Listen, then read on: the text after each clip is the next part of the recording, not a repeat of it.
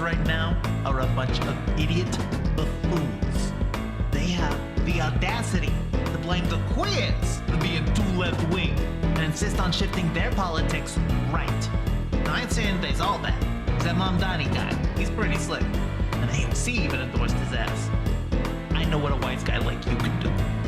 Get out there and protest them fascist dingrods. No kings, no problem, am I right? And since you're the musical type, spread the message through your art. Just tell him Vinny sent you.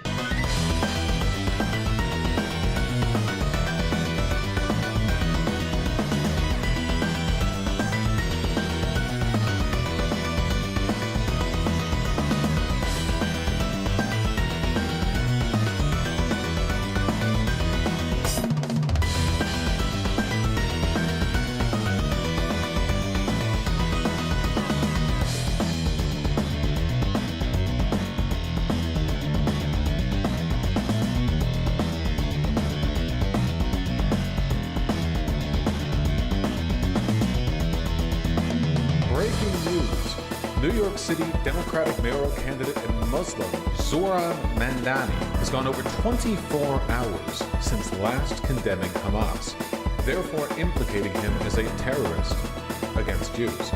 In other news, studies show ethno-states are in and human rights are out. In the interest of providing a fair and balanced debate on this subject, Republican Congressman Fred Dingleberry will be joining us tonight facing off against a homeless man's dog we stole from outside the studio. This has been Modern Journalism. Turn that shit off. You know I hate the tools over at the Legacy Media. So, you join DSA or what? This country needs it, honestly.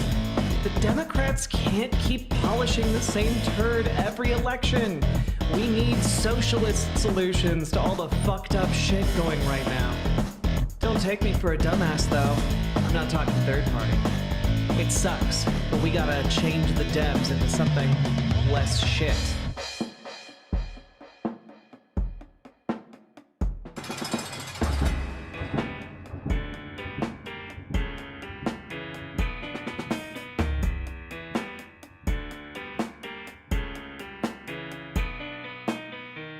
I had hoped that the white moderate would understand that law and order exists for the purpose of establishing justice, and that when they fail in this purpose, they become the dangerously structured dams that block the flow of social progress.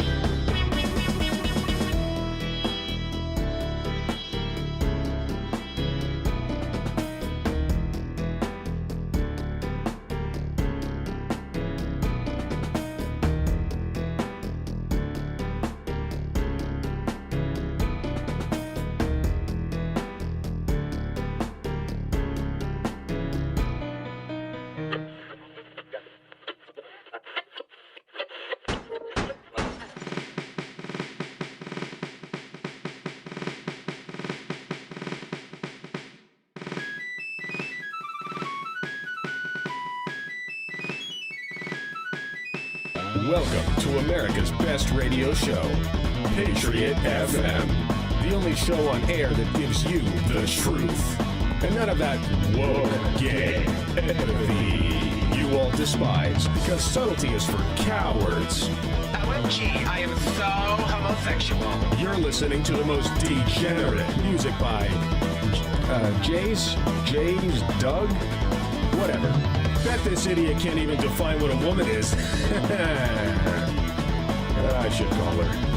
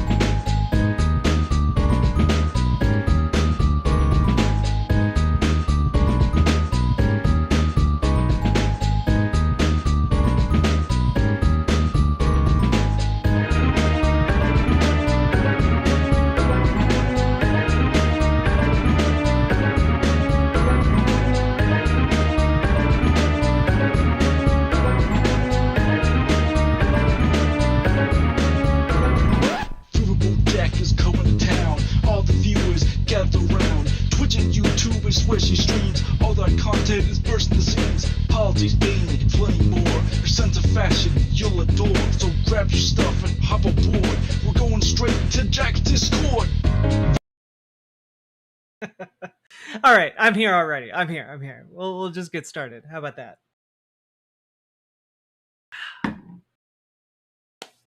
Hello, lovelies. How we doing today? Hello, 9-inch toenails. Hello, the Stegocephalian. Hello, the Crossroads Witch.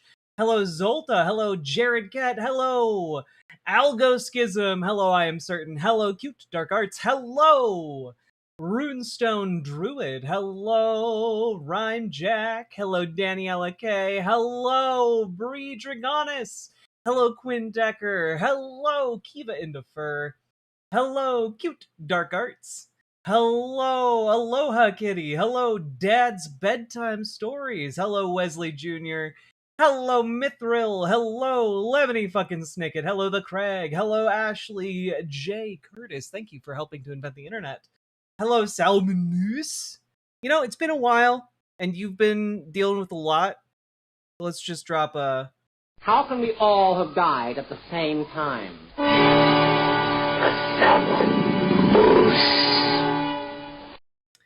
And hello, Latzia. Hello, Angela Fibes, or Angela Phoebes, as the case might be. Hello, Nathan Nielsen. Hello, Jacob Slaughter. Hello, Comrade Girl. Hello, John Bainbridge. Hello, Computer Guy. Hello, May Fanny Longlegs. Hello, Blueberry Bumblebees. Hello, Comrade Girl 2018. Hello, One-Eyed Weirdo. Hello, John... Wait. Already said hello to that, John. I caught myself. It doesn't count. Hello, Rob Adler. Hello, Spancom Cat. Hello, Calamus. Hello, Sage. Hello, Bizbee. Hello, Tired and Trans. Hello. How we doing today, everybody? Hello, Trans Femme Butches for Life. Hello, T-Lave. Hello, how we doing, Porpoise Queen? Hello, Anime Sidekick Gal. Hello, VBM. Hello, how we doing, Max Danger? Hello, Nocturnal 8999. Hello, Celeste Player 1. Hello, 2D Synctium. Hello, Ransom Ballard. Nathan, thank you for the $5 dono. Palworld 1.0 has me in a vice grip. Do I hate THSTIM at work now, but it's made infinitely better by Jack's streams. Hell yeah. I'm glad that you like Palworld. Palworld was the first game that made me feel like, oh no, I'm getting old. You know, because I just wasn't. It is not made for me. It's made for people who are younger than me, and that's okay. It just doesn't appeal to me. But I'm glad you guys are all having fun with it.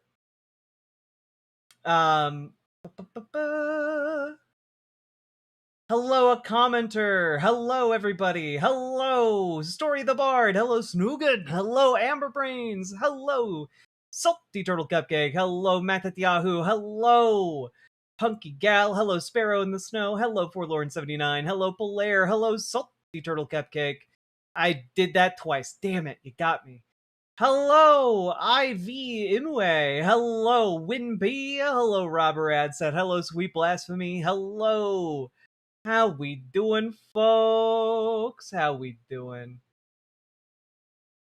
And if you are on Twitch or you're on YouTube, you'd like to be in the on-screen chat over here, just go to riverboat.gg. We got a great community over there. They'll get you all set up. Hello, LA. Hello, Crochet Whimsy. Hello, Pix. Hello. How we all doing, folks? Hello, YouTuber Grudge. Hello, Queenie. Hello, Wenty. Hello, everybody. All right. Y'all ready? I don't need to make a game to make me feel old. My back is currently doing the same. Yeah, you know, I lifted weights today, and that's what's making me feel old. Good news, I became a card-carrying member of the DSA this week. Hell yeah, Tired and Trans. If you're interested, make sure you join the Discord and reach out to Gamergy and get added to the Shimp DSA chat.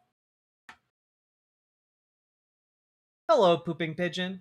ICE hiring unstable officers. I thought they were already doing that. Yeah, but there's a difference between doing it by accident because all of the people applying for the job are, certifiable psychos, and, actively having a systemic approach that prioritizes Simultaneously psychos. want Jack to be bigger than Hassan, but also stay small so we can keep the community in the hellos. I mean, you guys will be able to keep the community. Like, you guys are the community. Like, you guys will just have more people to be friends with. And I will still continue to do hellos, no matter how big I get, because I think it's important. What's DSA? The Democratic Socialists of America. The largest socialist organizing group in the country. Rapidly approaching the largest in U.S. history, which is cool.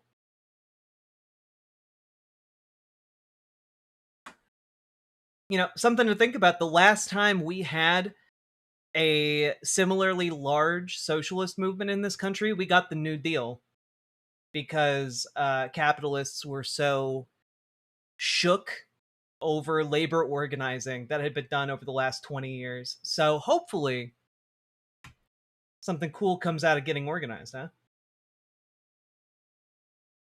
Wow, I've never heard of that. Let's see. What are the exact numbers? DSA membership.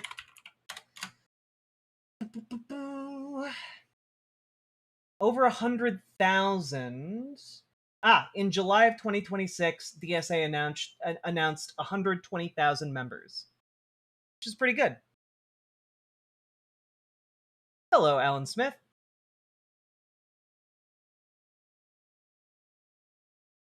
Hello, Clueless. Hope you're dealing well with the smoke. Oh god, the smoke is terrible. The smoke is absolutely terrible. I don't know how many of you are having to deal with the smoke right now, but like, as somebody stuck in it with you, I fucking hate this. Let me pull this up real quick.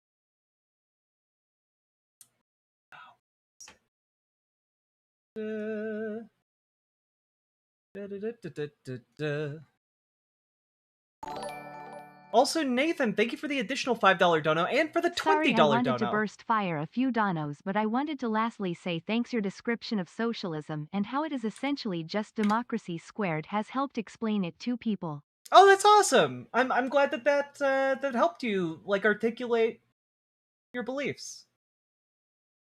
Let me just do. You know what? This'll be worth talking about all on its own. And very specifically for an article I saved a couple days ago. Do do do do do do do do do do do do do do do.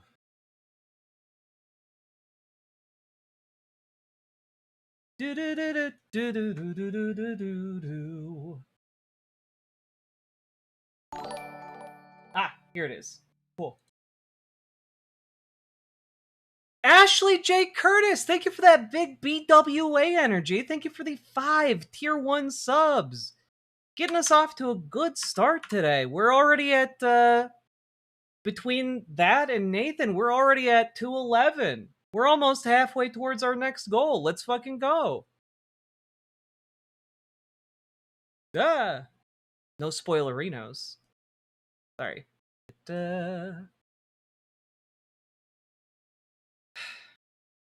Yeah, here we go.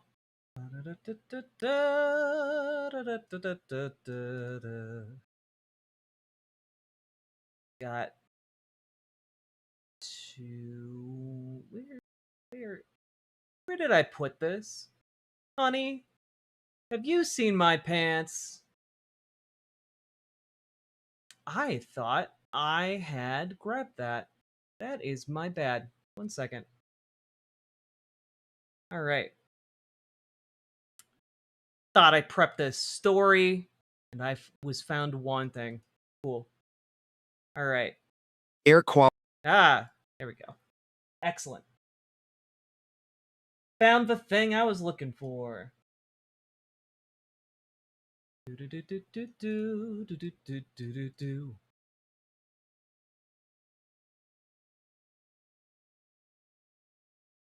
All right.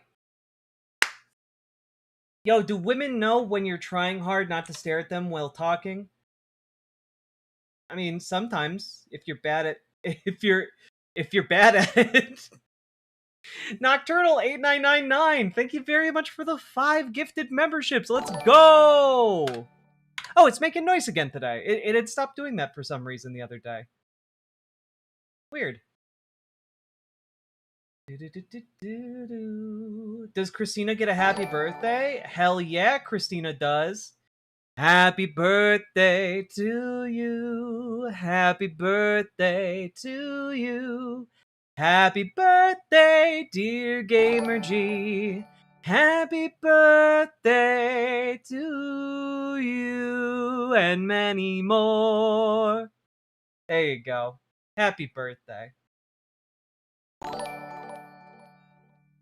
Let's see. And folks, GamerG will be coming on the show tomorrow to if everything is still on for tomorrow, we'll be coming on to discuss DSA, what's been moving, what's been shaking, all that stuff. It's going to be a great conversation. Make sure you tune in for it.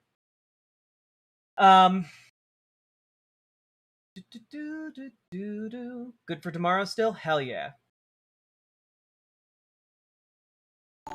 Addy666!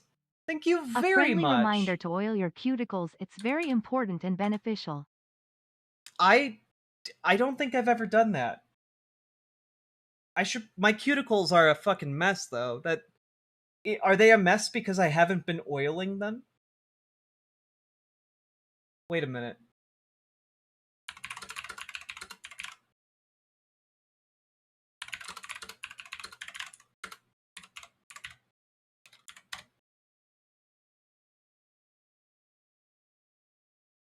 Huh.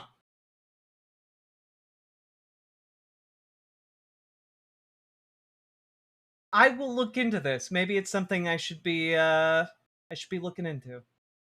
All right. That's actually a good tip, Lamau. Hell yeah. Good night, Wesley. Okay. Folks, before we get into the news of the day, I did want to share one thing with you guys because I thought it was just a little goddamn delight. This is a video game called Bandwagon about getting a bunch of cartoon animals together to play music, and it looks just absolutely delightful.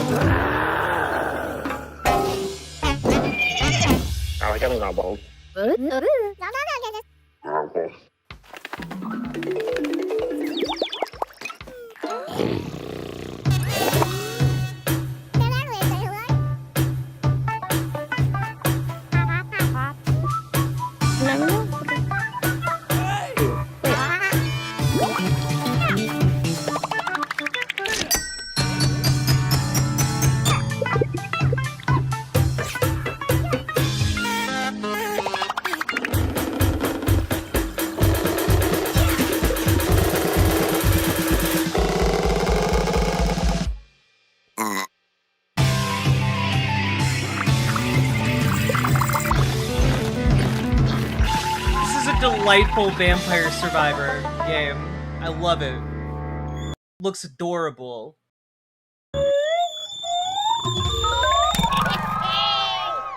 Very fun.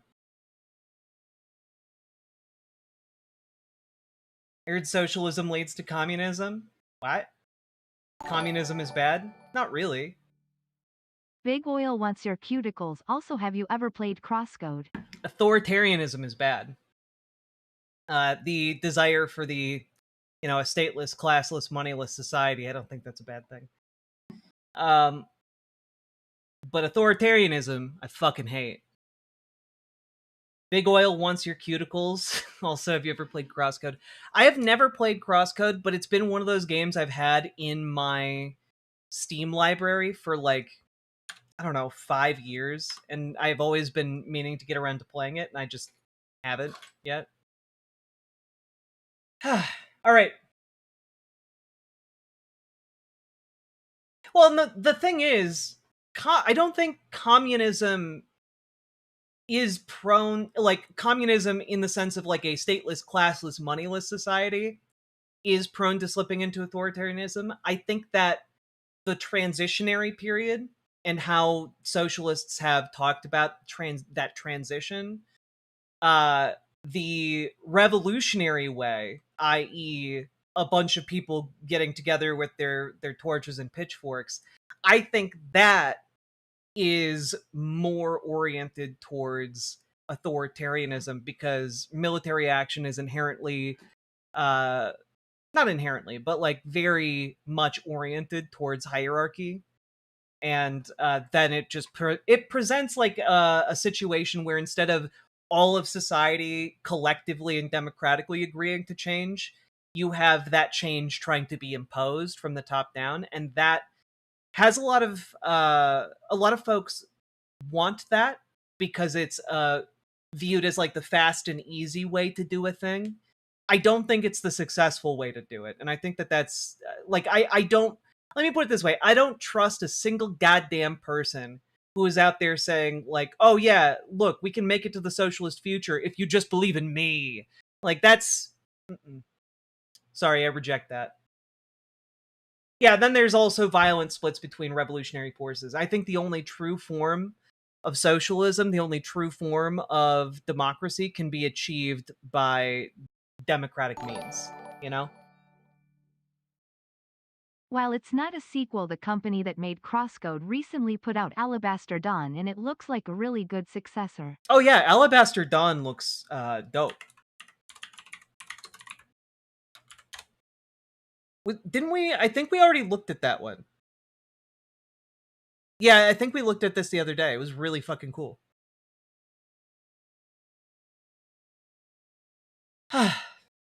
Anyway, Nathan, thank you for the $5 dono. And folks, you guys ready to jump into our first story of the day?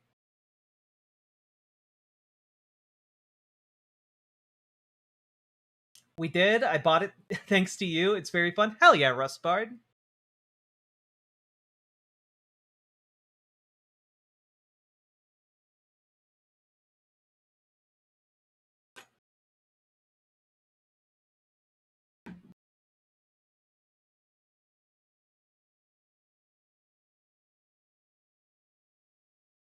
How is socialism achieved in a society that wants independence? Well, socialism would be achieved democratically. So if a society were to reject that, then I don't think it would be very successful. But what I advocate for in America is that other people should maybe consider becoming socialists, right? Like the argument that I put forward is that socialism is in every conceivable way preferable to capitalism. The only people who benefit from capitalism are capitalists, and 99% of people aren't capitalists. They don't own capital. They own individual property, but that's not the same as capital.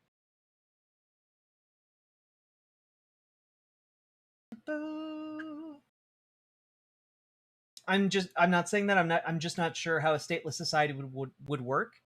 Well, that's the thing, Pooping Pigeon. And that's why I don't typically talk about like, hey, we're gonna go full communism, because I don't really know the path to get us there, and I don't even know if that is the ideal form of human society, or where human flourishing would be maximized. But like, it kind of seems like that from where I'm at right now. If I find evidence that shows that maybe it would be better elsewise, I'm open to having my mind changed. But um, what I can tell you is that I think democratic worker co-ops are really fucking good, and I think that they should be the main engine of our economic production.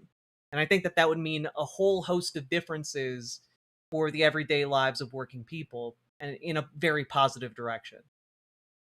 And that's mostly why I talk about kind of the initial transition towards socialism being one of shifting our economic production from one where it's predominantly owned by capitalists to one that is predominantly owned by workers.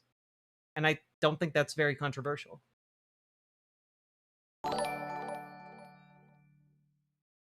Jack, I really want to just skip to the part where we actually help people. But I also realize that we aren't gonna get there without putting in the work. I believe we will get through this.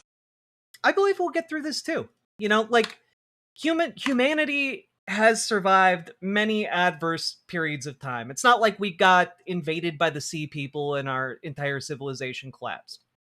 Like, there have been far more devastating periods of human history, and like, the task in front of us right now is actually quite simple and straightforward, which is to organize to collectively better our economic conditions, our working conditions, and then to build a movement out of that that maintains its force and power in American politics, because otherwise it will just be eroded like it was last time after the New Deal.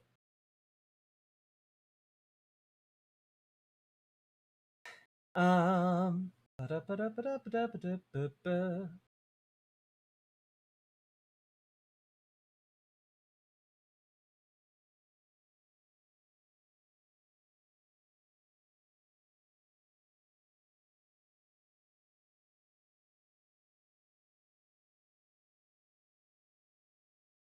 We stay transitioning? Hell yeah.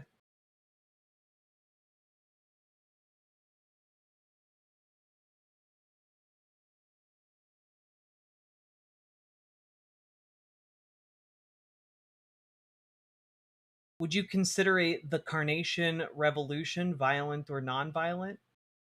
I gotta be honest, I'm not up to snuff on the Carnation Revolution, so I don't know how to answer that.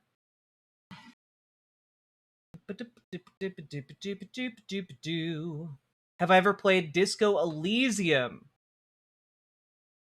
I've played a little bit of it, but then I stopped and said I should play this on stream, and then I never had time to play it on stream. Um,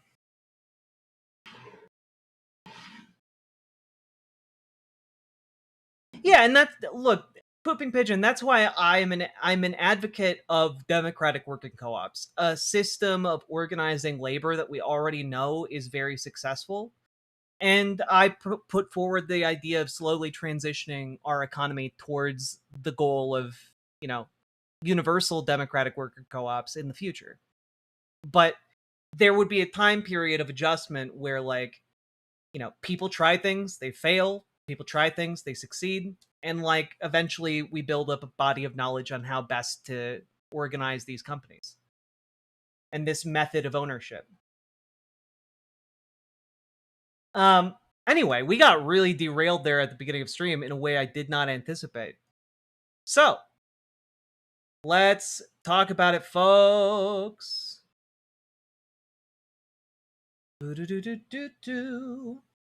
Co-ops, they are poor though. Yeah, but democratic worker co-ops are poor because they pay their workers.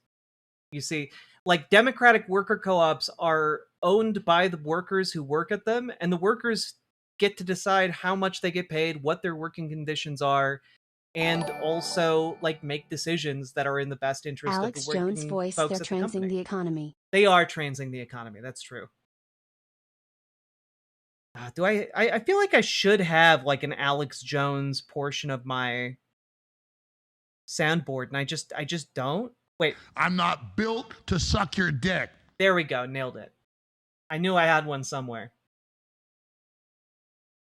Plant, thank you for the $10 super chat. I appreciate you. So co-ops are poor because they pay their employees. They pay their employees livable wages because the employees own the company. And when we look at the reason, you know, private businesses are rich, it's because they underpay their workers.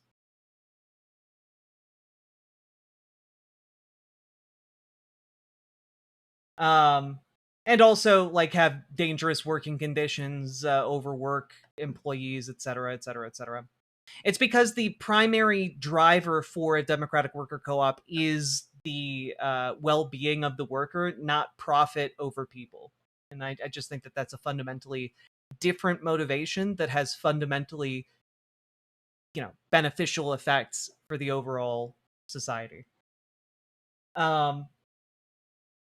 All right, you guys ready?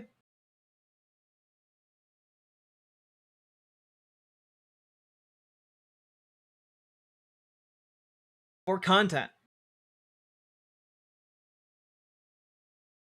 Yeah, exactly, Brutus Magnuson. If you're going to be spending a portion of your life working for a company, you should have a say in how that company operates. 100%. Also, democratic worker co-ops are more efficient and survive, you know, economic downturns better. Like, they're just better on, like, every level.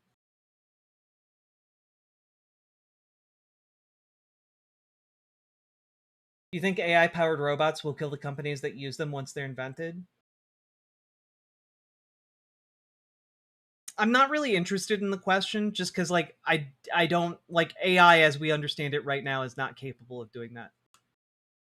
And robots as we know them right now are not capable of doing that. And I struggle to imagine the technology that we have now being able to functionally and sustainably do anything on the order of operate in the real world and kill off the company that made it. Unless you're talking about, like, actually, wait, I take that back. Every AI company is going to be destroyed by AI. There we go. Nailed it. Nailed it, folks.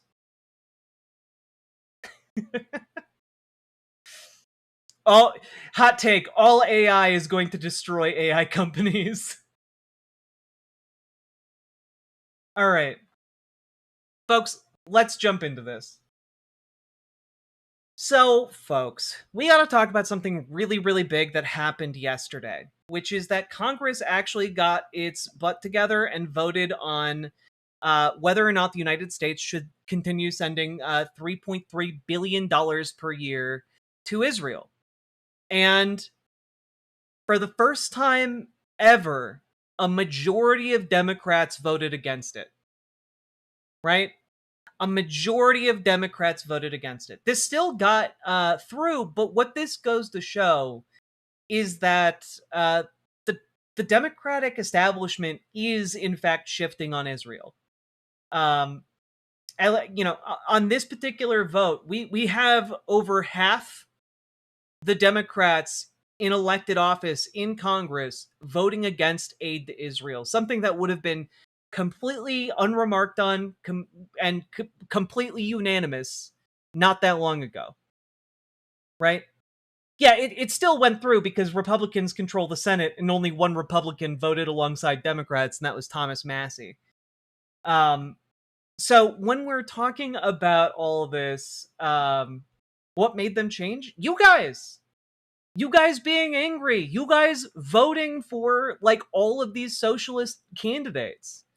You know, the socialist candidates, the DSA candidates, are spooking the entirety of the Democratic establishment. Folks like Abdul El Sayed are terrifying to them because he could actually, like, if he wins the primary, he could actually win a statewide election. That's a huge threat to their power. And they're noticing, oh wait, we're spending an ungodly amount of money in small races that would not have been controversial just a few years ago. It wouldn't have been that controversial to take money from AIPAC and then vote relatively like a normie Democrat.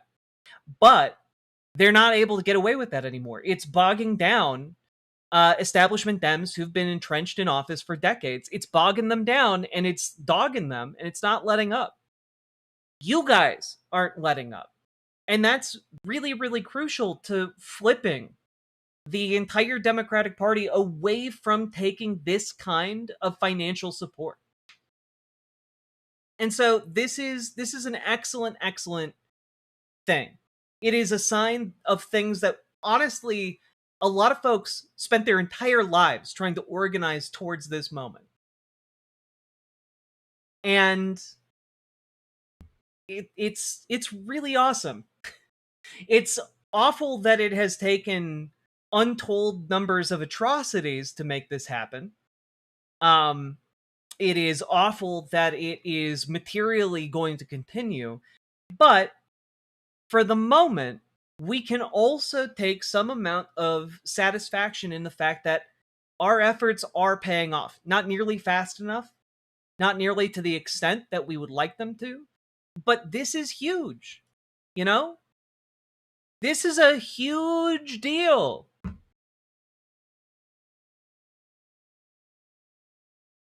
$103 Democrats voted to strip funding to Israel versus 98 who wanted to continue that funding. That 98 is going to get smaller and smaller. And it just so happens, and I think this is a really big aspect to all this, Hakeem Jeffries and Chuck Schumer, they are in that minority within the party. This is 103 Democrats going against the leadership of the Democratic Party. And that momentum is entirely in this rebellion's corner. You know? So, I do think that this is just excellent news, excellent signs of the times, and if anything, this should motivate you to get even more involved in your local political scene, because the more of you that get involved, the more terrified that 98, less than half of the Democrats in Congress, the more terrified they get that they might actually face some kind of consequence for funding war crimes, for funding genocide. And, well, it'd be nice if that fear, made them reconsider their position of, passively allowing atrocities to occur. So with all that being said, folks, if you want to get involved, if you want to maximize this moment of leverage, join your local Democrats. Kick these corporate Dems out. Kick these AIPAC Democrats out. Join your local DSA. Organize local labor. Get involved in your local political scene because it legitimately can save lives in your local area. You can do better by your neighbors. You can do better by your coworkers. We can make this a world worth living in. It doesn't have to be hopeless. So, if you would like to take your first steps, but you're not sure where to start, join our Discord, reach out to GamerG for help joining your local DSA, and reach out to Dragonfly for help joining your local Dems, because we can help you get your foot in the door, and we can give you advice on how to navigate the organizations. We're closing in on 100 folks in this community being part of DSA, and I think that's wonderful. We're gonna do it. We're gonna get there, folks. We are gonna get there. And also, folks, if you got anything out of this, hit the like button, hit the subscribe button, leave a comment what you think about this titanic sea change in democratic politics. And also, folks, do consider checking out ImogeneOlivia.com, gender euphoric lingerie designed from the ground up for trans femmes, tested with cis men, cis women, non-binary folks. It is comfortable, sexy, non-tucking lingerie. You can check it out. It fits wonderfully, and we just got a full restock on all the sizes and a new color. Go check it out, ImogeneOlivia.com, link down in the description. Let's keep on going. 115 likes for 315 viewers. Wait a minute, is this true? Wait a minute. There are over 150 people in YouTube right now, and we have only 117 likes? You all disgust me. I kid. You don't disgust me. I take it back. I love you all. But folks, do remember, click the goddamn button. And also consider dropping those subs, donos, memberships, super chats, etc. because you guys make this show possible. I couldn't do it without you. And also, do consider sharing the stream because you guys help bring in a lot of eyeballs. And every time you share it, every time you put it out there, it genuinely helps. Go check it out, folks. Click the goddamn button.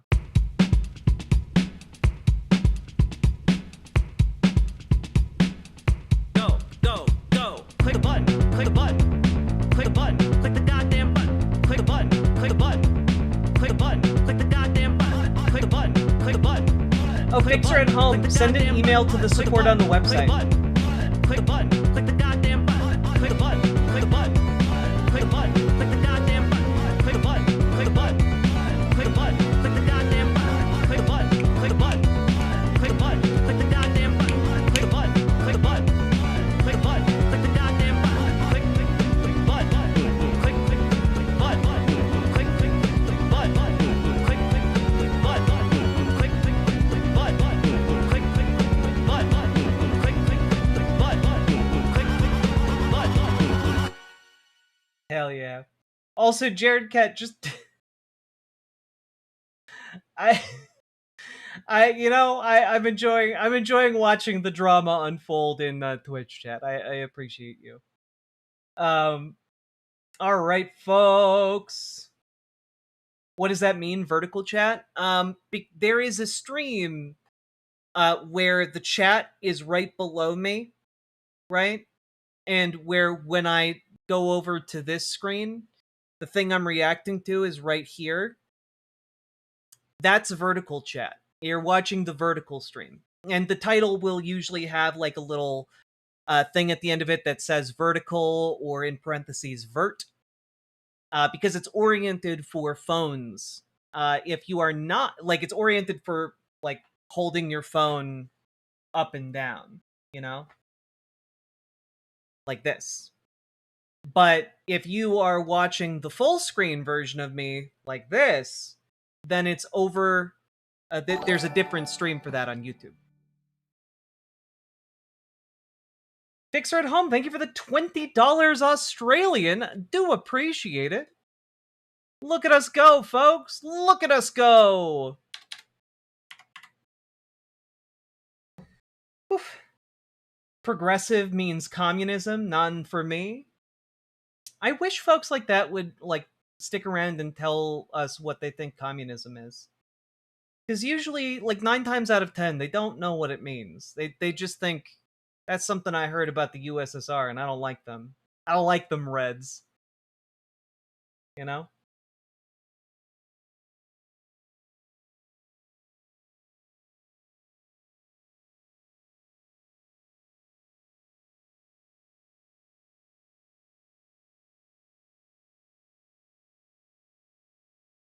I do enjoy. I don't know. I don't know why Jared in Twitch chat thinks that he's talking with like admins, but I do think that's funny. USSR, what year is it? 1973, of course. Communism is when Madge, indeed. Oh god. All right, folks. Let's move on. We got a segment under our belts. We can move on to our next one. So, folks, remember like a week or so ago when we learned from SoftBank's quarterly meeting about that Goose equals 73 and Goose cannot be egg and egg cannot be goose. You guys remember that? We went through like just one of the most like batshit insane company meeting like slideshows we've ever seen. Well, guys, just want you to know if you don't understand what goose equals and you don't understand why goose equals, the CEO of that company thinks you are too stupid to understand AI. If you don't understand what that goose is greater than 0, that 71 is goose and goose is 71, then like you're just too stupid to understand reality. You know? I don't think people who ask that question know what AI is about.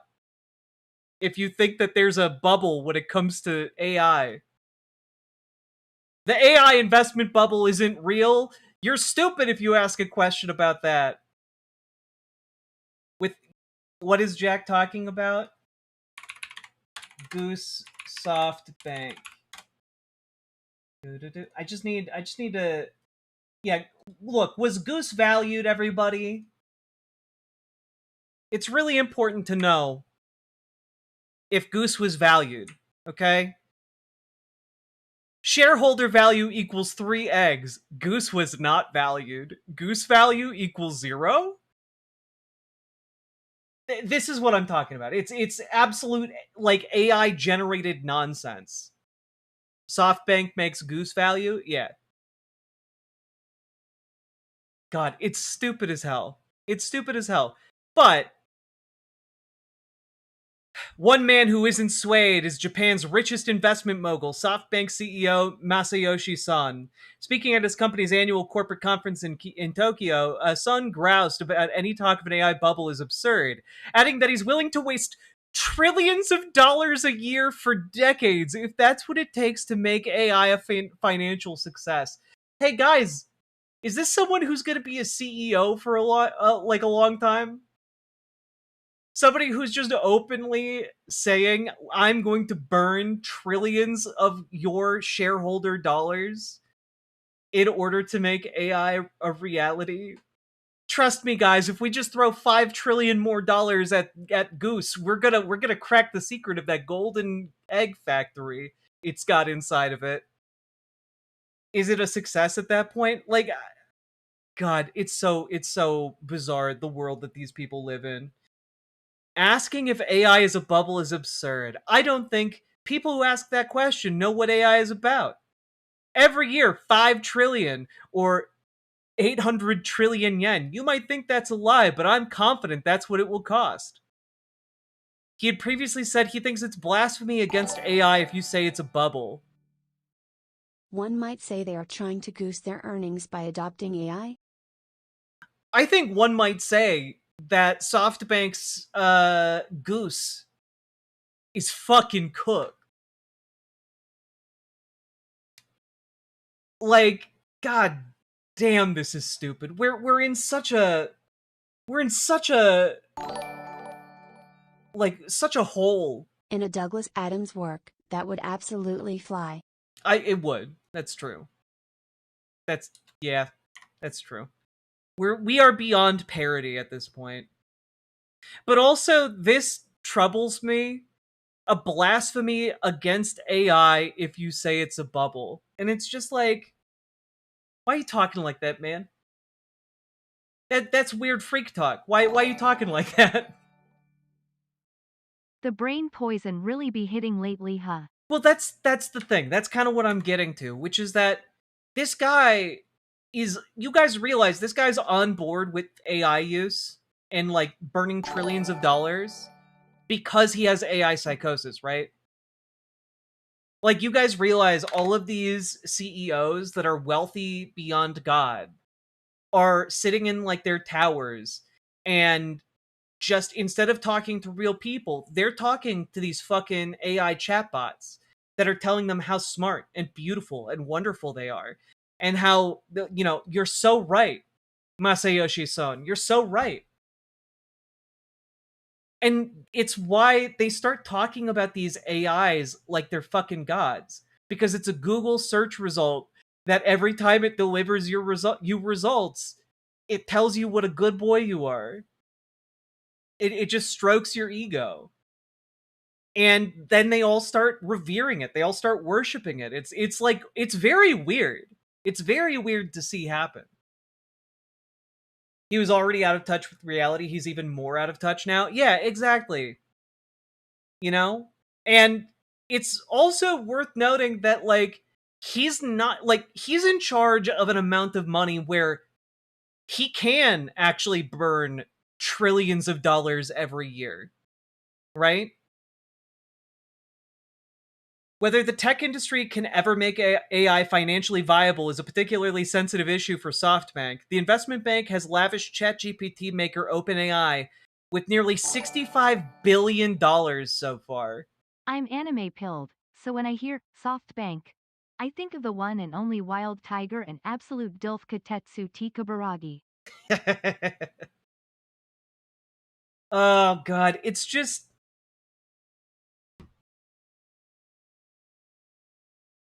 I've never seen the world's global elite immolate themselves quite like they are using AI. Like, this kind of economic destruction, that the fallout of an AI bubble collapse is going to absolutely devastate the world. It's crazy.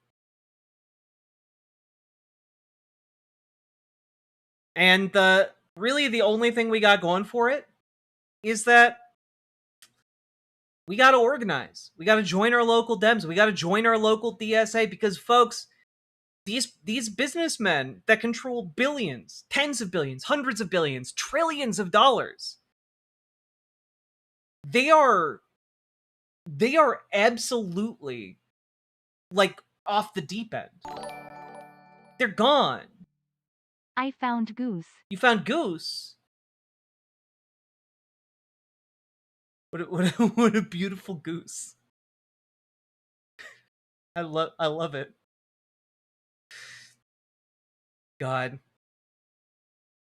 But yeah, other financial industries or other financial analysts are saying, this seems really bad, guys. You've invested almost $100 billion into an industry that hasn't turned a profit. Seems like a bad idea. But, you know, that's where we're at. We are literally at Mad Men chasing after fairy tale golden gooses. That's unironically the state of the biggest and most influential investors on the planet. All the people playing with Mima's retirement fund, all those people trading left and right in the stock market day after day, they're all burning obscene amounts of money I hope the bubble bursts before Australia ends up in the data center wars the US is currently in. Well, and good news on that front, at the very least, to Spectral Wolves, which is that, you know, more and more places are following Monterey Park's example here, right? Like, more places are putting moratoriums on data centers or banning them outright. Monterey Park permanently banned them. Like, there's not going to be like another round of fighting on this. It's just, nah, you can never build that here. And like, more and more places are doing that. And the places that have built AI data centers, the people who live there hate them. They hate them with the kind of passion that is typically reserved for like a reenactment of the mob scene from Hunting Down Frankenstein, you know?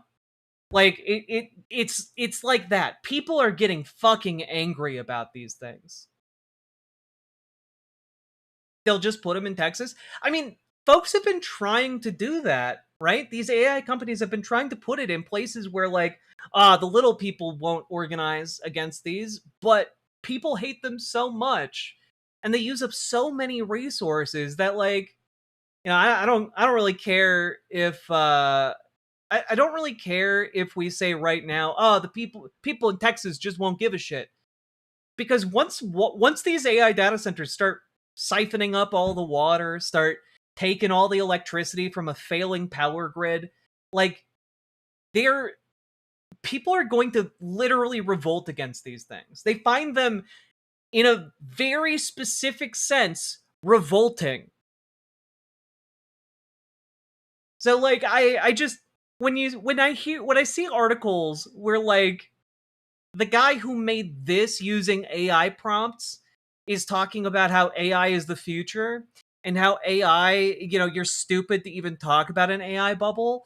And you put that together with the fact that the people who are on the ground in places that host these AI data centers are like, I don't know, like one bad week away from like arming up and going It's after only him, you tangentially know? related, but Elon's space IPO'd at 150, shot up to 200 and has since crashed to 126 and continues falling. These fucks will be their own downfall. Yep.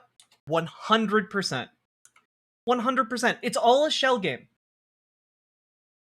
One of the major downsides of the financialization of our markets right now is that effectively you just have a shell game being played with money. And with the SpaceX IPO, that's a perfect example where everyone in the know around the SpaceX IPO understood that when it launched, it was basically going to operate like a meme stock. And it did. And all of the people who had invested in it, all the people who had shares in it, a lot of them sold when it immediately spiked because they knew it was gonna fucking crash. All these folks, he's just trying to steal from retirement accounts. I mean, that's basically what that was, right?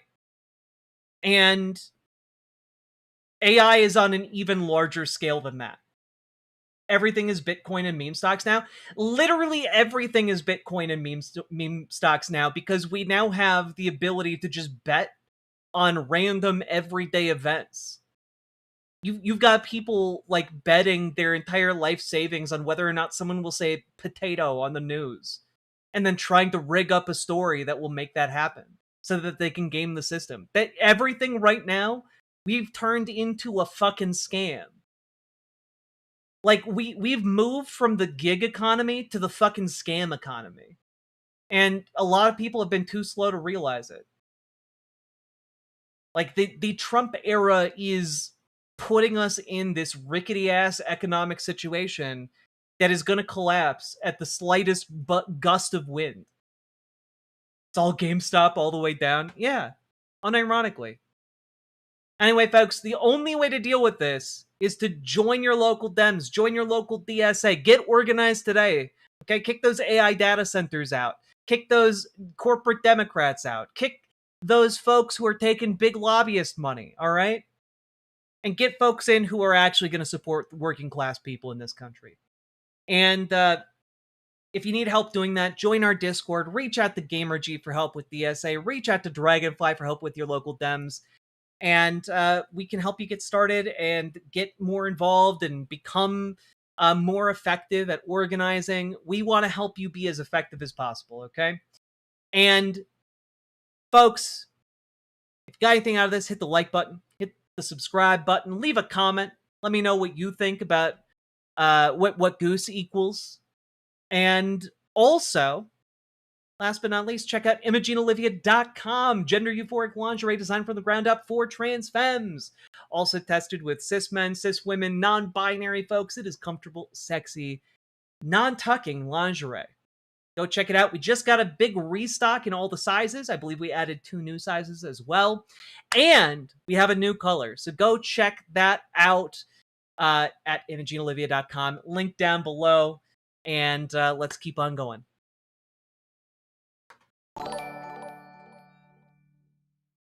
Here in Tay, UK, we're voting in a space alien with a bin on head. You know what, though? It's better than voting in the other space alien that's running.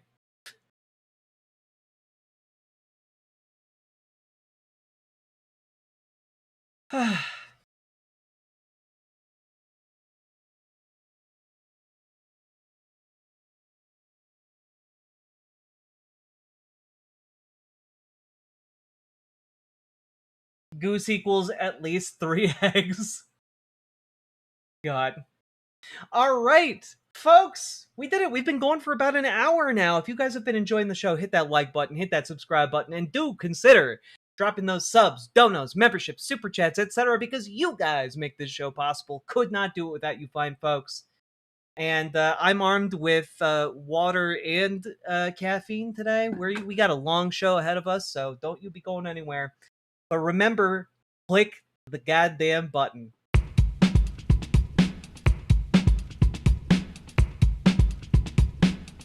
Go, go, go. Click a button, click a button. Click a button, click the goddamn button. Click a button, click a button. Click a button, click the goddamn button. Click a button, click a button. Click a button, click the goddamn button. Click a button, click a button. Click a button, click the goddamn button. Click a button, click a button. Click a button, click the goddamn button. Click a button, click a button. Click a button, click the goddamn button. Click a button, click a button.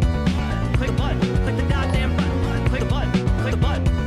Click a button, click the goddamn button. Click the Kenshin Man.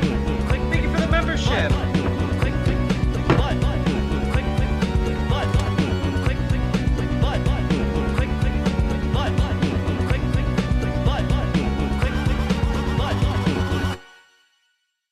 I could have sworn I had like a little lip balm down here. I might have brought it. Aha! Found it.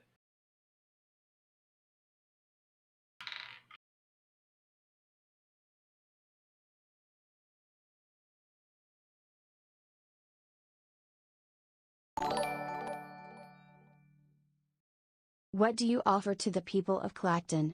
I'm not Nigel Farage. I mean, it's a good point.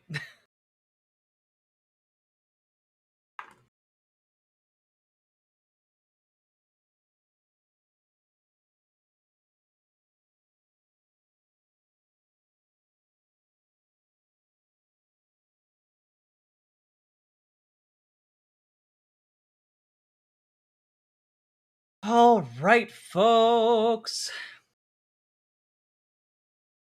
Do. With Ken, that brings us to 240. Wait a minute. That actually brings us to 241 because of Anime Sidekick Gal. Look at us go. Honestly, very honest response from Count Binface. I do like someone who's not Nigel Farage. Excellent value for the voters.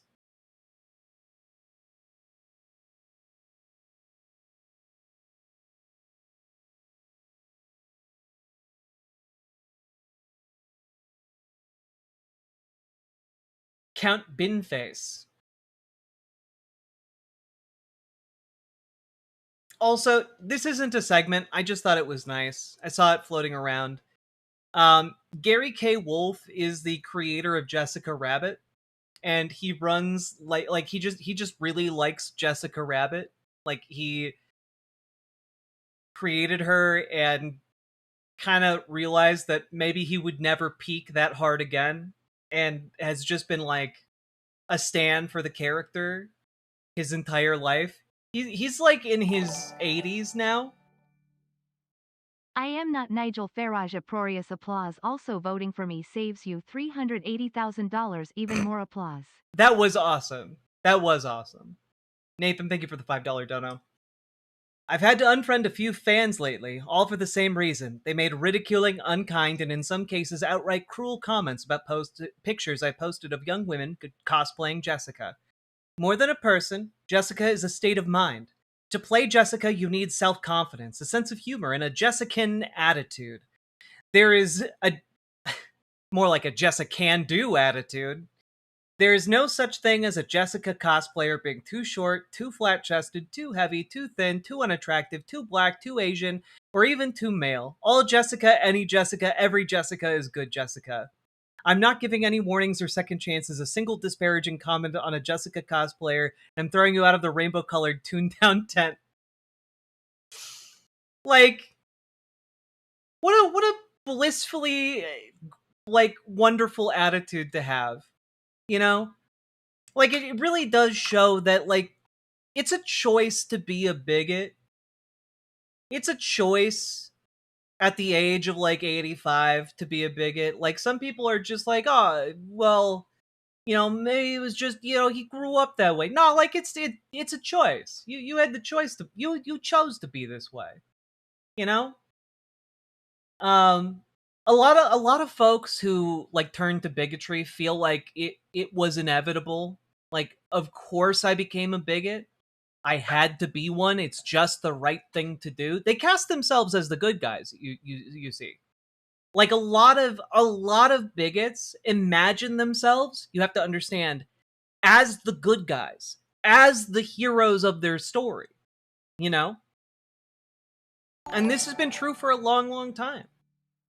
It's really easy to not hate and be a creep. It's true.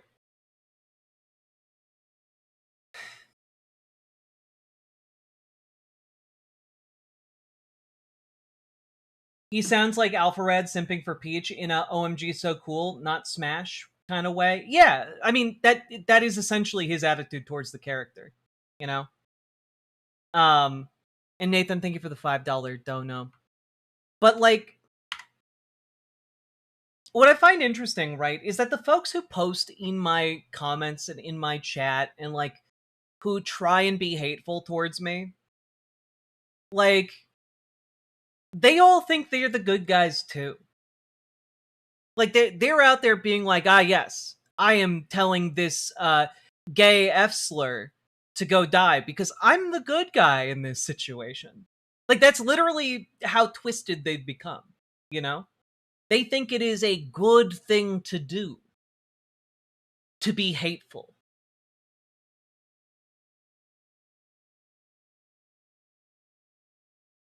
They're wrong, of course, but like, do they? I don't think so. No, they do.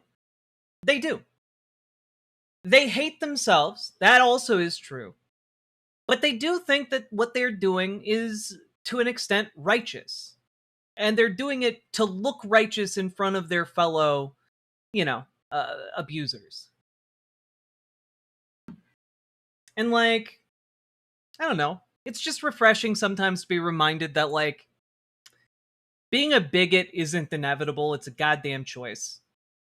Hating yourself, like even if it is bred out of like self-hatred on some level, hating yourself is a choice too. You don't gotta do it.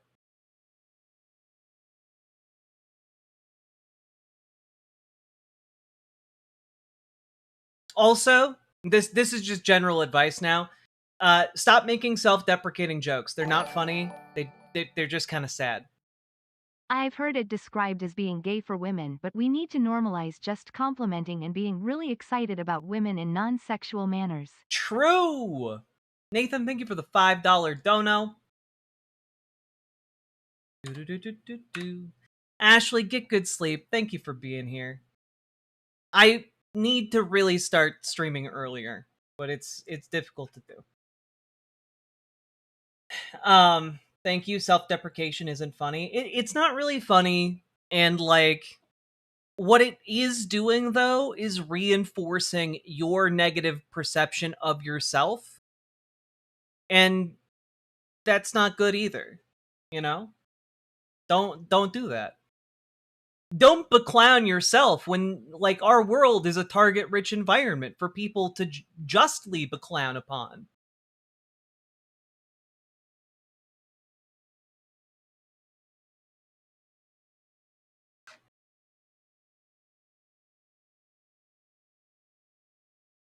Easier to hate others when you don't love yourself. True. True.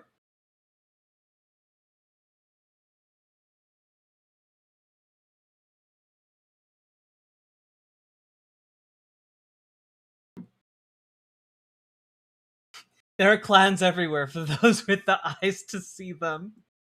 Oh, God. All right. You guys ready to jump into our next segment?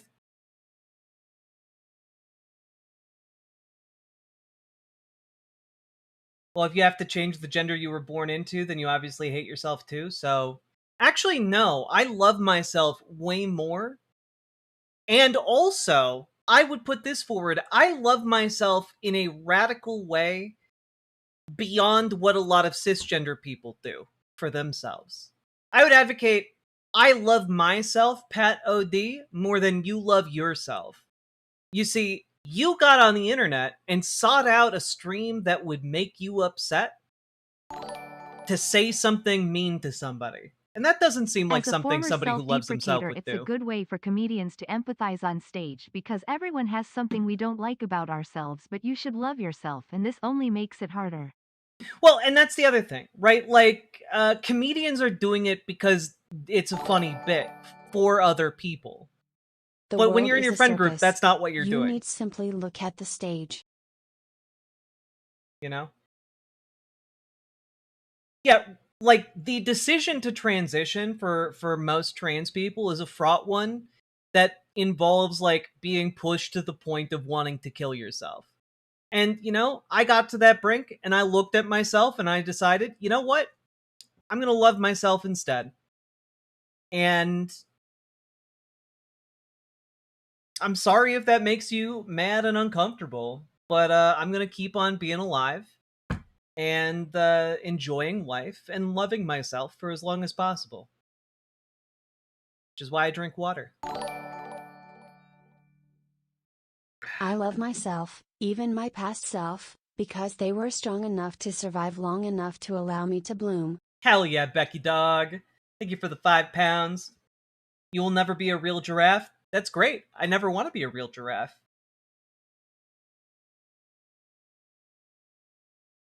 Does Vert Chat hate itself?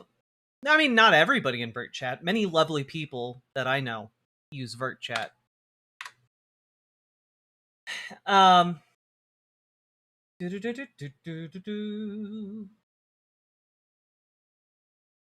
All right, let's jump into our next segment here.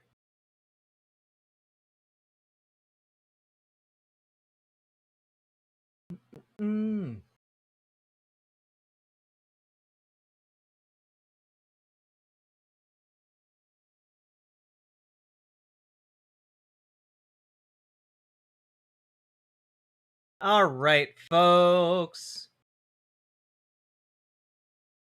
Here we go. So, folks, there's a guy named Eric Metaxas who has written a lot of conservative books, a lot of Christian nationalist stuff, etc. As a cis man, I think trans people are really beautiful in a very human way to create and form your own identity and wholly make it your own. I find it quite literally amazing. It's true! Trans people are great! We're gonna start that over, though. Nathan, thank you for the $5 dono. So, folks, there's a guy named Eric Metaxas, and he's a prolific writer. He's written many books, talked about, conservatism, talking about how conservatives need to work to, like, maintain power in the country, et cetera, et cetera, et cetera. He's written a lot of stuff, but he's probably most famous for writing a bunch of VeggieTales scripts, and a few children's books. He's, well, also very much a crank and involved in our current political system. Now, here he is the other day, just, having a normal one. Let's take a listen.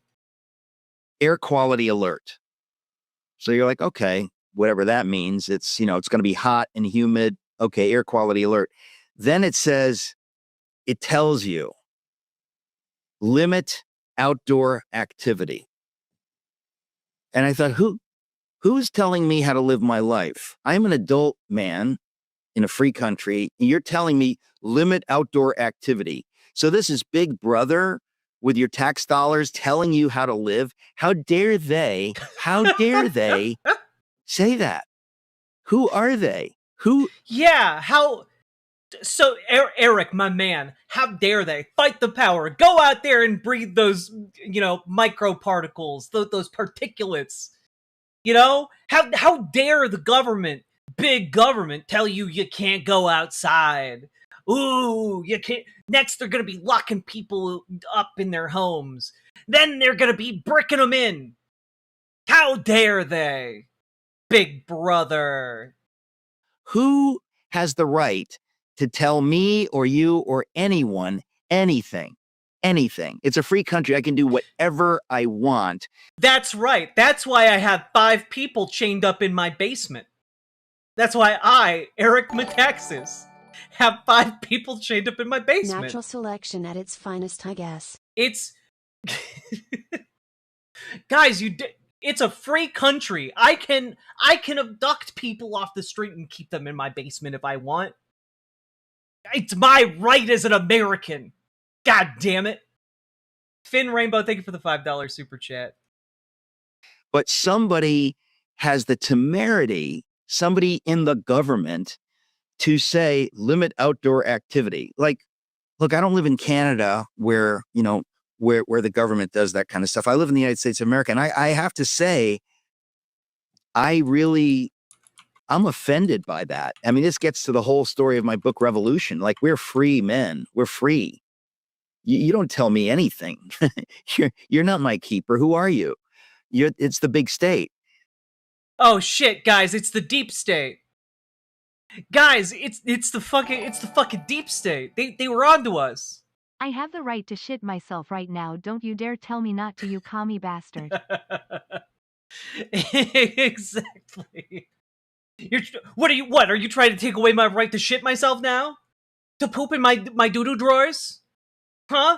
Why do I even wear underwear then? Huh? Big underwear and big government come together to tell me I have to wear underwear now? Huh. Disgusting. Disgusting. Anyway, I live in Minnesota, and well, actually, you know what? We'll start with this. I live nowhere near the Canadian fires. Wildfires like hundreds, if not thousands of miles away. How could that possibly affect me, Eric Metaxas?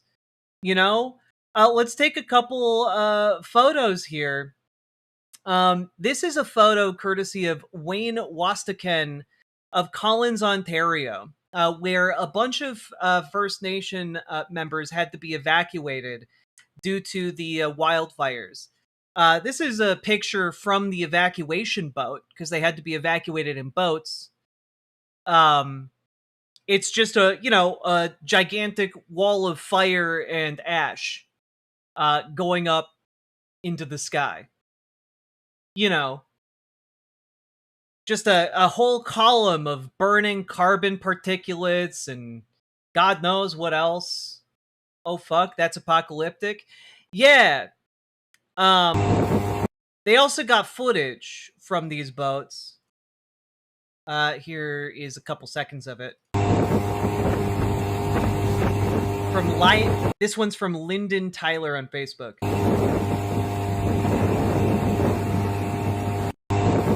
So, if you're wondering, hey, why is the air quality so bad? What is an air quality alert? Well, an air quality alert is when a bunch of, particulates, gases, etc., come down from the atmosphere and make it difficult and unsafe to be exposed to the outdoor air for a prolonged period of time. That's what that means, right? And so when Eric Metaxas gets on to social media and posts something like that and says, well, they're trying to stop me from doing my God-given right to shit myself, it's worth noting, hey, what is an air quality alert? What effect does that have? And I live in Minneapolis, and just as an FYI, this was a news story today. Minneapolis air quality was world's worst Thursday in as northern wildfires rage. So for some time on Thursday, Minneapolis had the worst oxygen anywhere on the planet due to the fact that smoke is blowing right towards us. Not right? sure about Minnesota, but here in Michigan the air feels vaguely poisonous smells of burnt rubber and looks a little hazy. It's real feeling bad. Yeah, no, the other day, the sky was turning yellow, and it smelled like burning plastic. Like like that. Though the plastic particulates, the tree matter, the everything is going up in smoke, and then it blows down here, right? This is climate change. Climate change is occurring right before our eyes, and folks like Eric Metaxas want to deny that it's even happening. Now, why is this a big deal? Why is it a big deal for there to be all these particulates? After all, like what's the worst that could happen? Like, oh, it's harder to breathe? Huh? It's harder to breathe?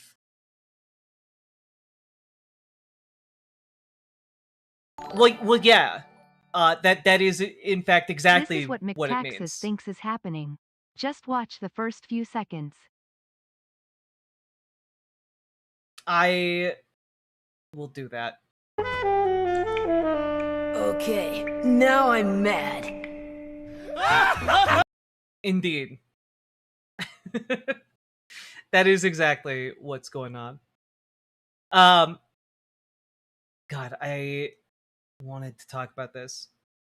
So, folks, when there is a big when there's a big amount of particulates in the air, when it suddenly gets to the worst possible register on the air quality index, what that means is functionally, for healthy grown adults, not that much if it's a short-term exposure, but for the children and elderly, it means children can have trouble breathing, they can develop asthma, the elderly can suffer more strain on basically all their internal organs, your heart, lungs, liver, etc. Like it leads to a huge uptick in hospitalizations. It leads to development of long-term disorders, and also like it absolutely devastates your ability to function. And what I mean by that is when there's a lot of particulates in the air, it's a lot harder to actually do the work of getting air into your lungs because there's functionally less air in the volume of space that you're breathing into your lungs. And that makes it then difficult to breathe if you're doing any kind of heavy labor, any kind of exercise.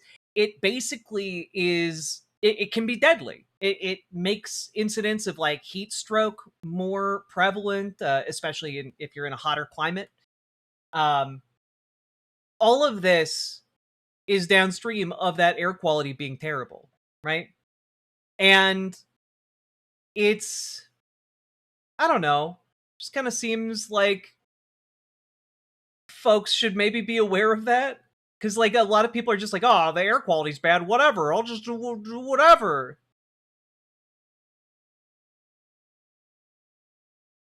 Just gonna read this up of CBS News. People at greatest risk are those who already have heart and lung problems, pregnant people, along with children and older adults. And this is why there's an air quality alert. It doesn't mean, oh, you can't go outside. The government says you can't go outside. What it does mean is, hey, everybody, there is a dangerous amount of particles in the air where if you go outside and act like normal, you could induce like a medical emergency in yourself or your loved ones. So maybe take precautions, like for example, wearing like one of those K95 masks that a lot of people got during COVID. That actually does help you to filter out the air particulates and make it safer to breathe. That's actually an excellent thing to do if you are worried about the particulates. Or to just stay inside. Get some air filters. Do that stuff. So, like, it's not it's not the end of the world. It's just an alert that makes you aware of a problem so you can take the proper precautions to keep yourself and your loved ones safe. And this guy is just railing about how it's a fucking deep state op. This is like railing about how hurricanes are deep state ops, or how tornadoes are deep state operations, or like when you stubbed your toe last week, it was a deep state operation. It's just absolutely bogus nonsense. But it's become absolutely commonplace within the Republican Party, within even these, think tanks, or within these writers that pride themselves as the intelligentsia of the far right. And it's just like it's sad on a human level. It's sad to see a human being's reason and rationality reduced to such levels.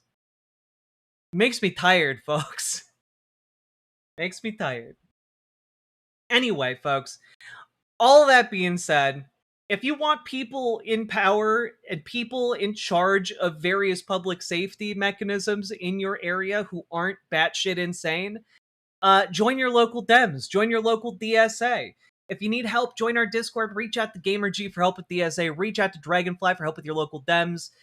Join up. We can help you get started on your first meeting. We can help you navigate more effectively. As a final bit, I invite those who don't believe in climate change or those who don't care about other countries, I invite you to look into the phrase, "No man is an island. We are all connected." I mean, it's true. Men just can't suddenly one day decide to identify as islands. Have we learned nothing?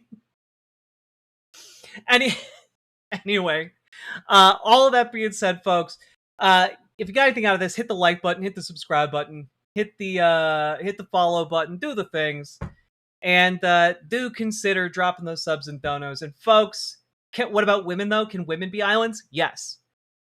Sometimes certain women who are very endowed could become 2 islands, or even, and this is almost unheard of, but it is possible, 4 islands. But all that being said, that was one of the stupidest jokes ever. All that being said, folks, last but not least, check out ImogeneOlivia.com, gender euphoric lingerie designed from the ground up for trans femmes, tested by cis men, cis women, non-binary folks as well. It is comfortable, sexy, non-tucking lingerie. Go check it out, ImogeneOlivia.com. And we just got fully restocked. There's a new color in stock as well, so go check it out, ImogeneOlivia.com. Link down in the description. Let's keep on going. God. What do you know about women? Nothing. I know a lot about women, actually. I also know where the clitoris is, which instantly means I know more about women than 95% of conservatives. God. Alright. Hey!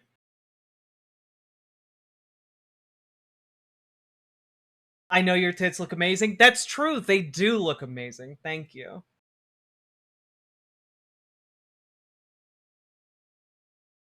Jared, are you being anti-Semitic in my chat? Don't you be doing that.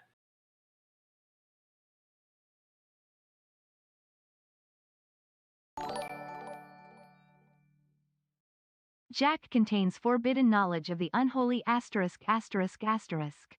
He's being an overall asshole. I mean, folks can be assholes sometimes, but like usually their assholery needs to be dedicated towards me. Don't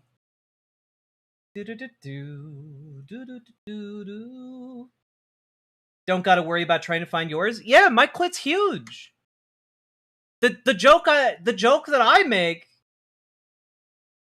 the joke that I make about trans women is there's literally no excuse for like the men who hook up with us to not be able to find the clit. Like guys, you playing on easy mode. I just like what.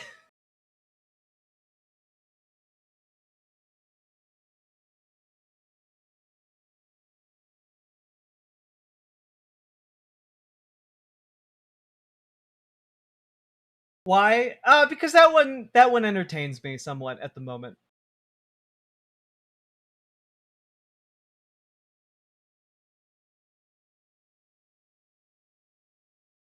I don't know, my T-girl clit is pretty small. I mean, comparatively. Some would call it story mode.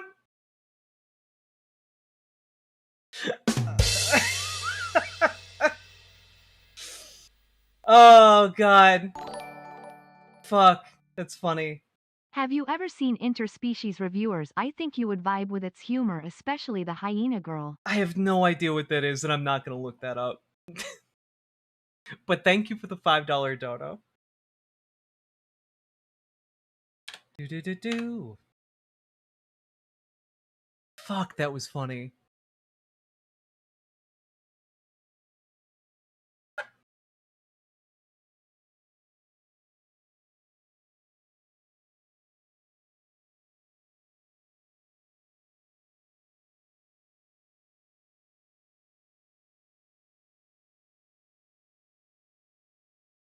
All right.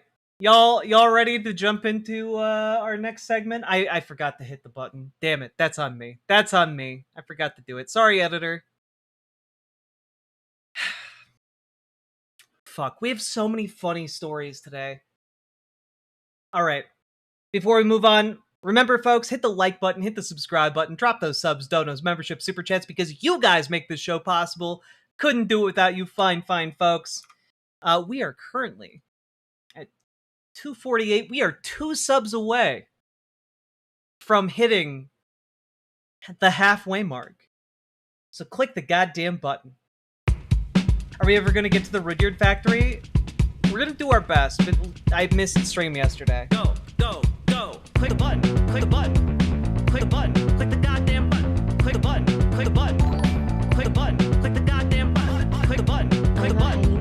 Click the button. Click the goddamn button. Click the button. Click the button. Click the button. Click the goddamn button. Click the button. Click the button. Click the button. Click the goddamn button. Click the button. Click the button. Click the button. Click the goddamn button. Click the button. Click the button. Click the button. Click the goddamn. Mr. Anderson, hello. Nightlight Plushy Jesus, thank you for the 2 tier 1 subs.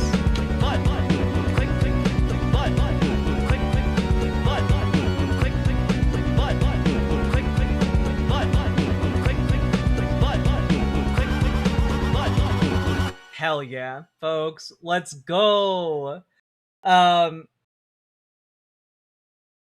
You did hit the halfway mark, so it's time to boogie on down. So I think I feel a chill running up my spine. I think it might be the Dono Ghost. Okay, so Interspecies Reviewers is 12 episodes of basically asterisk. Well, I don't want to. Asterisk. I don't want to It's watch also that. A comedy in the gender swap episode. The Angel Boy chooses a hyena girl with S asterisk. So big it functions Okay. as an asterisk. Jesus Christ. Okay, so I'm completely 100% valid for not looking that up. I have made the right choice. I didn't choose poorly. I chose well.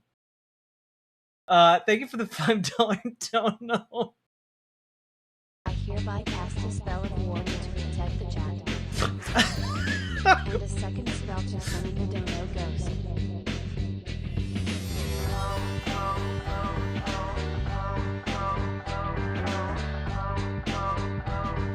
Who's cooler, horizontal or vertical chatters? Or vehicle chatters? Definitely not vehicle chatters.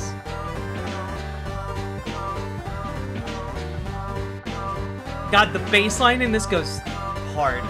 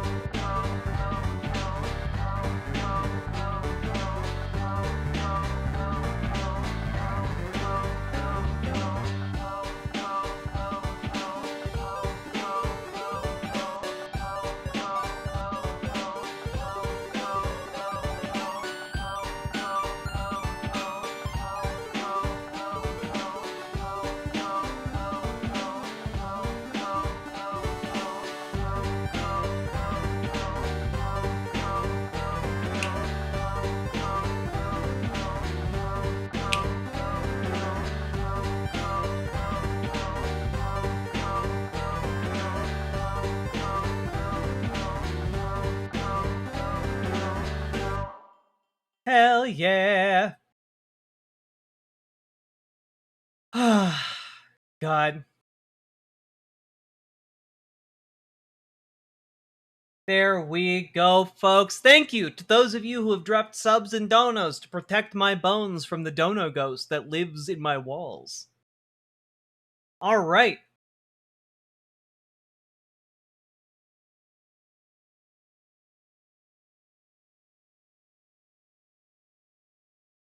Are you all ready?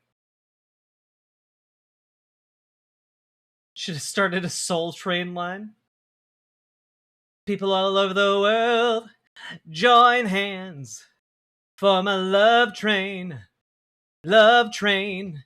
People of every nation need to stop the dono ghost before it takes all of our desperately needed bones. So join a hand today to stop this ghost and keep it at bay. Funimation dubbed 2 episodes before realizing what it was and dropping it, which they then used in marketing the anime to Spicy to dub.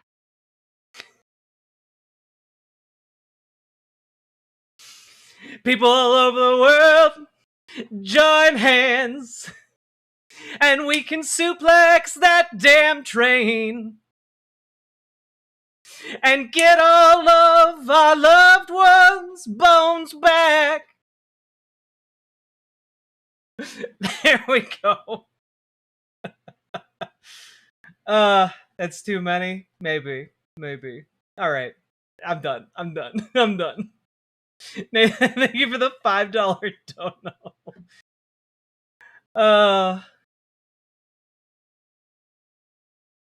God. Why the fuck you singing? 'Cause I can.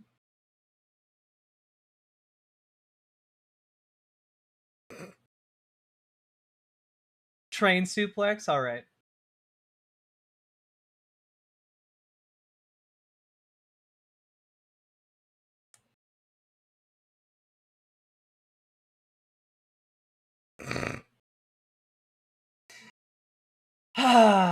Fuck. Alright. You should play Final Fantasy VI. That's true. You should do that.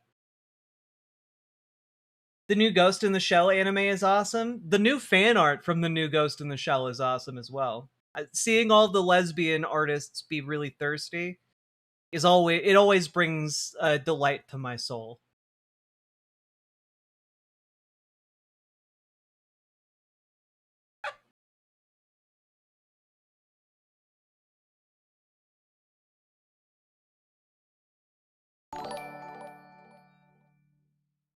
Damn conservatives raining on my freedom to sing like them footloose bastards.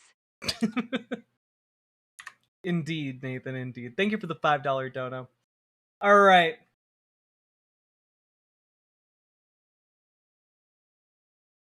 Wait, new Ghost in the Shell? Yeah, new Ghost in the Shell. As good as the ScarJo movie? I mean...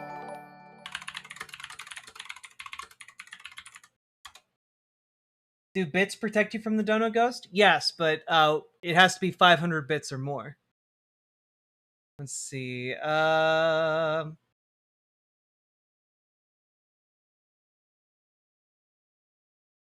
it this one? I think it was this one.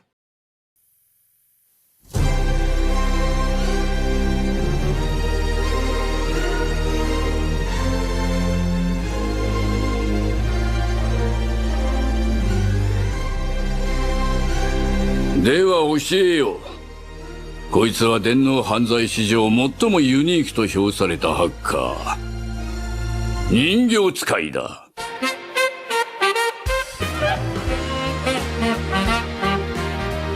公安休暇。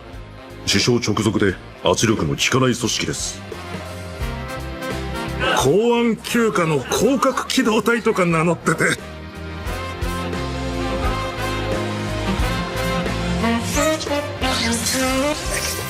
It looks so good. 心理学者に言わせれば情報過密時代における心の空洞化だとか。女性の名前は草薙素子。公安休暇の対テロ要員との情報が入っています。God, can I just tell you guys the amount of fan art I've seen from this fucking screenshot alone is ridiculous. Dude, this has lesbians on the internet going fucking feral. You don't understand. You have no idea. All right? The lesbians and the bis, they're looking and they're like, "Oh damn, she got riz like Spike Spiegel, but she a lady." Like god damn. Oh no. Oh no.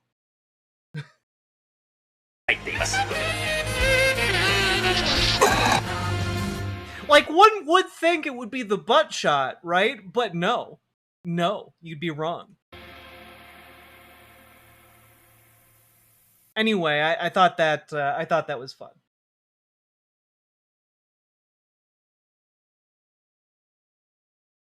That is straight up lesbian crack. You understand.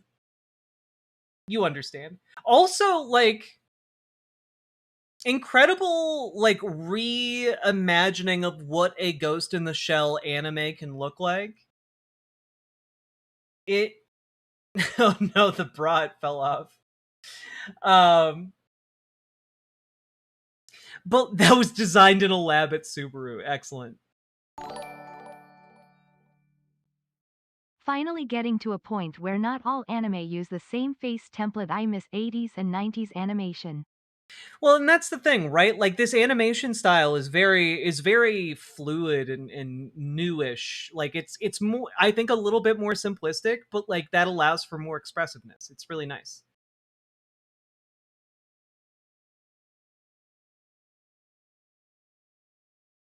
Jack, I have Blue Sky, I understand. That's right. All the feral lesbians should come to Blue Sky.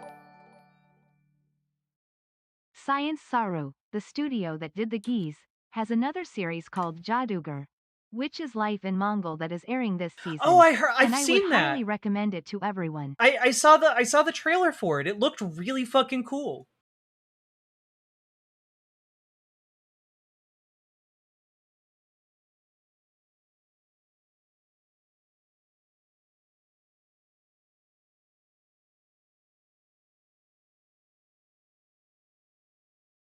I thought all the feral lesbians were on Blue Sky already. I mean, most of them are. Also, folks, you gotta get off fucking Twitter. Twitter sucks. It's like one of the worst places to exist on the internet. All right, let's jump into our next segment, shall we? So, folks, we have to talk about the fact that Pete Hegseth, apropos of nothing yesterday, announced mandatory gender-affirming care for the troops, with a massive asterisk after that, being that it's actually, like, it's not gender-affirming care necessarily. It's actually imposed, an imposition, I guess? Yay, but I mean, even stuff like My Hero or Fire Force, which have great animation and their own art style, everything looked like sword art for a while, and we're only starting to come out of that. Well, yeah, but that's because Sword Art Online was like a fucking phenomenon. But also, like,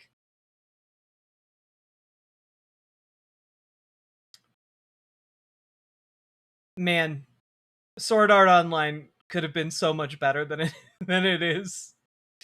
It makes me so sad sometimes. I don't watch anime, and even I've seen SAO. Yeah. All right. Nathan, thank you for the $5 dono. We're gonna try that again, real quick. There we go.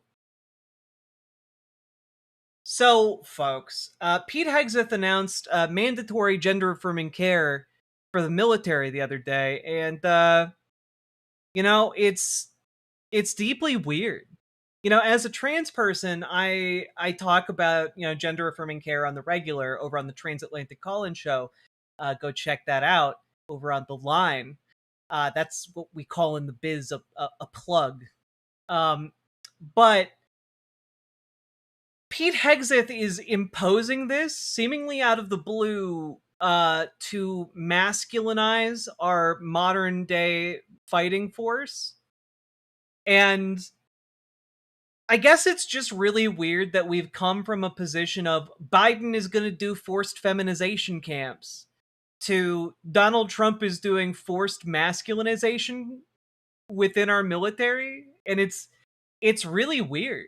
It's deeply weird, guys. Like, check this out. At the Department of War, we have the most elite warriors on the face of the earth. Every single day, you are pushed to your absolute physical and mental limits to master the profession of arms. We demand your all, and you give it. But while we invest heavily in our weapon systems, platforms, and gear, our most decisive tactical advantage will always be the individual warfighter. We have a sacred duty to maintain that advantage, which is why we must constantly look for new ways to optimize your performance, your resilience, and your long-term health. You know, I'm seeing people say it's lit so bad. I disagree. It's lit like everything needs to be piss-colored to make it look more gold. I guarantee you at some point Donald Trump told his entire communications team that they need to make their videos more golden to make it look fancier. And to meet that commitment today, I'm authorizing a new screening program for testosterone deficiency for our service members, ensuring you have the right testosterone levels to operate at your absolute best. Because it's well-established science that as we age, testosterone levels often naturally drop. Under the supervision of our world-class medical professionals, the Department of War. I'm sorry. So, just to be very clear here, they kicked trans people out of the military, or tried to, with the argument that the military was simply spending too much money on gender-affirming care, and now they're imposing a mandatory gender-affirming care for the military. It's the asterisk, asterisk, asterisk, asterisk house. It's the piss house. It's true. It's true. But, like, that's where we're at. No. It's too expensive to actually give transgender troops, people who've signed up and for years served this country, and in some cases given their lives for this country. No. It's too much money to give them the medical care that they need. No. We're going to institute mandatory gender-affirming care for only the men in the military. And if you are an older man in the military and your hormone levels have naturally come down, we're going to unnaturally amp them up. And if you start thinking to yourself, wait a minute, does that mean we're gonna basically have roided up military? The answer to that is yes. We're basically seeing the head of the military in the United States here talk about how we're gonna force masculinize the military. Force mask kink? Yeah, no, unironically, Electra, unironically. They're just like, what if if we inject testosterone into enough of these guys, we'll get super soldiers someday. That's literally what they're doing. It's crazy. This dude is just projecting his insecure masculinity. This dude, Pete Hegseth, is so insecure about his masculinity that he needs to inject testosterone into other men. That's crazy. That's crazy. They're just gonna start fucking and fighting each other. I mean, that's kind of what a lot of folks in the military already do. Wonder how this applies do. to trans men also fucking with hormones like this is a bad idea. I mean, if anything, to me, it's just if you're going to impose this program, then there should be really nothing preventing trans men from serving whatsoever, even under your own twisted logic, you know? But yet, here we are. Women are awesome snipers. Women are awesome at a lot of different things in the military. One could say all of the things in the military, because women are just as capable as men. Also, especially in 2026, when we have one of the most advanced militaries on the planet, you being able to lift a little bit more on your shoulders doesn't really mean that much when you have a fucking bazooka. Once again, the dreams of the Cold War find a way again. The spirit of the super soldier lives in the fascists of today. Don't say that. They like that shit. You don't understand. They eat that shit up. And the reality is, this is terrible. This is terrible. This is mandatory screening. This is, let's invade every member of the military's privacy and inject them with steroids. Is the meth coming next? That is something that I've also seen a lot of people talking about today in the wake of this announcement, which is that this does really come across like Hitler forcing, the Nazis to do meth. Used to work at a military hospital lab and they were already doing a lot of testosterone testing. Also sometimes overuse of testosterone leads to psychosis, so that's cool. Yeah, and I've talked with folks and they... You would think a gun would be equally capable of killing somebody in the hands of a man or woman, but according to these squalid fucks, only men can be military. True. Didn't you guys know, you fools, you rubes, guns have gender? Having a bazooka does not make up for a lack of physical ability. It absolutely does. No human being has the capacity to jump on a tank and rip it apart with their bare fucking hands. Tools are what make us powerful. Are they trying to make like Nazi super soldiers again? God, are they trying to make Nazi super soldiers again? I mean, kinda, yeah. No, it absolutely does. Try going fisticuffs with a fucking tank. Try punching down an F-18. Like when you start talking about like, well, women just can't do it. Like, shut the fuck up. Shut the fuck up. You don't know. I know that there are women that are stronger than men. That exists. Some women are stronger than some men. Some men are stronger than some women. Making the argument that like being able to carry a bazooka is absolutely relevant in the context of military engagement, where you're not asking people to be able to punch a tank into oblivion. You're asking them to carry a goddamn bazooka and blow it up. That's what you're asking. You are asking for the capacity to aim. You're asking for certain basic abilities in order to be field ready. But like ultimately, when we're oh my god, do we have like somebody who's quibbling about the terminology? Are we bazookas aren't anti-tank weapons? Shut the fuck up. Shut the fuck up. You understand what I mean. Don't be willfully obtuse. Like, don't like actually be obtuse. This is a decision you're making to willfully misunderstand the point I'm making. Like, goddamn, I hate it. I hate it when you guys be like this. It's awful. The point I'm making is that in an era of tools, what matters is who can use the tool to do the job. As long as we have S standard of intelligence and fitness regardless of gender, it shouldn't matter if some women make it into the army or whatever. Women are good at a lot of things. Combat is not one of them. You shut the fuck up. I guarantee you there are women who can beat your ass. Well, combat isn't one of them. Shut the fuck up. Oh, women just aren't good at combat. Give them a gun, and they'll be good at combat. I never said that. I'm going to quote you right here.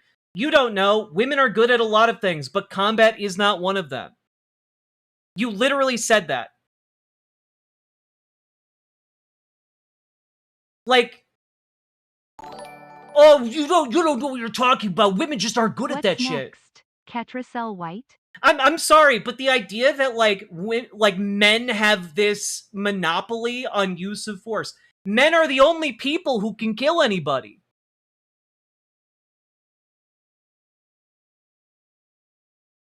Men are the only people who are good at combat.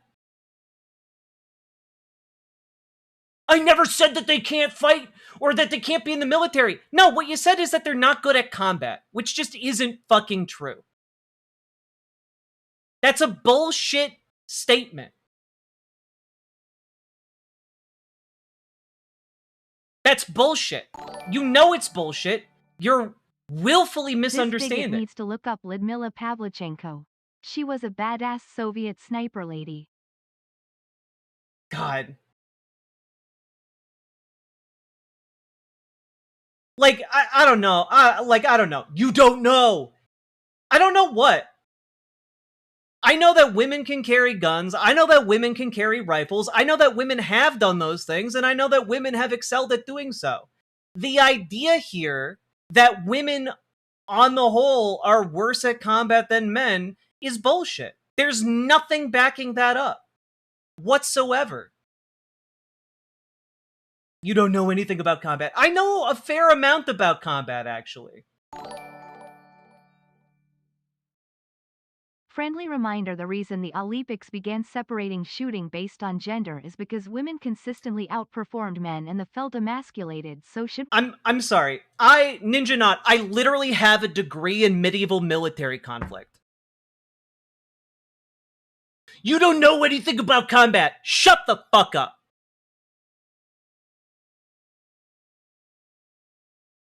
Only women. Only men have ever been fielded in battle. They're the only ones who are effective.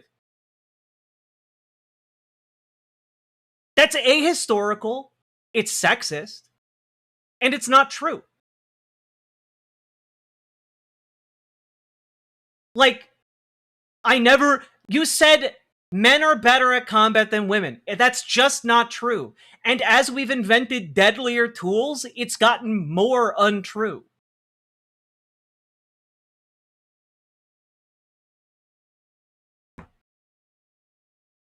Like, damn.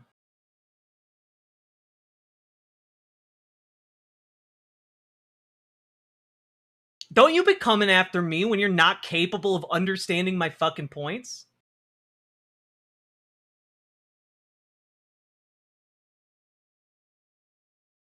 God damn.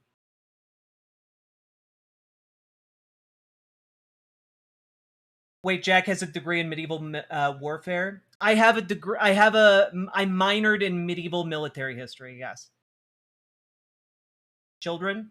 Ninja Not, you've been in chat for a while now, so I'm gonna give you the benefit of the doubt that this is like a mental break that you're having, which I want you to understand is an incredibly generous act from my present level of rage.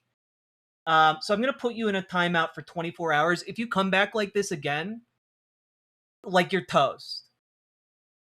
Like, what you're spouting right now is fucking nonsense.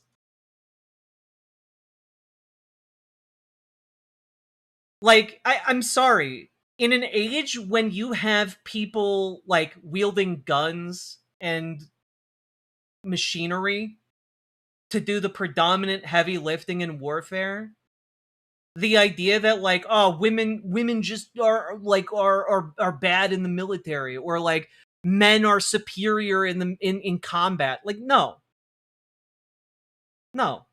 Especially when you're talking about people who are trained to fucking do this shit. And this isn't me to engage in like a we need more female drone pilots or anything like that. Like, I don't give a shit about this. But that kind of mindset is what leads to systemic discrimination. It is what leads to people saying women shouldn't be allowed in the military. It is what leads to people saying women should stay in the home. And if you think in your head you've carved out like this situation where, oh, actually, no, I'm not saying that women aren't as good as men. I'm just saying that they're not suited for combat. Like, you've already given into the argument. You've already given into the first step of this argument that conservatives lead with. Men are better at combat. It's why wives need to stay at home where they belong.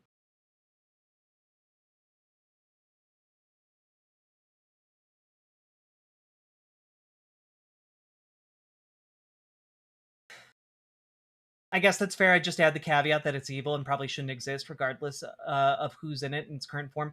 While discussing it, I guess. I don't know. Well, I mean, that's fair. But this is the thing, right? I'm talking about the world as it is right now. And as it is right now, we have massive militaries across the planet. And the United States has one of the biggest. And when we talk about the policies that affect the United States military, a lot of civil rights trickle down from what happens within the US military.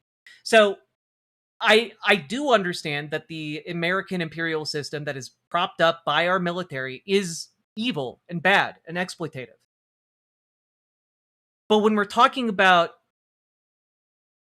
how, like, what kind of rights are enshrined in our military, what kind of priorities we have in our military, how we view members of our military, how we treat the capabilities of people in our military, all of that trickles down into American society. And when you have a situation where somebody is going, well, women just aren't as good at combat, that is opening up the door to this idea that like women shouldn't be in the military at all, and that women shouldn't really be in the workforce at all, and that, you know, women should really be in the home.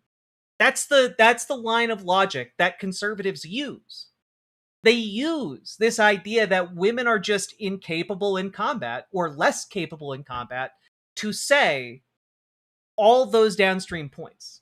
And I think that those are things we need to head off right at or snip right at the right at the butt, you know? But like I do think it's worth noting, of course, yes, we should all seek to not be tools of US imperialism. But like, damn, I fucking hate it when I see people making this argument.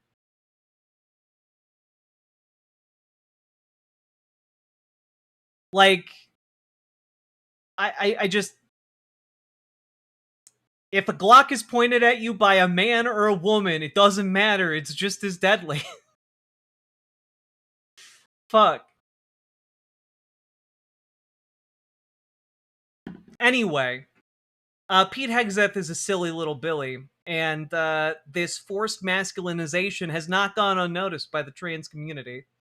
And frankly, I find it very funny in a sad kind of way because, you know, we're living in a world where, you know, the forced feminization camps under Biden never happened, but the forced masculinization camps actually are happening right now. God.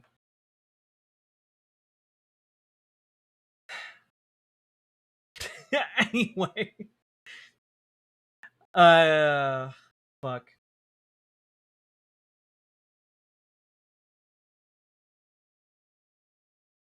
I'm sure the Dems won't utilize this at all. Oh no, Democrats will avoid this at all costs because to them it's scary, and like maybe, you know, maybe something will be maybe something will maybe they'll say something wrong. Maybe people will get angry at them. I don't know. But it's gross. You know, it's gross. And you know, we don't have to cave into gross ways of thinking. All that being said, folks, if you got anything out of this, hit the like button, hit the subscribe button, hit the follow button, and do consider dropping those subs, donos, memberships, super chats, etc. because you guys make this show possible. Couldn't do it without you fine folks.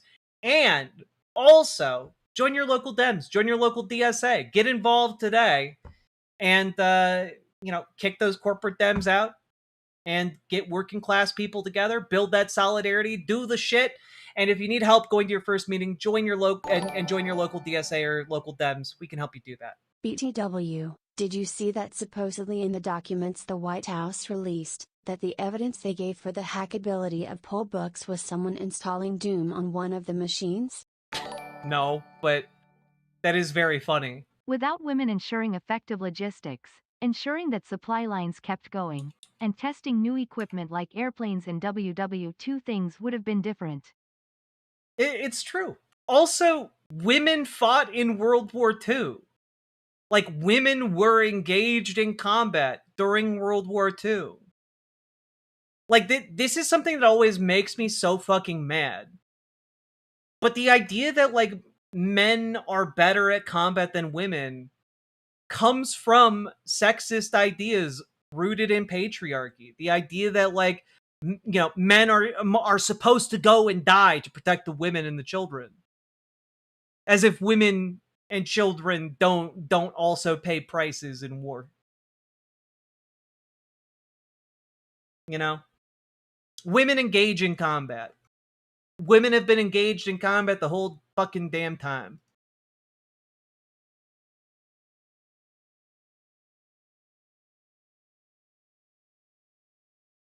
My great-grandma served in the Soviet military? Hell yeah.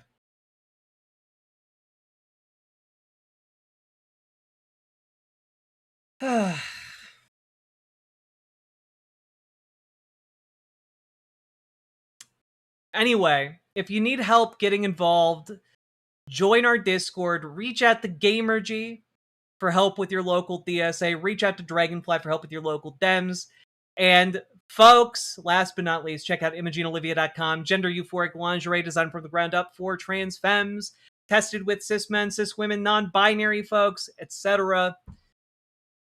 It's comfortable, sexy, non-tucking lingerie. Go check it out. ImogeneOlivia.com. Just got restocked. There's a new color too. Link down in the description. Let's keep on going.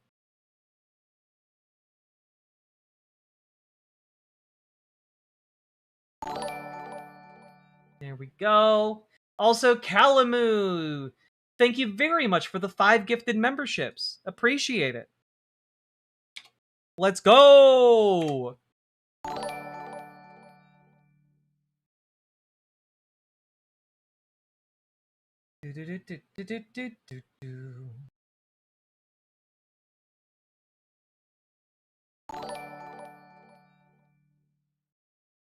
Joan of Arc, one of history's most well-known military commanders, was fun fact woman. I mean, I wouldn't necessarily call Joan of Arc. Joan of Arc had her problems. Joan of Arc had her problems. She was not well. You know? Yeah. But you know, you do have great women leaders in combat and warfare throughout the ages, you know.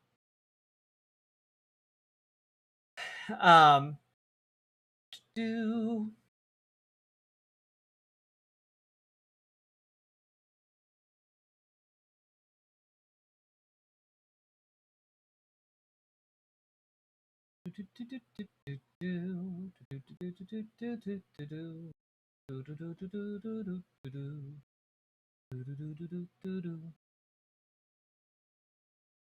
I'm here for the cigars and the boobies. Hell yeah.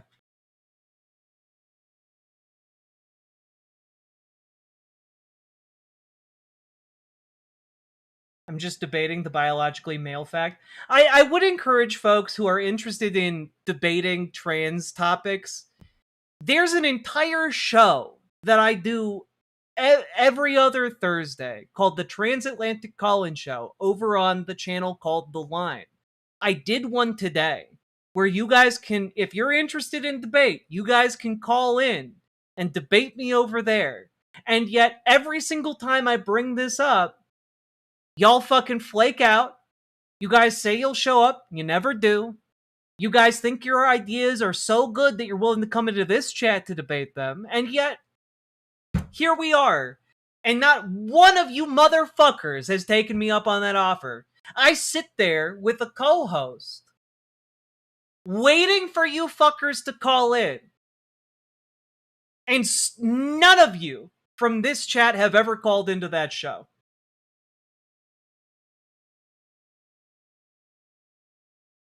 God damn. Wait, is this chat being watched on a buffer? No, I'm watching all the chats.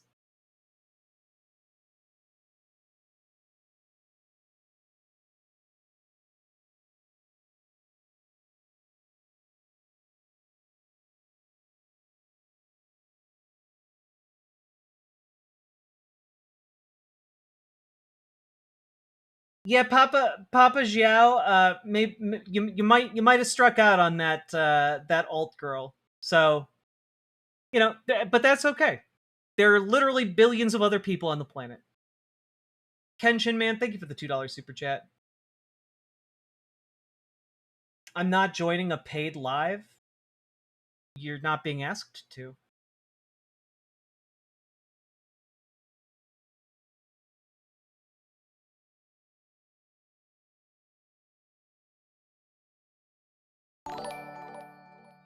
Low T MAGA, indeed. Thomas not beating the transgender debate allegations.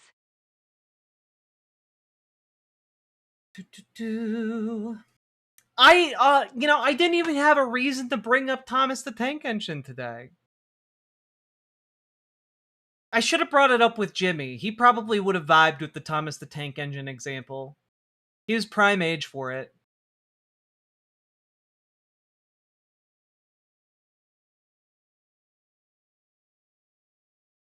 What topic are we on now? We just finished Pete Hegseth in the military. We're going on to another shorter segment.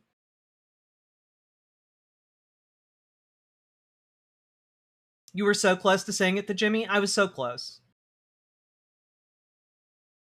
60 plus, you're sure? Yeah, Thomas the Tank Engine was like, he'd be aware of it.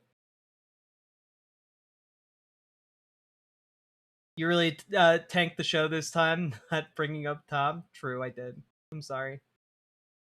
We're still owed a Thomas the Tank Engine fanfic. Well, we're waiting on. We're still waiting on it to be written. And honestly, as the months go by, I'm becoming more and more nervous to know what exactly I signed up for as we wait for Paladin Lost to finish the fanfic.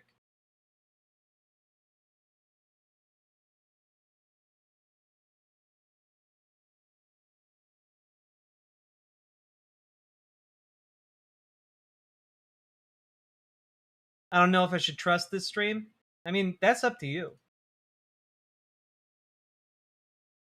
Caller Jimmy, not Jimmy Snow. Yeah. All right.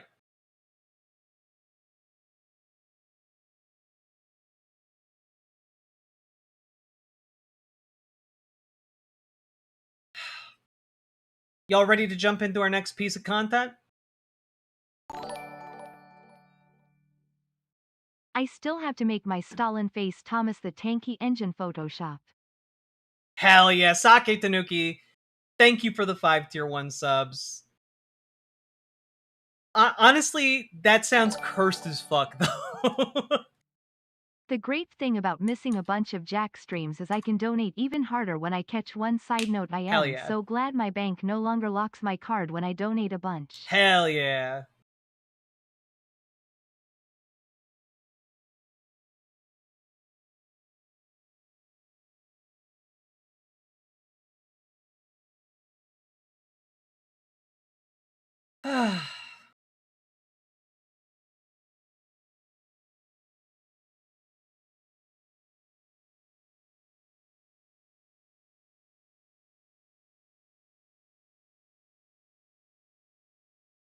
Question, anyone think young Stalin was hot?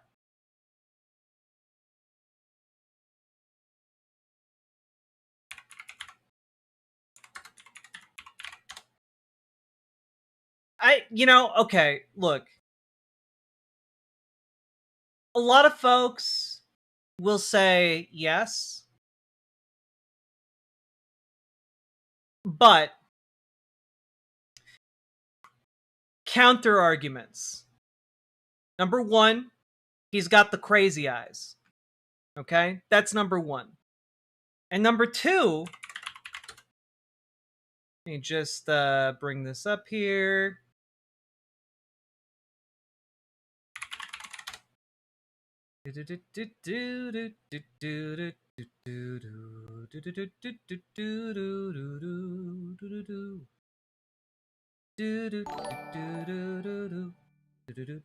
Azan? Let me just take a look here.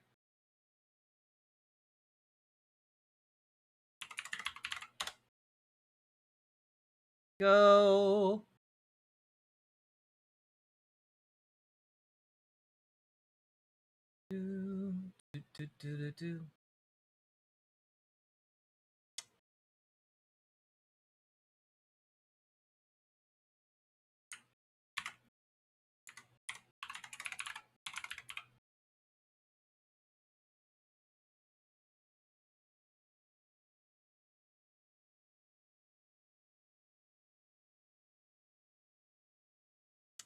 Where was it?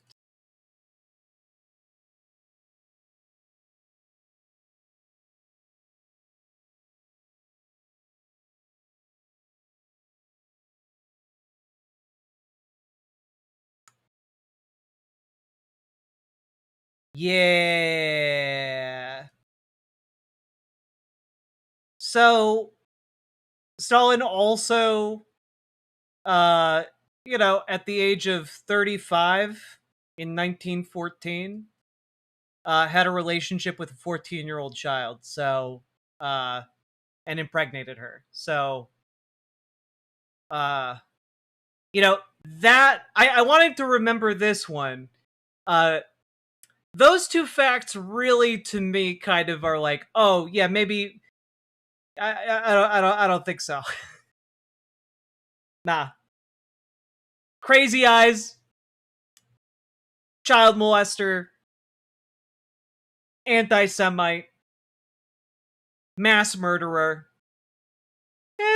I think that's pretty bad. You know, I think that's all pretty bad. Saki Tanuki, thank you for the 2 tier 1 subs.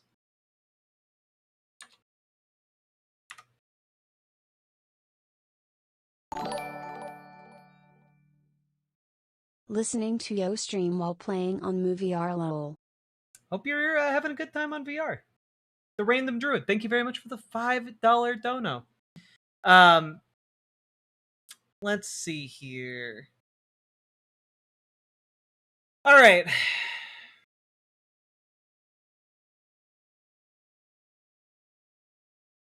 You know, we're gonna move this to next time. All right, let's do. We're gonna talk about ice. You guys ready?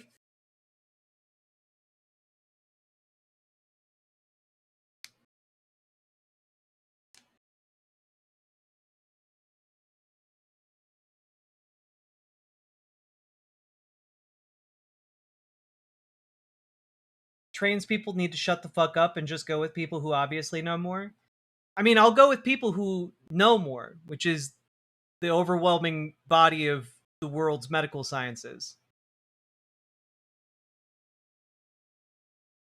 Kind of sounds like maybe you should shut the fuck up and go with people who know more. Like, this is the thing that's so frustrating. The fuck does that even mean? It means shut up and listen to me because I know what's good for you. And it's just... They don't know more than me? That's kind of the problem, you know?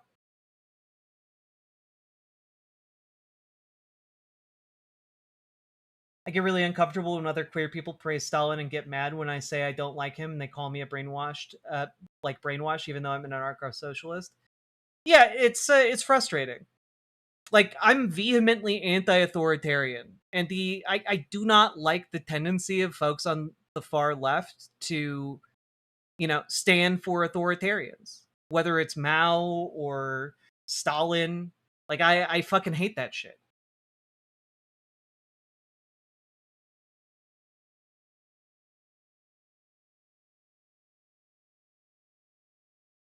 Great, another fat woman complaining about ice. I'm not fat, though. What are you talking about?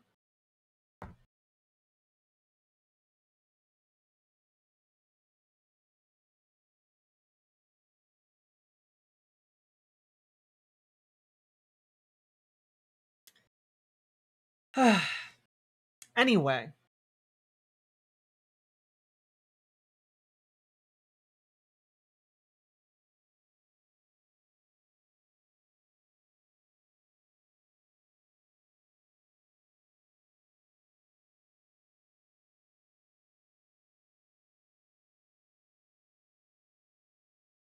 That's about enough of that. Here we go.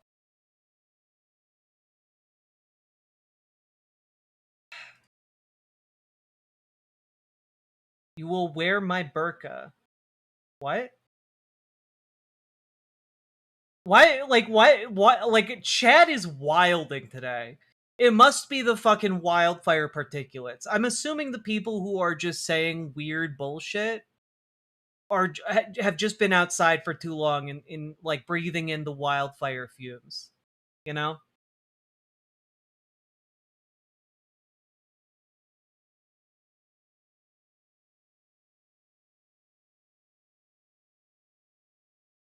Is Vert chat going nuts? It's like all the chats. Except for Riverboat chat. You guys are good. You guys are perfect, baby. Don't change a thing. Alright. Here we go. So, folks, we gotta talk about ice, because ice... Like, every time you think we've hit the bottom of the barrel with ICE. We keep going lower. Like, these fascist brown shirt thugs have been spread through our society, and the only solution to dealing with them is to abolish the entirety of the agency. Like, that's it. There's nothing to salvage here. They're effectively terroristic squads that are roaming around the entire country in masks and terrorizing people. You know, they've killed multiple people over the last week. They killed another person in ICE detention by refusing medically necessary medications over the last few days as well. And we're gonna talk about all this, but like, Donald Trump let's back up. In the wake of the recent ICE murders in Maine, there had been a directive coming down from the top for ICE to stop their roadside pullovers because it was endangering the general public. And I guess earlier today, Donald Trump personally stepped in and ordered for those those traffic stops to resume. And here's AOC giving her thoughts on that real quick. You know, prospective potential 2028 presidential nominee here. Thank you. Congressman, what are your thoughts about the Trump administration immediately reversing itself on, because yesterday they said they were going to reverse on ICE and vehicle stops. Then President Trump puts out a statement saying they're going to continue. What are your thoughts on that? This is the guy that said he could shoot someone on Fifth Avenue and people would still support him. And now he has an agency shooting people out in the street. And at this point, it's practically a campaign promise from this guy. It's atrocious. Mr. Mullins said that he was going to try to get the DHS off the front page. Well, now it's on the front page for 2 killings. And, we were talking yesterday about Senator Collins and like how she was able to get Mark Wayne on the phone. What do you make about the fact that ICE is still doing this? Because you said this wasn't going on when there was no money for ICE, no money for... I mean, I think oftentimes when we see an institution, the outcome of that institution, when it's repeated and sustained and reproduced, oftentimes ends up being either overtly or subvertly the purpose of it. And this administration campaigned on cruelty and violence against immigrants, and that's what they're doing. Thank you. Thank you. Like, yeah, 100%. 100%. Like, he campaigned on the idea that he could kill people and get away with it, and that's what he's doing. You know? That's what he's doing. But not only that, I will say, credit where credit is due, the Associated Press is doing some good journalism here, okay? I want to play this for you guys, because it's interesting to say the least. David, back in November, brought up that he had accepted a job with ICE. I thought that it was just a delusional thing, because I'm used to him talking crazy, so to speak. So I said, yeah, sure you are, buddy, I didn't realize that he was actually working for ICE until yesterday, and I was completely shocked because I'm like, how do you keep getting into these jobs where you're around guns all the time? I asked him what was going on. He told me that I don't need to be answering questions for anybody, that all I needed to know was that it was a justified shooting and that he did do it. And he claimed that this man had tried to run him over. And I said, I don't see that in anything, and I've watched it from all angles. All I seen is how the car was going in circle after the fact. And then he's like, well, I need you to lie about my character because this is what it comes down to is my character. I don't want you talking about any of the abuse in our relationship. Like, this is literally about me, actually. I told him that I was not going to lie for him, that I've waited years to speak my truth. I've been silenced long enough, and now I need to come out with everything because a man lost his life. It was abuse, not only to me, but to our daughter. And even being divorced from him, I've dealt with harassing phone calls, threats of him wanting to kill me. I believe that this man was murdered. I believe that David's mental health played a part in what happened. I think what happened was he was standing there during that operation, had a PTSD moment and hit fight or flight mode. And unfortunately, a man lost his life due to it.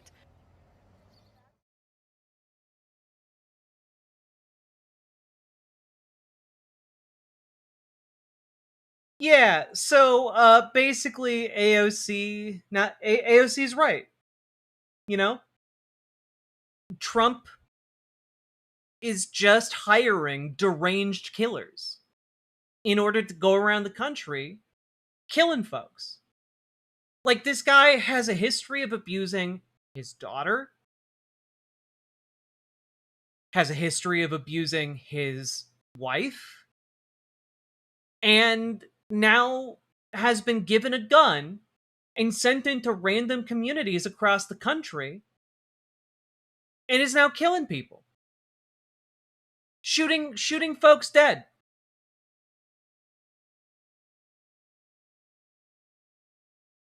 It's awful. Here's the AP reporting in more depth. David Broilette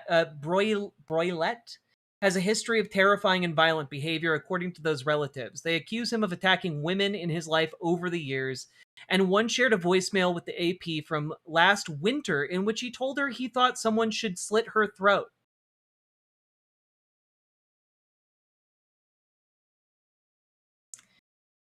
Broilette's troubling past further challenges how thoroughly the Department of Homeland Security has vetted recruits, and we'll get to that in a minute, as it went on a hiring spree to help carry out President Trump's immigration crackdown.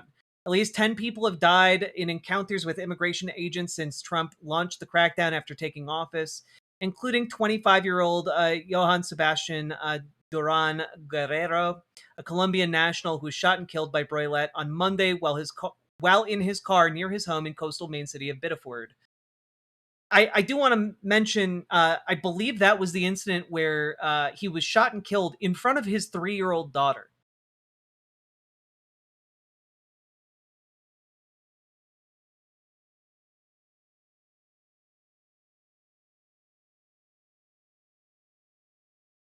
Broilette, 37, told his ex-wife Ashley late last year that he had been hired by ICE. She said that because of his long history of psychiatric issues, she thought he was having a mental health episode and she didn't believe him. She didn't realize he'd been telling the truth until last week. Because again, he has a history of having mental breaks from reality. This isn't like, he was just like, no one knew about this. No, this is stuff that should have come up if Homeland Security was actually doing vetting around his background. You know? David and Ashley Broilette were high school sweethearts who got married in 2007. She divorced him in 2009 because he'd become physically violent with her, which began after she got pregnant with their daughter. According to Ashley, he once threw boiling water at her while she was holding their child, an incident her mother, Avis Collins, also recounted. The abuse continued after she left him. Hundreds of family court records obtained from the Augusta District Court Clerk's office detail years of allegations of physical and verbal abuse raised by his second ex-wife on behalf of herself and his daughters. The ex-wife, whom AP is not identifying because she fears retaliation, alleged that he had stalked and harassed her physically and verbally abused his daughter, according to multiple requests for temporary protection orders. Broilette tackled his teenage daughter and smashed spaghetti in her hair, and during another outburst, he dragged his daughter around the house as she cried, she said.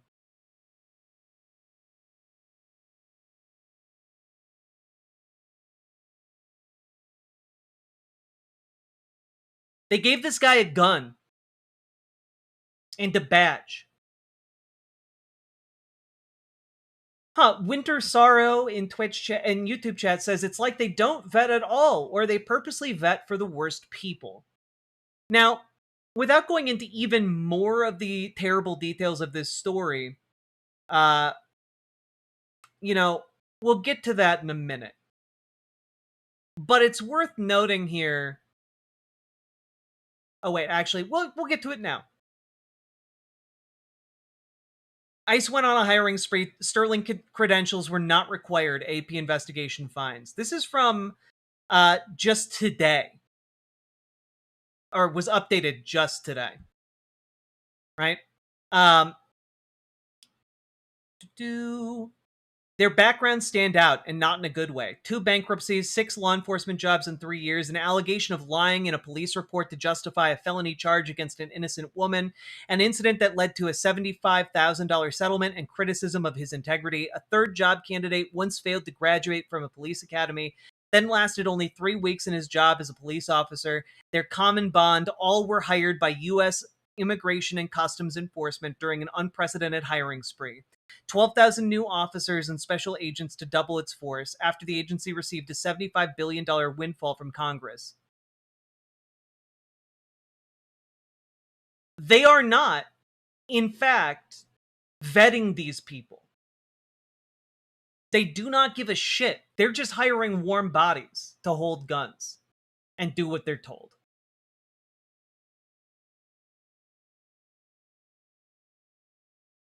The agency has said the majority of new hires are police and military veterans, but evidence is mounting that applicants with questionable histories were either not fully vetted before they were brought on board or hired in spite of their past, an investigation by the AP found. On Thursday, prosecutors announced felony assault charges against an ICE officer, Gregory Donald Morgan Jr., for allegedly pointing a handgun at the occupants of a car after pulling alongside them on a Minneapolis area highway in February. Court records show Morgan had a history of financial problems, and the police department in Alexandria, Virginia, said he was an entry-level recruit for 6 weeks in 2022, but never completed its police academy. These are guys who couldn't cut it as police officers. Like,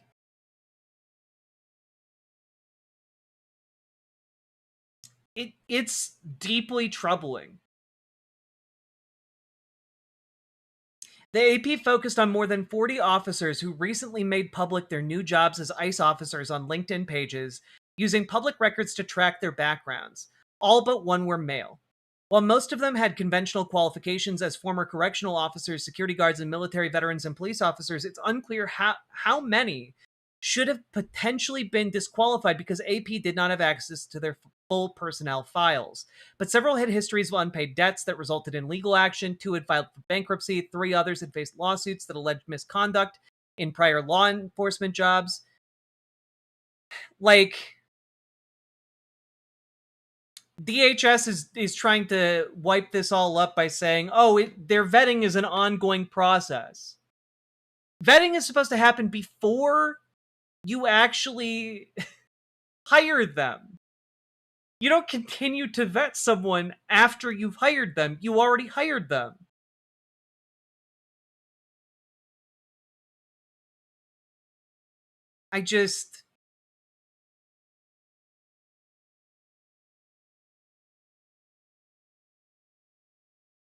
Everything is terrible. And if you think it can't get worse, it can. It can.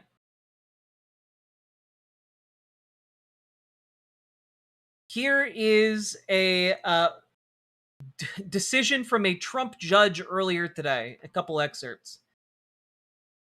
All right. The cited case, we'll do this. Okay. More recently, the Sixth Circuit has reiterated, this is a quote from a different filing. The Sixth Circuit has reiterated that for, I gotta be honest, I don't know what this little symbol is. 1226 E bars challenges that ask the court to reweigh the evidence underlying a bond decision or second guess the immigration judge's discretionary judgment. See Taylor v. Hott. And, we'll skip around here. The cited case, Taylor v. Hott, is not located at the identified page of the federal appendix. Indeed, page 387 is contained within a different opinion, Atkins v. CGI Tax and Souls, Inc., which is about commercial arbitration, not immigration bond determinations.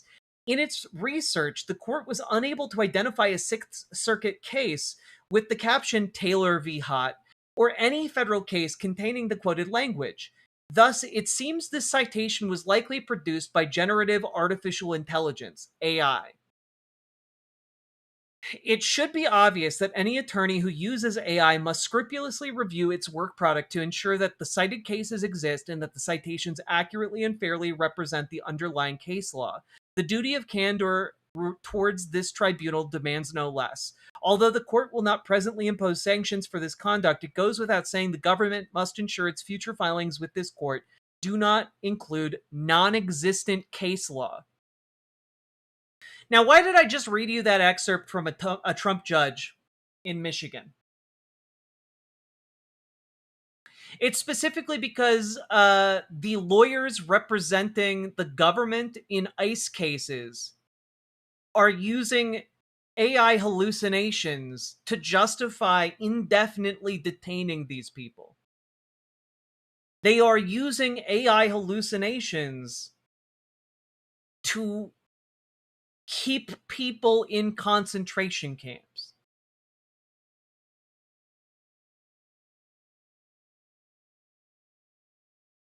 That's where we're at. Just full-on fabricating evidence. And it should be worth noting that the basic default position of the Trump administration is that they are effectively saying, well, the federal law dictates that we can indefinitely imprison undocumented people. That the law just doesn't apply to undocumented people. They don't have any due process rights. They don't have any right to a hearing. They don't have any rights whatsoever. And it's worth noting, as always, that when the government begins carving out these exceptions, it is in an effort to like form a kind of beachhead, a legal beachhead, from which they can expand to create more carve-outs for other groups of people to whom law does not apply, who have no due process rights. This is the erosion of legal rights in this country. That is what the effort is trying to do. And we're having that now be supercharged with AI. And it's worth noting also that when we're talking about these ICE detention facilities where these people are being kept indefinitely, the conditions are getting worse. This is also from yesterday. Detainees at ICE facility in Texas report frequent beatings and other human rights abuses. The 84-page report issued jointly Wednesday by Human Rights Watch and the American Civil Liberties Union says that dozens of people reported being beaten or witnessed others being beaten.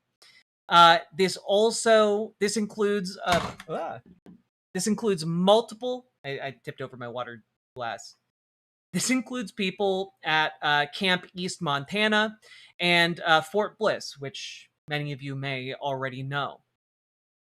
Many people there are also denied medically necessary care. As we know from previous reporting, like Public Notice has done a good reporting around this, but it turns out ICE has not been paying for any kind of medical care whatsoever. They've just had a blanket proposal to deny anyone and everyone their medication and wait until there is like a medical crisis and then try to ship them to an emergency room somewhere, right? This is what a concentration camp is.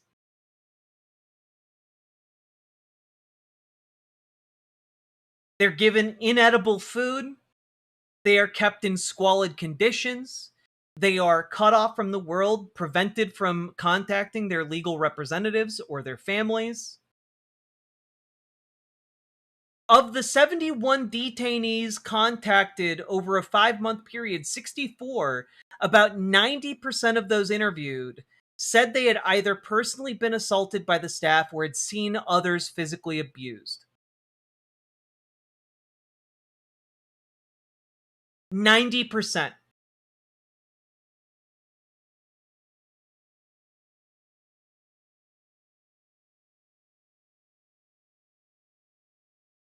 That's where we're at.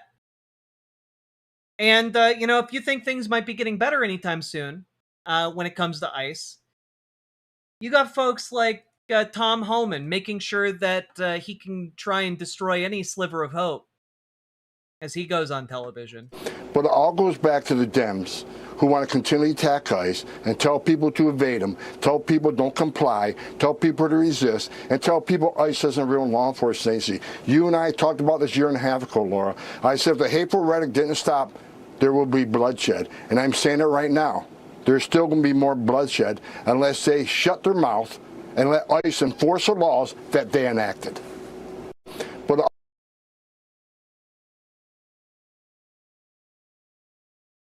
this gigantic dog with a mouthful of peanut butter and a history of spousal abuse over here. This goddamn genocidal thumb is right, Comrade Girl 2018, is over here basically saying what every abuser says. You know, you're making us hurt you. All of you people on social media being mean, all of you protesters, you're making ICE kill people. Look what you made me do, indeed.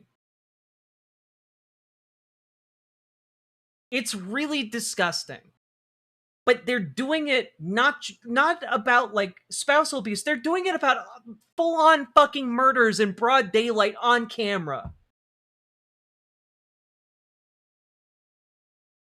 When I talk about the fact that every single ICE agent, every single ICE bureaucrat, every single ICE member of leadership, every single person at DHS that allowed this to happen, every single contractor that agreed to work with ICE and took money from ICE, every single CEO of every single private prison corporation that benefited from ICE and who decided to cooperate with these ICE concentration camps, every single one of these motherfuckers needs to go in front of a court of law and account for what the fuck they did.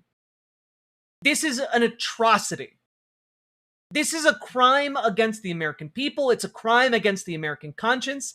And it is truly despicable behavior.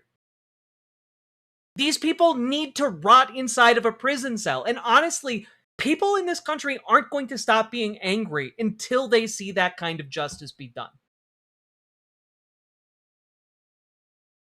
It's so gross.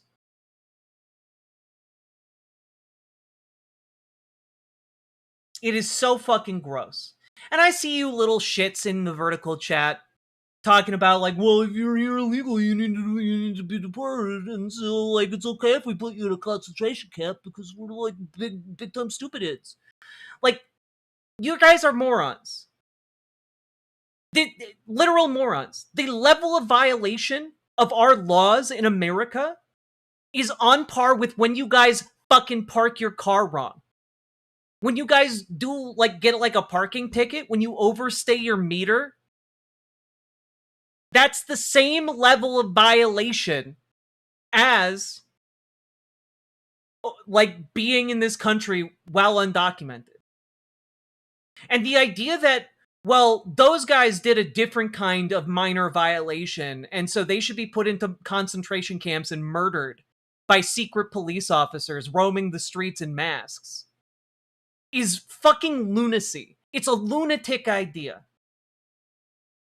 And y'all are over here just, like, chuckling it up. It's grotesque. It's grotesque. And you think it's funny until it fucking happens to you. Until these fucking members of the US government, the jackbooted thugs you've talked about being willing and able to fight your entire lives. That's why you guys have those gigantic, you know, MAGA arsenals. You've been Second Amendment your entire life to fight the overreach of a tyrannical government. And the second there is a goddamn secret police force, full on with ski masks, abducting people from their homes, including, by the way, full goddamn US citizens breaking in their doors trying to abduct them. The second that happens, you guys are out there licking their fucking boots. It's disgusting. It's disgusting. Like, the thing that blows me away is how hollow all of the conservatives I've ever known, how hollow your beliefs were. How fucking absent of substance. Because my entire life, every conservative in rural America was telling me, I need these guns to fight the tyranny of the government. I need these guns to fight government overreach. I am absolutely, positively opposed to tyranny. You know, obviously Hitler was wrong. Obviously, like, secret police are authoritarian shits, and we need to oppose that and fight that in this country. And the second it happens, you all are out there fucking, like, just happy as pig in mud at the fact that these jackbooted thugs want to walk all over you. And you think, oh, it won't happen to me. These masked guys won't affect me because I live out in the countryside. And you stupid assholes, they operate out there too. We saw it in Minnesota, by the way. They operated in the city until folks got too organized in the city, and then they made it out into the countryside, and suddenly your local area was terrorized. Suddenly you guys were getting pulled over by ICE. Suddenly some of you guys were being sent to local penitentiaries. Now you guys were losing your neighbors. And suddenly you didn't like it quite as much. Suddenly you guys didn't like it as much.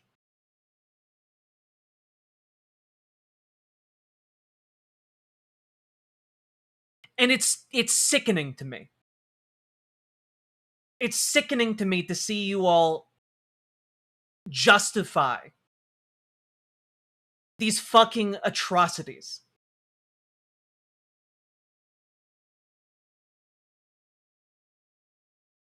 Anyway, I think the best way to kind of cap my rage is to show how it is being manifested here in Minnesota in the DFL. I want to highlight this speech that was put together, that was released by the Minnesota House DFL. It's been doing the rounds here in Minnesota. But the speech is from Representative Aisha Gomez, state-level politician. And I encourage you all to check this out.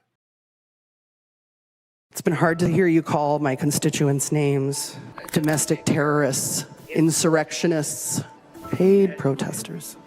But I realized that underneath my anger at you, what I really feel for you is actually pity. I feel sad for you, that you would look at these people, regular, ordinary, extraordinary people, in the face of fear, stepping through it and taking action to stand up for each other. I pity you. I pity that you look at my community and you see paid protesters, because what that betrays is nothing about us and everything about you. Because to look at us and see paid protesters betrays that you cannot imagine caring for and loving each other enough. You cannot conceive of us loving our neighbors so much that we would actually do something for them. You see paid protesters. It betrays that you couldn't conceive, actually, of people who care so deeply about the fundamental rights guaranteed to us by the Constitution that they would actually fight for them. And so I pity you. You have trumpeted your own commitment to patriotism and against government tyranny, that your eyes are so blinded to the demonstration of patriotism and the struggle against government tyranny that every other person in the world, it seems like, has recognized besides y'all.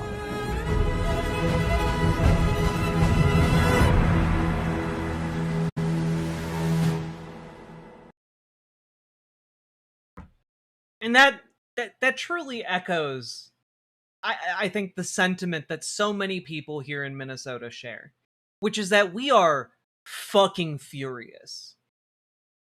Like, Operation Metro Surge has been done for months now. ICE is still here, but they're operating on a much lower profile because people here are still fucking angry. And we are going to remain angry until we get some kind of justice, some semblance of justice, and the entire wretched agency and all of its support structure, all of its funding are stripped and melted down for parts. And at the end of the day, I do pity those of you in MAGA. Because you've been so isolated, so atomized from your fellow human beings that you can't imagine caring about other people that are outside of your, 2-mile radius. Well, outside my 2-mile radius, there are millions of people. The 2 miles around me encompass hundreds of thousands of lives. And I give a shit about them. And that's something that some people in MAGA just can't understand.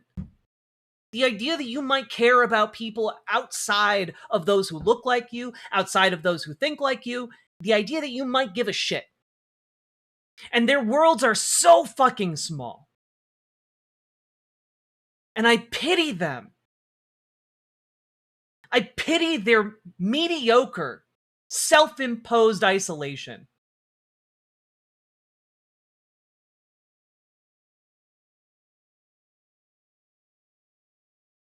I pity them for being small. I pity them for their mindset.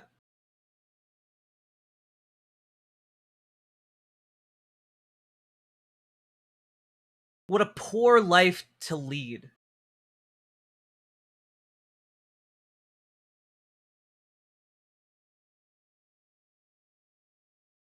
And at the end of the day, the fundamental problem, the fundamental reason they are drawn towards fascism is because there are more people like me who give a shit about their neighbors and are willing to stand up for their neighbors than there are of these small-minded and isolated and lonely and scared and angry individuals.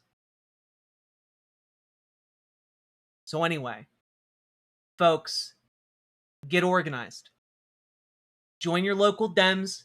Kick out any Democrat that at this point cannot say, abolish ICE. Kick them out. They got to be done. Join your local DSA. Organize working people. Make an effective working class coalition in your area. You can do it. And if you need help taking your first steps to do it, join our Discord. Reach out to GamerG for help with joining your local DSA. Reach out to Dragonfly for help joining your local Dems and get involved. We can also give you help on how to organize more effectively. We can get you into community with other folks in this community who've stepped up and are doing the work of organizing. We can help you be part of that. So, all that being said, folks, got anything out of this, hit the like button, hit the subscribe button, and leave a comment. And that comment can absolutely be fuck ICE. Last but not least, check out ImogeneOlivia.com, gender euphoric lingerie designed from the ground up for trans femmes, tested with cis men, cis women, non-binary folks. It is comfortable, sexy, non-tucking lingerie. Check it out, ImogeneOlivia.com. And we just got our whole restock and a new color, so go check that out. Link down in the description. Let's keep on going.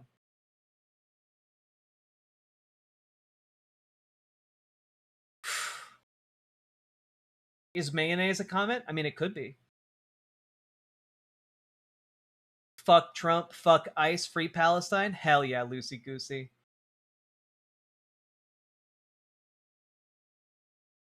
Liberals, we love everyone as long as they think like me and agree with my beliefs. 1, not a liberal. 2, I do love you. I want you to have health care. I want you to have a safe life. I want you to be able to do great Powerful things. stuff. You give really good speeches, Jack. Thanks, Nathan. But the problem is, you guys want people like me to fucking not exist. It's not even like you wake up and you're like, liberals shouldn't exist. You're like, you wake up and you think specifically like trans people shouldn't exist, or like black people should know their place, or that like, people who don't talk like you are somehow subhuman. Not true. Absolutely true. I do this show day in and day out. That is the majority opinion of folks in MAGA. I want you to have health care. And you are then like, huh, looks like you love everyone. But suddenly, you don't like it when people support roving gangs that kill your neighbors. It's like, yeah, no, I don't like it. I don't like it when the policy of the United States government creates roving gangs of gunmen that kill my neighbors. I don't like that. And yet people like you fucking love it. People like you fucking cheer this shit. I see it all the fucking time in these MAGA circles. It's disgusting. Tier 30 people? Oh, you must be right. Yeah. Only 30 people are watching this show right now, for sure. It's only 3 people watching, my guy. It's definitely not like 500 to 600 people watching right now, for sure. It's okay. You can count. You're MAGA. You went to school. You can count up to 30. It's okay. You did it. You listed the biggest number you could figure out. I want you to have better education. I want you to have more opportunities. I want you to be able to like work a full day and have living wages in your hands. Like, I want you to have a better quality of life. I want your children to live a better quality of life. And yet you wish upon me in return to live in fear, to have my medication denied, to have like my family hunted by agents of the state, to have to look over my shoulder for what I say online. That's your offer to me. That's fucking gross.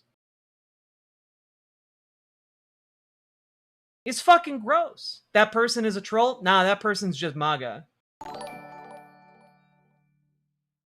30 is still more than we're at any stall at Freedom 250. True. Sake Tanuki, thank you for the 5 tier 1 subs. Appreciate it.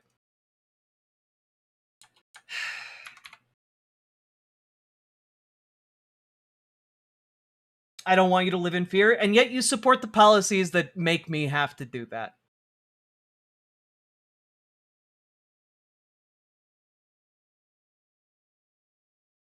But you'll tell me that I do, that you know better than me.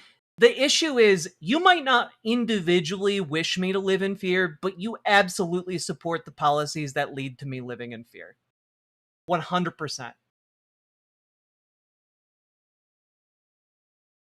And like, honestly, you might not have the balls to actually say that to me as I'm paying attention to you, but like, I've seen where you guys hang out online. I've seen the way MAGA talks to one another. I've been in rural America. I know how people like you talk like me. Assuming you're rural, maybe you're not. But I know how the average MAGA person thinks on these issues. And the idea that you're like, oh, well, I don't personally hate you. I just support the political movement that does. It's kind of like hearing like someone who's in the KKK is like, well, I'm not personally a racist, even though I'm part of this group. I just go for the social Another events. classic Jack Grant. Consider this my applause. Anime Sidekick Al, thank you for the $5 super chat.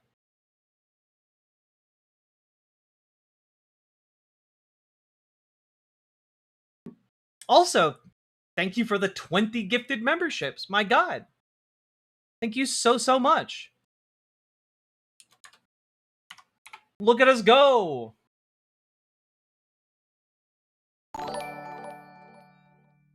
Yeah, there's a question of intent versus impact, exactly. Like, and that's the thing, right? Like, and this is the problem I have always had with folks in rural America, right? You suffer from the Dunking-Kruger effect. Oh, Dunking-Kruger? Is that a competitor to Dunkin' Donuts? We have Dunkin' at home. There's a box of Dunking-Kruger.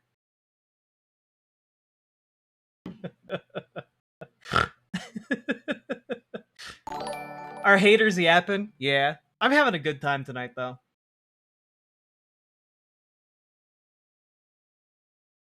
Typing on an iPad, genius? You seem pretty defensive for somebody who just dropped Dunking-Kruger.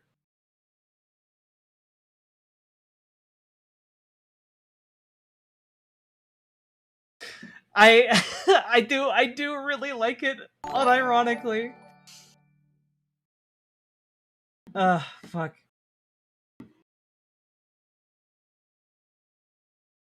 I gotta tell you, the iPad babies they're making these days are something else.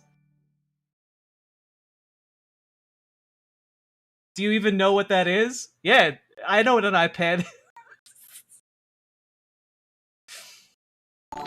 I also know what the Dunning-Kruger effect is. But yeah, like there's this thing that happens in conservative circles in rural America where people will be like, "Look, I'm a Republican, but I don't support what they're doing about LGBTQ people." And it's just like, well, but you're voting in for the people who are deliberately trying to like destroy the ability of LGBTQ people to exist. Like, what? Like that's what you're doing though. Like you can't say like, oh, I really, I just like their fiscal policies because I don't have to pay as much in taxes. And it's like, well, but okay, so you would rather LGBTQ people lose rights. That kind of shows where your priority is, though, right? Like it's personal.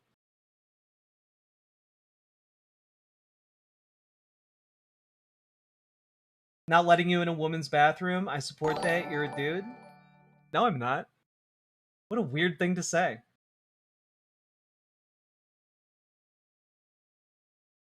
I'd read.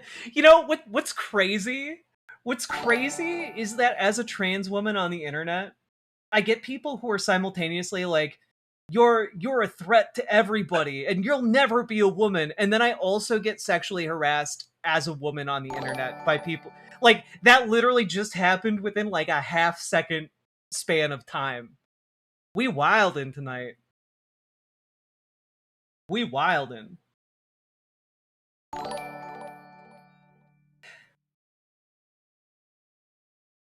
God.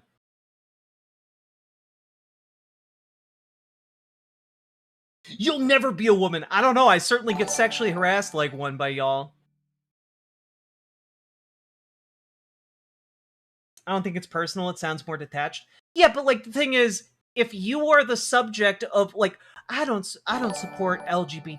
I don't support all these mean things about LGBTQ people, but I'm gonna support the MAGA candidate. It's just like, well, that is more detached, but like if I'm in that group, I'm gonna take that more personally, you know? They certainly are more detached, that's true.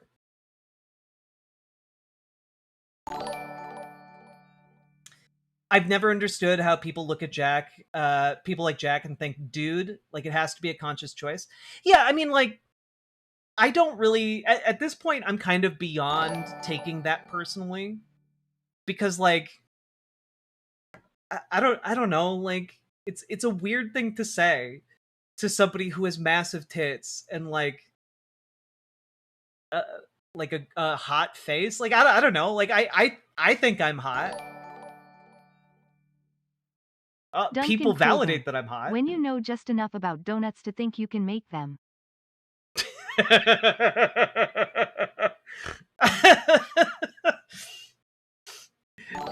You know, Duncan-Kruger claims to make the best donuts in town, but they make some pretty okay bagels. Kruger. The Duncan-Kruger donut tastes like shit, but thinks it's delicious. Order a dozen today. I love Duncan-Kruger. I love the Duncan-Kruger. It's New great. From Dunkin' Donuts. L. The Duncan-Kruger donut. It tastes Hell like yeah. shit, but it thinks it's delicious. Order a dozen today. God, it's so, you know, the thing is, if that guy hadn't been so, like, stick Jack, up his they're butt... clearly attracted to your raging manhood, your throbbing masculinity, your peak form. Yes, my throbbing masculinity. Like, it's just really odd.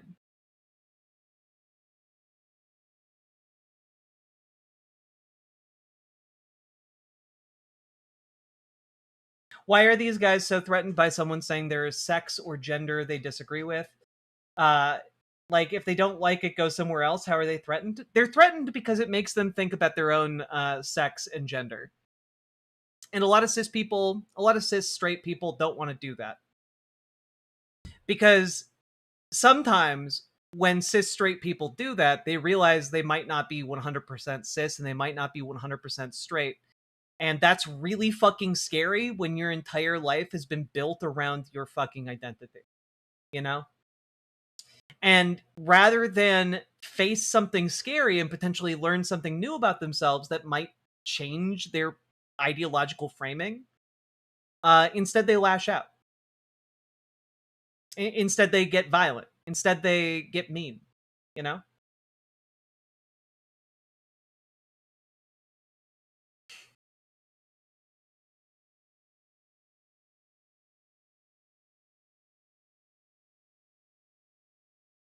Like trans existence forces these people to reckon with themselves in ways that they are deeply uncomfortable with, and they would rather we be eradicated than actually have an uncomfortable conversation with themselves.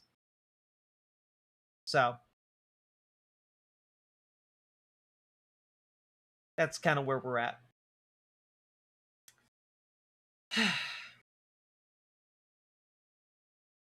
Also, they are hateful and have problems. True. All right.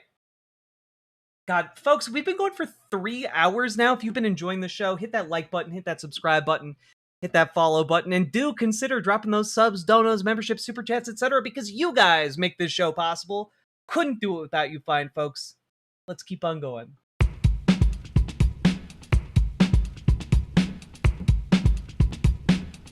Go, 3 hours already? Time flies. Click a button. Click a button. Click the goddamn button. Click a button. Click a button. Click a button. Click the goddamn button. Click a button. Click a button. Click a button. Click the goddamn button. Click a button. Click a button. Click a button. Click the goddamn button. Click a button. Click a button. Click a button. Click the goddamn button. Click a button. Click a button. Click a button. Click the goddamn button. Click a button. Click a button. Click a button. Click the goddamn button. Click a button. Click a button. Click a button. Click the goddamn button. Click button. Click button. Click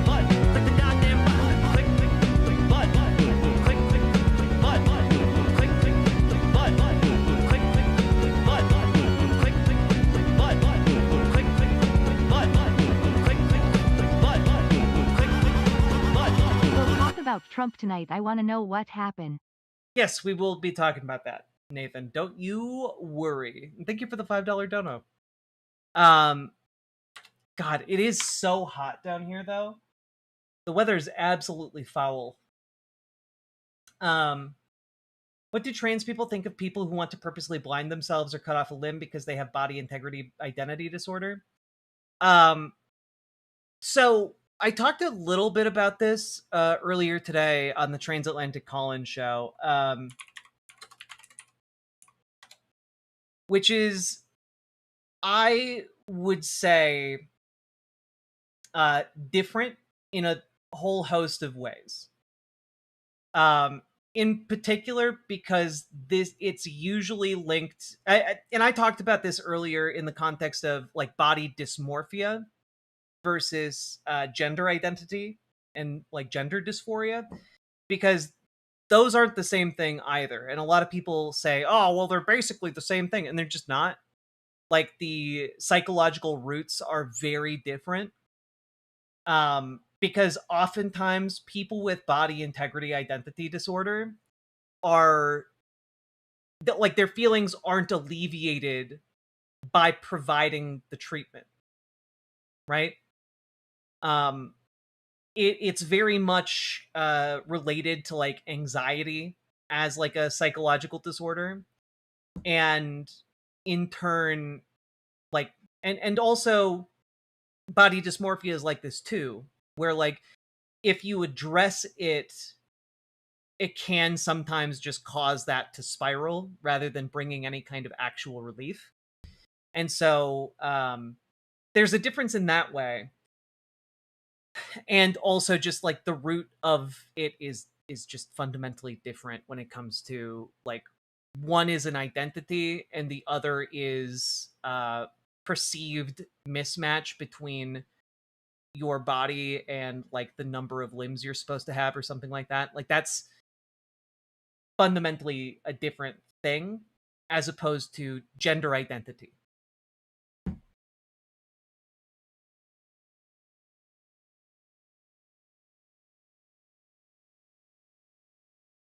they both have similar effects, but different origins and different mechanics. Yeah, and I would say that the effects are, like, the similar effect is, I mean, it's similar insofar as, like, there is distress and, like, an emotional, like, toll being paid. But that also applies to a lot of other conditions as well, you know? I don't think that's a real issue that people need to worry about. It's just a dumb argument from the right. I mean, it is very much like a very rare, very, very rare condition. But, like, it does happen, and I understand You the claim it's premise. the TACIS, but all hosts are on the same side of the Atlantic. Curious.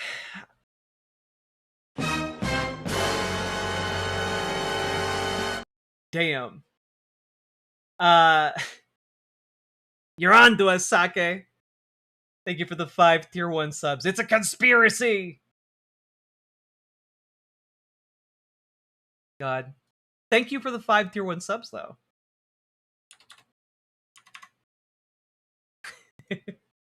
We're working on it. We're working on it, okay? All right.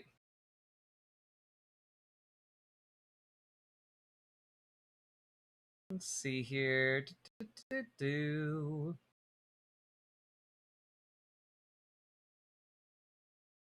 Let's do a quick... We're going to do a quick aside and talk about Ben Shapiro. You guys down for that? I'm going to kiss your dad so hard your mom will blush. Well, I hope he enjoys it.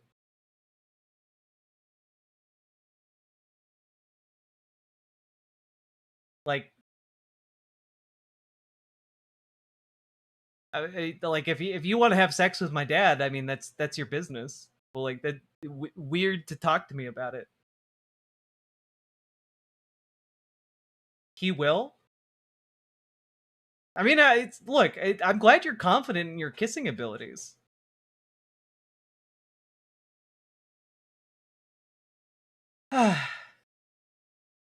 You, Jack. What? I don't give a shit who my dad kisses.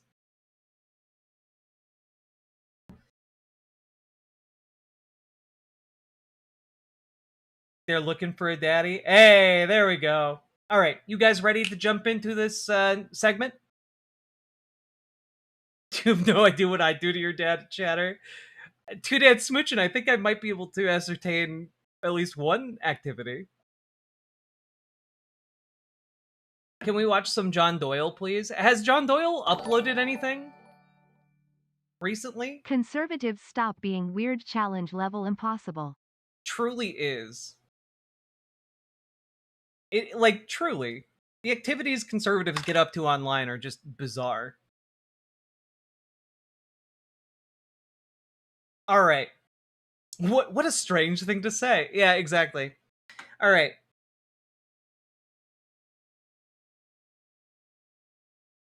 So, folks, we have to talk about Ben Shapiro. That's a lie. We don't have to talk about Ben Shapiro anymore. Like, the Daily Wire is in really big trouble, guys. But, like, still kind of funny to point and laugh as it's in its death throes, you know? So we're doing this just for kicks and giggles.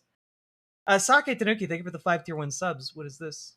I'm looking for something that says, Dad likes leather. Something that says, Leather Daddy?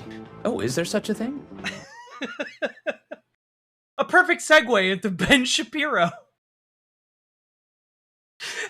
This was keyed up with him making this face directly at me while I played that clip. And I feel very strange about that. The right is experiencing right now is because I would like to see conservatism win. I want to beat the Democrats in elections more than anything, but it's especially important right now because the Democrats have lost their minds.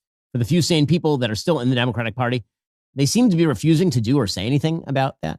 And we have an insane take for you today, this time from the insufferable wine mom, podcaster, socialist revolutionary, Jennifer Welch. Fuck yeah. I love Jenny. Jenny's my girl. I love her because she would tell Ben Shapiro to fuck right the way off to the sun. I love her so much. The mainstream Democrats are embracing the commies. They've Hell just yeah. been eaten by the commies. Hell yeah. There was a House Democratic resolution. By the way, you can help the Democrats be eaten even more by commies. You could even say you could help the Democrats be eaten out by joining your local Dems, joining your local DSA, and getting involved in your local political system. Because, folks, when you do, you can make a huge difference. And for every single one of you that gets involved with your local Dems and DSA, another tier leaks out of Ben Shapiro. You know, a man who's just, well, he's not an attractive crier. No, she's going to prosecute the president of the... I can't believe that's a real sound clip. Actually promoted by Thomas Massey, the bewilderingly insane Republican who's been ousted in a primary, to defund all military aid to Israel. It was voted for by one Republican. And that's not a sentiment that has a lot of traffic inside the Republican Party. A majority of Democrats in the House who voted in favor of defunding all military aid to Israel, 103 of them. God, he's so mad about this. He's so mad because he knows if this gets enough traction in the Democratic Party, it's going to start getting traction in the Republican Party, and he's going to be in big trouble. Ben Shapiro leaking. That's fair, but don't worry. He would never ever put up with something being wet. Wet ass P word. P word is female genitalia. Because immorality on both the foreign and domestic front had become a litmus test for radical Democrats. And the normie Democrats, the people who are supposed to be moderate, are just accepting this. They're swallowing it whole because they too are trying to.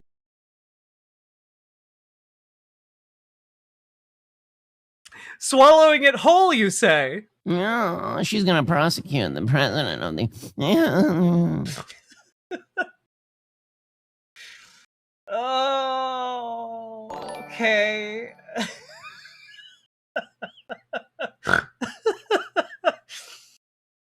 Oh, God. Look for love in all the wrong places. Andy Bashir will be the first person eaten by the DSA. Here he was with Katie Couric saying that the Democratic Socialists of America, these communists, the big problem with that, You know what's really funny? It's really hard to bill the DSA as communist when they're literally called the Democratic Socialists of America, not the Democratic Communists of America. There are explicitly communist-oriented political groups in America. None of them are large enough of note, which is why he's just calling... Again, the playbook from the Republicans is just call anything that is liberal or kind of left, and whatever you don't like at the moment, call it communist. Doesn't really matter what they're advocating for. Just call them commies. It's been the same playbook gathering dust since the 1980s. There's really nothing wrong with them. They're just honestly 60s. Too passionate. They're just too passionate. Many who are running under the Democratic Socialist brand or the Progressive brand are making their case with just extreme passion. They are convincing voters that they will work as hard as they can, and that's what voters are asking for right now. They just want the extreme passion of the communists. John Fetterman, again, the last sane Democrat. Well, also, what they want is the passion of working class people. And it just so happens that DSA represents a lot of working class people. He said yesterday, is that Bashir? Yeah, that's Andy Bashir. Why exactly are you embracing the commies? Like, what is your thing here? For me, what you're afraid of is defined by what you won't criticize or won't call out. And I'm always going to call out people that they're not Democrats. In fact, some of them aren't even socialists. They've actually self-identified as communists. I'm not sure why there's... This has been true the entire time. Like, the entire time. There have been people calling themselves communist and voting in the Democratic Party the entire time. Doesn't make the Democratic Party the Communist Party. Just means it's the farthest left organized large-scale party in the country. There's more outrage within the party, and they will refuse to acknowledge or say, well, I haven't been paying What's your opinion on Ben Shapiro? Oh, he's very funny. attention to that race so much for all those. I mean, again, he is right. You know, not like intentionally, but he is very funny About this. The fact that Democrats continue to make room for the psychos, they will be embracing every psychotic position they possibly can by the end of this election cycle. And certainly going into 2028. If you're perceived as too moderate, you got nothing. You got nothing. You're going to get outflanked and outflanked dramatically. Yeah, I mean, the true war for the future of America is being waged within the Democratic Party right now. It's between the left progressive flank and the establishment centrist, more conservative flank. And like, again, I'm being serious. Never a better time to get organized within the Democratic Party than right now. We can maximize leverage. We can shape the future of the party. We can make new priorities take root. We can foster up better and better ones. Like, we got this. We can do this. We just need to get involved. So, folks, join your local Dems, join your local DSA, join our Discord, reach out to GamerG for help with DSA, reach out to Dragonfly for help joining your local Dems. We got this. Let's do it. Make Ben Shapiro sad. They just keep going crazier and crazier. Again, many of the faces in their beloved media ecosystem seem more insane every day. So Jennifer Welch, again, I will never understand how a person like Jennifer Welch has an audience, mainly because she's awful on camera. Truly. Dog.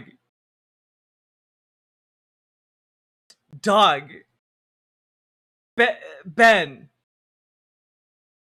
I'm sorry, Ben Shapiro, British interview. Ben Shapiro, you're followed by millions of people online and on social media. You're one of the biggest names in American conservatism. What is it you think you're tapping into? Well, I think that there are a couple of things. One, there is actually a hunger for different ideas. The monolithic nature of the United States media is pretty evident in terms of its politics. People tend to agree on essentially the liberal point of view and increasingly a radical leftist point of view in the media. And obviously, I speak in response to that. At the same time, I try to provide an honest take on the issues of the day, and that means that I am not beholden to the Republican Party, for example. It means that I am going to speak out whenever I think that a principle is being violated, just no matter who is doing the violation. He's doing so good. Let's skip ahead towards the end of the interview. Let's go. It seems to me that simply going through and finding lone things that sound bad out of context and then hitting people with them is a way for you to make a quick buck on BBC off the fact that I'm popular and no one has ever heard of you. There are not many bucks to be made on the BBC, unlike American broadcasting, Mr. Shapiro. The point I'm trying to make is that your words are hardly designed to produce the consensus and understanding that the book seems to want to produce. That's my point, that you write about, Judeo-Christian culture and so on, but so much of what you've said in the past would seem to turn its back on Judeo-Christian culture. You're lecturing me on Judeo-Christian culture after you call the pro-life position barbaric? I just asked you a question. And I asked you a question. You failed to answer a single one of mine. Frankly, I find this whole thing a waste of time. If you want to read the book and critique the book, why don't you read and critique the book? If you want to critique me, you can think whatever you want of me. Why don't you frankly, just try and I don't answer care. the I don't frankly give a damn what you think of me since I've never heard of you. And I've never heard of you until I briefed myself for this. But that's not the issue. You have a then new why the book hell are you out, interviewing and me, sir? it's an interesting book. But my point is, your book claims that society... Well, it'd be nice if you would quote it from time to time. Your book is... Well, actually, I've done so several times, and I'm about to do so again, if you would let me just finish the question. Your book frankly, I don't think that society honestly, is turning its back sir, on Judeo-Christian values. Yeah, what are those values? What are the values it's turning its back on? I'm not inclined to continue an interview with a person as badly motivated as you as an interviewer. So I think we're done here. I appreciate your time, sir. All right. Thank you so much. Thank you for your time and for showing that anger is not part of American political discourse. Now, Mr. Shapiro, we'll say good. Just for additional context, for those of you who are unfamiliar Andrew Neil is famously a very conservative British journalist. The fact that Ben Shapiro's just like Ben Shapiro's making an enemy here where there really wouldn't normally be one. He has no high Conservatives ground. are so performative. Ben has no high ground when it comes to talking about who is and is not awful on camera.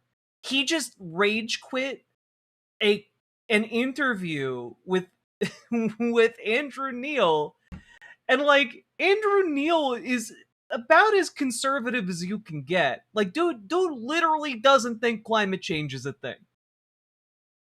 You know? He politely called Ben an angry child. Yeah.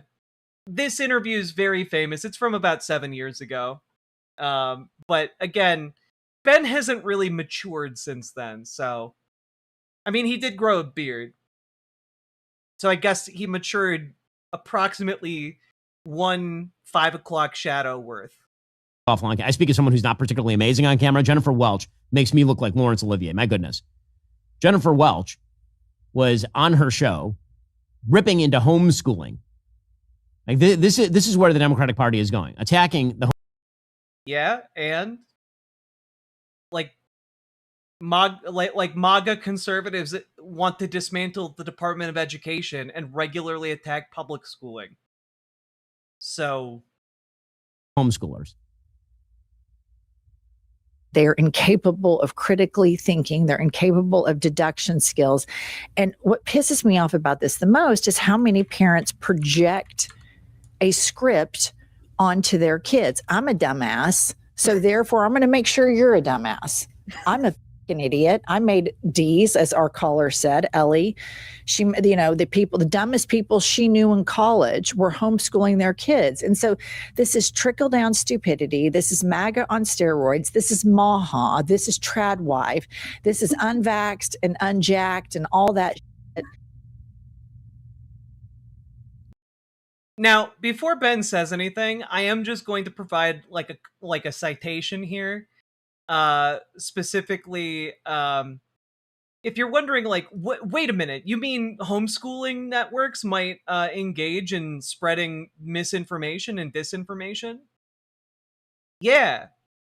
The number one reason people are homeschooled in America is because parents decide that they think that their kid needs, like, good old-fashioned religious upbringing and education. And they build an entire curriculum effectively around like creationism and like a bunch of anti-science bullshit in order to make sure that their child grows up being taught, creationism, young earth creationism. And like dinosaurs are actually a trick from Satan to like make you think the earth is old. Like that kind of shit. Like that, like I'm not, that sounds like I'm making a joke. I'm not making a joke. Right? And not only that, it's used to propagandize to children who don't know any better. Now, what do I mean by this? Well, let's just take a quick look here over at this article from a couple years ago. Outrage over alleged Nazi homeschooling group in Ohio. Telegram channel reportedly distributed lesson plans which included writing exercises based on Hitler quotes. A couple calling themselves Mr. and Mrs. Saxon established the Dissident Homeschool channel on Telegram in 2021, according to reporting by Anonymous Comrades Collective, an anti-fascist research group verified by HuffPost and Vice. My dad doesn't believe in evolution. Guess where he on the political spectrum? Hey, guess what? My dad doesn't believe in evolution either, and guess where he is on the political spectrum? The channel, which has almost 25,000 subscribers. That's 2,000. Sorry, did I say 25? 2,500 subscribers. That's 2,500 parents teaching their kids explicitly neo-Nazi bullshit. Anytime anyone says anything about homeschooling or parents' rights, they are just demanding the right to indoctrinate their children. I mean, yeah, 100%. It's awful shit, The channel has almost 2,500 subscribers, distributes ready-made lesson plans. HuffPost reported, including history lessons which praised the Confederate General Robert E. Lee as a grand role model for young white men, denigrate Martin Luther King Jr. as the antithesis of our civilization and our people.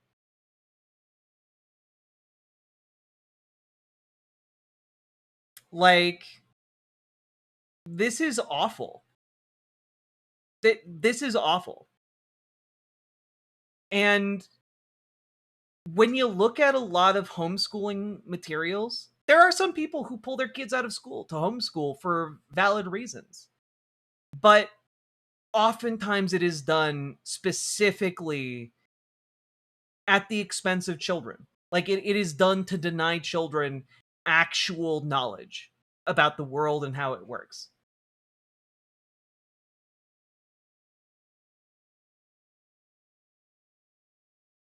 And, like, this isn't an uncommon thing, unfortunately.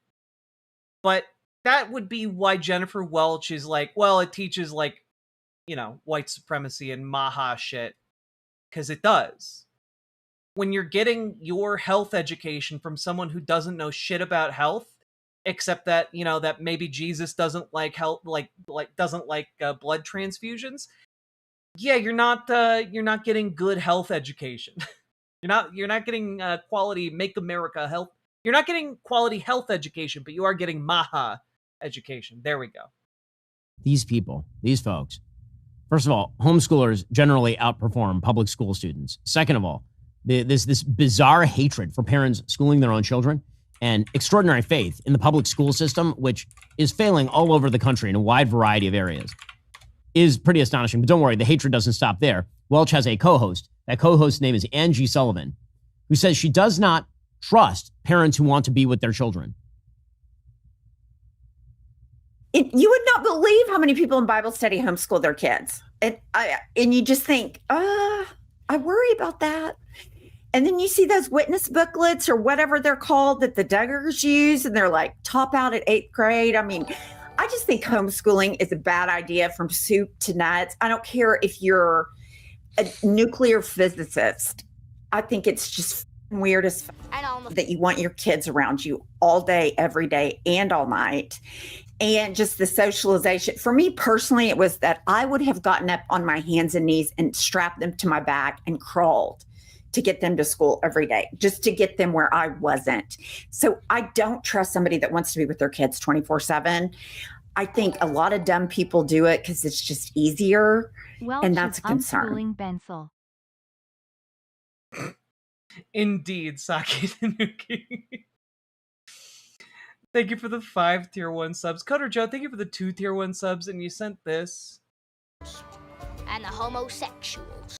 Wait. And on the 3rd day, God created the Remington bolt-action rifle so that man could fight the dinosaurs. And the homosexuals. It's true, the homosexuals were once a roving threat on par with dinosaurs. It's true. God.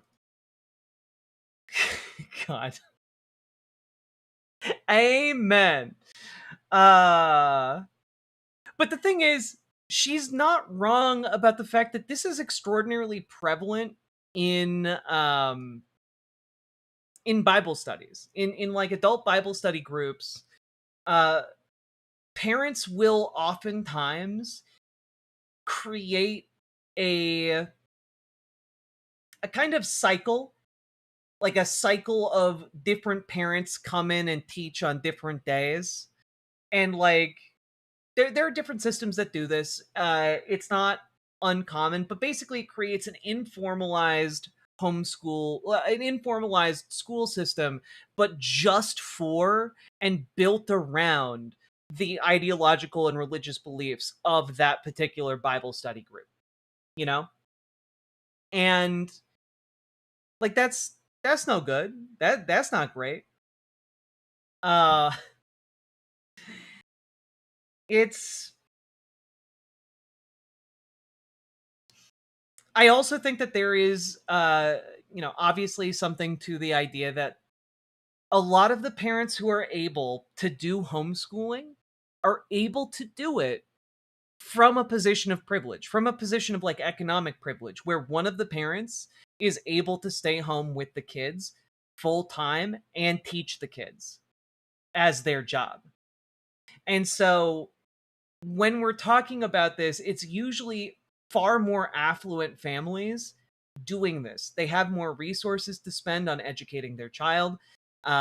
And the reason, by the way, homeschoolers tend to do well on standardized tests is because parents teach to the test. It's basically the ultimate echo chamber at the most impressionable age, a terrible combo if ever there was one.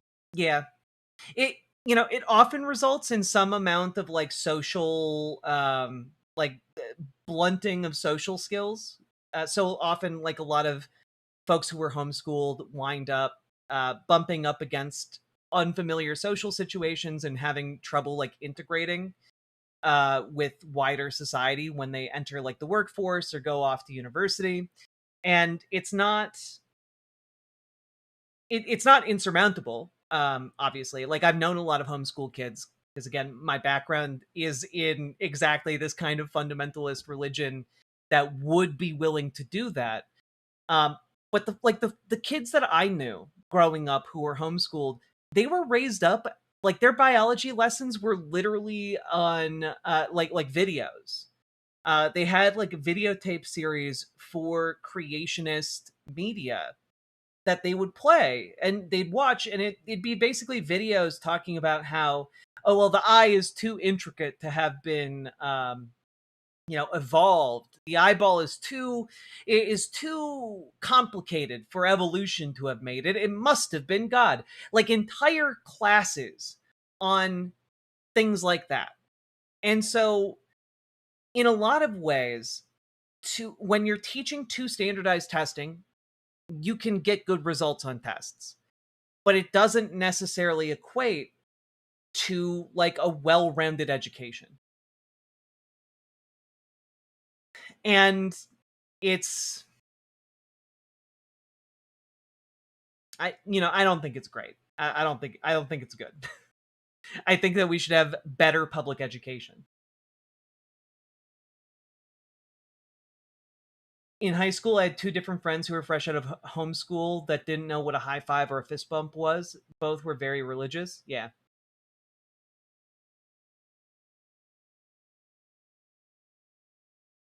You know what's more sad? Your relationship with your dad? No, my relationship with my dad is, fraught, but I wouldn't describe it as particularly sad. His relationship with himself, now that's sad. But I'm at peace with my relationship with him. Homeschooling is absolutely 100% not easier at all. Okay, this lady is crazy. This is a crazy thing to say. First of all, you don't trust parents. Can you put your number in chat? Absolutely. It is 1-800 420 6969. If you call that, I will definitely pick up. To want to be with their kids? What is wrong with you? Seriously, what is wrong with you? Do adults need a break from their kids sometimes? Sure. Do good parents want to be with their kids a lot? Absolutely.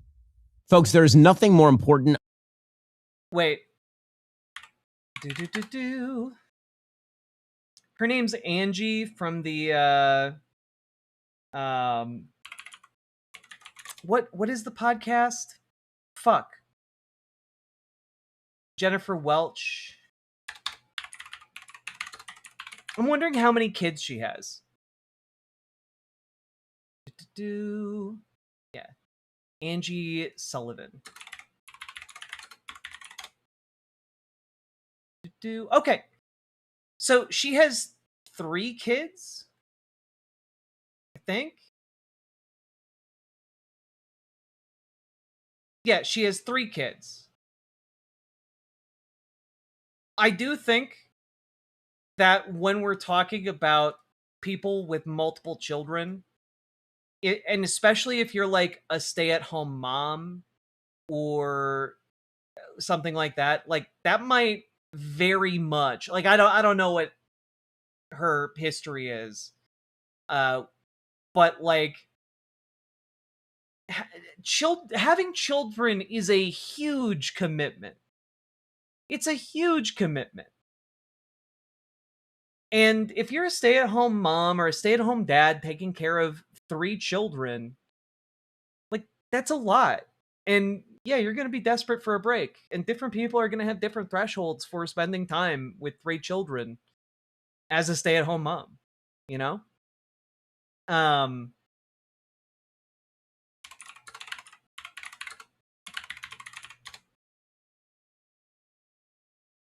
Also, I see people asking about Ben Shapiro's children. Apparently he has 5 children.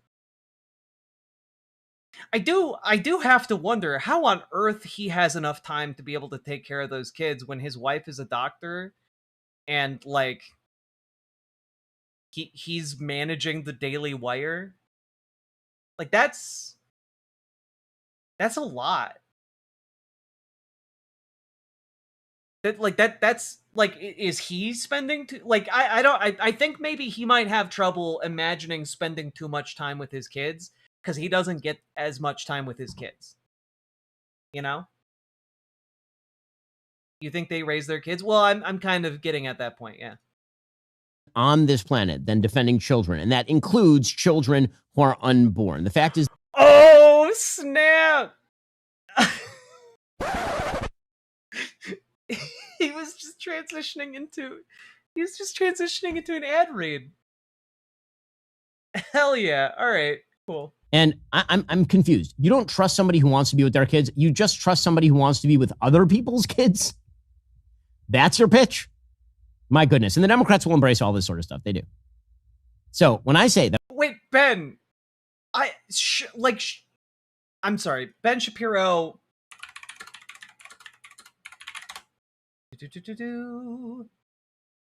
Yeah, okay. I just had to check and see about this.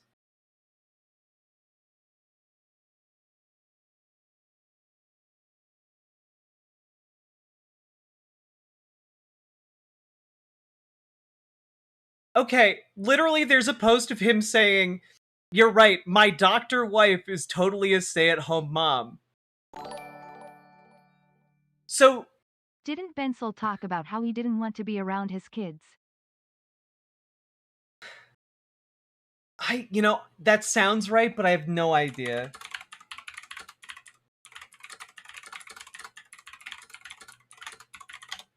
Just out of curiosity.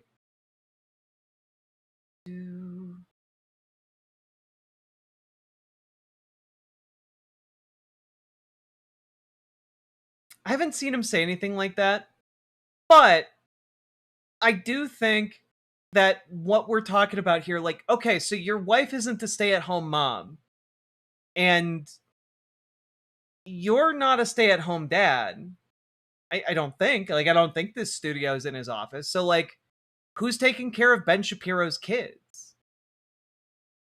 Like, he's ragging on people who want to send their kids to, like, a school where they get taught by a teacher or something. But, like, clearly he's doing that with his own children. I want the Democrats to lose. It's because I want them to lose. But I don't just want them to lose in name. I want them to... They have a nanny, maybe? Yeah, but then, like, his entire argument against public school kind of falls apart there. Lose in policy. I don't want any of the policies that the Democrats are pushing. I don't want a weak foreign policy.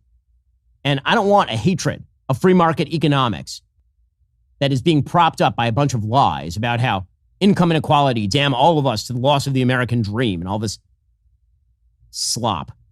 Yeah, okay, but if you don't want that, you should send your kids to public school, because public school doesn't teach communism as a good thing. I've been through public school. I went to, like, several different economics courses in public school and at university, and I can tell you, none of those classes taught me about socialism or communism as anything that was good. And that was, bad.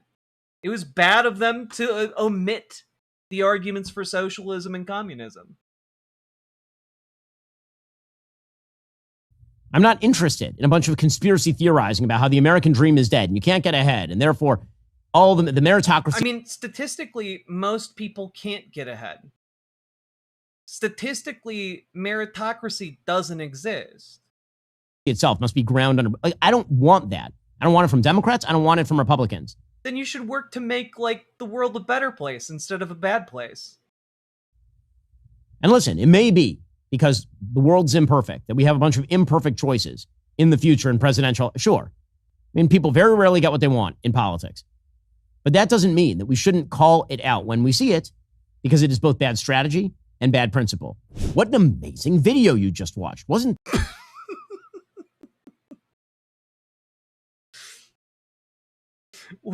Man, dude's even talking like his channel's dying. that amazing? Well, if you think so, head on over to dailywire.com/subscribe to watch the full show ad-free, or... Wasn't that amazing? Well, head over to dailywire.com. Ben can't get ahead because he can't get his wife's P word wet. No, she's going to prosecute the president of the... Sake Tanuki, thank you for the 5 tier 1 subs. And, yeah, so long story short, Ben Shapiro's just really big mad that a podcaster expressed that she doesn't trust homeschoolers and thinks that harms them.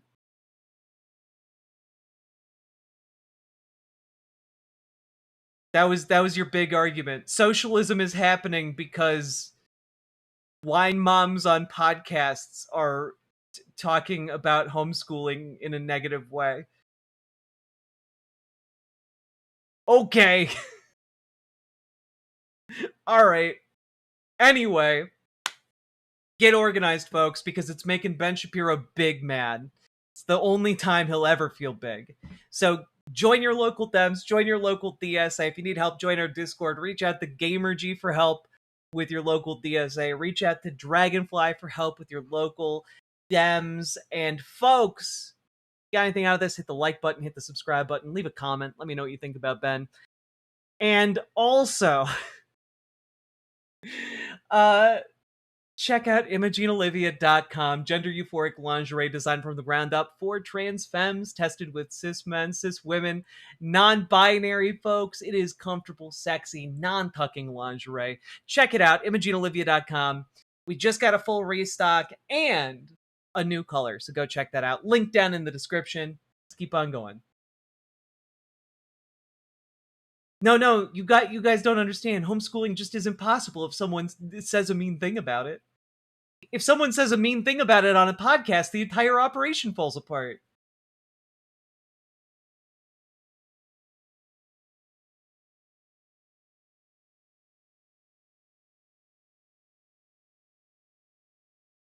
Fuck, that was funny. I didn't expect that to go on as long as it did.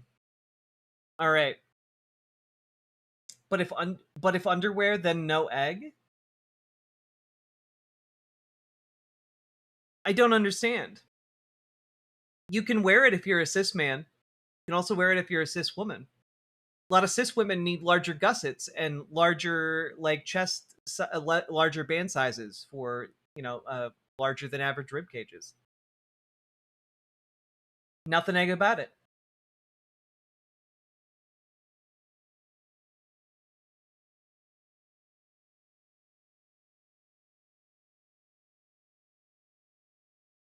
What an amazing video you just watched. Oh, I see, Vaughn. I see. The egg comment threw me off a little bit. What about trans men? If you want to wear the bralette, it also fits, like, when I say it was tested with cis men, I mean people with literally no chest. And, I should update it to also say trans men. You're right. I assumed most trans men wouldn't want a bralette, but maybe that's incorrect of me. Does Imogene Olivia have G-strings? No. At least not yet. Have you heard of the progressive/anarchist case for homeschooling? Yes. And I think that's fine. But also, I'd prefer to just have a better public education system.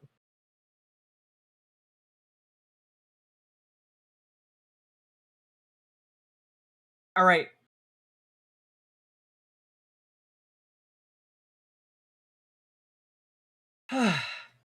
Y'all ready to dive into Donald Trump? But actually, we've been going for about 4 hours now. If you guys have been enjoying the show, hit that like button, hit that subscribe button, and consider dropping those subs, donos, memberships, super chats, because you guys make this show possible. Couldn't do it without you fine folks. Jack, you're being transphobic. The guys can get underwear too. I literally include men. I literally include men in the umbrella of people who can wear Imogene Olivia. I've seen men wear it. They look good in it. Does IO have apparel you can wear in your front and backyard? Lingerie? Yes. In fact, I have worn Imogene Olivia both in my front yard and my backyard. It's true. I've done it. Also, just for lingerie, that was some good shit right there. All right, folks. You guys ready to jump into Donald Trump? We're going to talk about Trump a little bit. We're going to talk about his speech a little bit. And yeah, we're gonna roll on right down to Clowntown. You guys ready? Wait, did I don't think I clicked that. I don't think I clicked the button. There we go.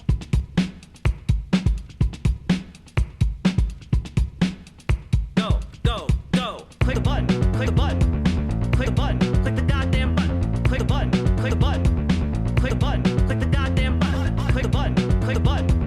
Click the button. Click the goddamn button. Click the button. Click the button. Click the button. Click the goddamn button. Click the button. Click the button. Click the button. Click the goddamn button. Click the button. Click the button. Click the button. Click the goddamn button. Click the button. Click the button. Click the button. Click the goddamn button. Click the button. Click the button. Click the button. Click the goddamn button. Click button. Click button. Click button. Click button. Click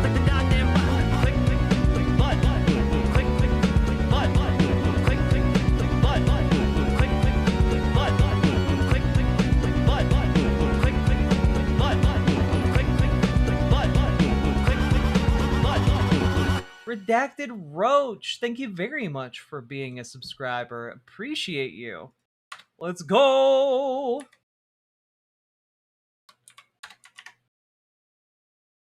Okay. Let's see here.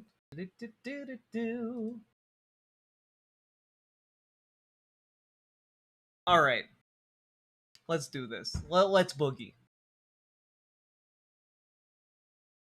So, folks, we have to talk about the fact that Donald Trump is yet again trying to resurrect the spirit of 2020 and the election fraud he committed in order to try and maintain his political power. And once again, his efforts to do this are in service of the cause of furthering and passing the SAVE Act, which, to remind all of you what that is, it's basically a massive provision that would overhaul voting in the United States and basically put a lot more voting under the auspices and guidance of the federal government, instead of right now where that power resides, which is in the states.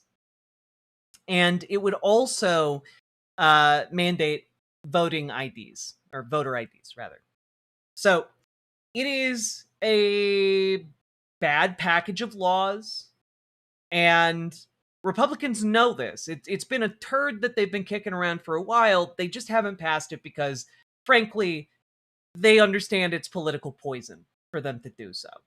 However, at Trump's behest and in a renewed push to pass the SAVE Act, House Republicans are relaunching their efforts in a new reconciliation package. They are going to try and pass it attached to funding so that they don't necessarily have to get the 60 votes that they would normally need within the Senate. And the problem here is that, well, even though it made it out of committee, there's really not a clear avenue for this to pass. But Trump doesn't really care and is trying to do basically everything he can to get it passed. He's panicking, right? And it is worth noting that, like, Republicans are already saying, no, we're not going to try and pass this. Notably, Tom Tillis in the Senate is saying, no, I'm going to block any efforts to pass this. Saying, quote, if I see a reconciliation bill come from the House with another failed attempt to confuse this election, I will use every device I have to slow down the wheels of government until people cop a clue and do the math. Which, that's a Republican saying that. This thing is, the joke I saw making the rounds on social media today was, this thing is so dead that they appointed its sister to take its place. So this is, I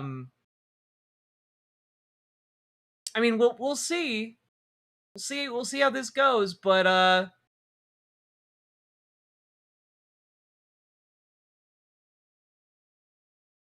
I don't think it's gonna fly this time. The trick that they're trying to pull is essentially, by turning the Save America Act's dictates into conditions on federal funding, federal grants, supporters hope it will survive a Senate bird bath, the procedure named after former West Virginia Senator Robert Byrd, for stripping non-budgetary measures out of reconciliation bills. But budget experts have said that's unlikely to work. Like, this is like a hastily constructed and ill-considered plan. Like, this is clearly Donald Trump absolutely blindsiding many of the members of the Republicans in Congress. And it's interesting to say the least. It's also interesting to note that the buzz leading up to this speech involved a number of different conversations. One of those conversations was, should networks be airing speeches that are knowingly designed, even if they're by the president, that are knowingly designed to spread disinformation? And very interestingly, both NBC and ABC declined to air Donald Trump's address live.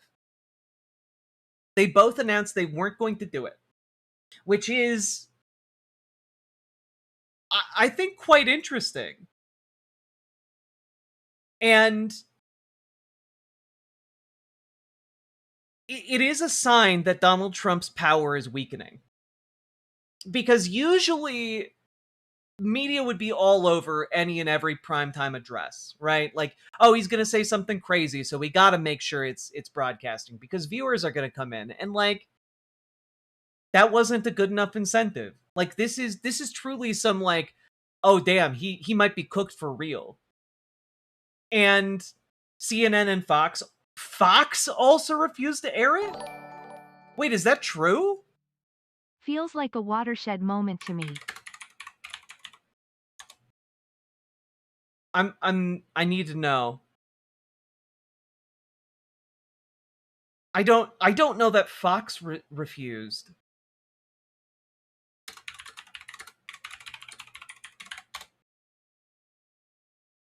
Okay, Fox and CBS aired it. Okay, that makes way more sense. Let's see.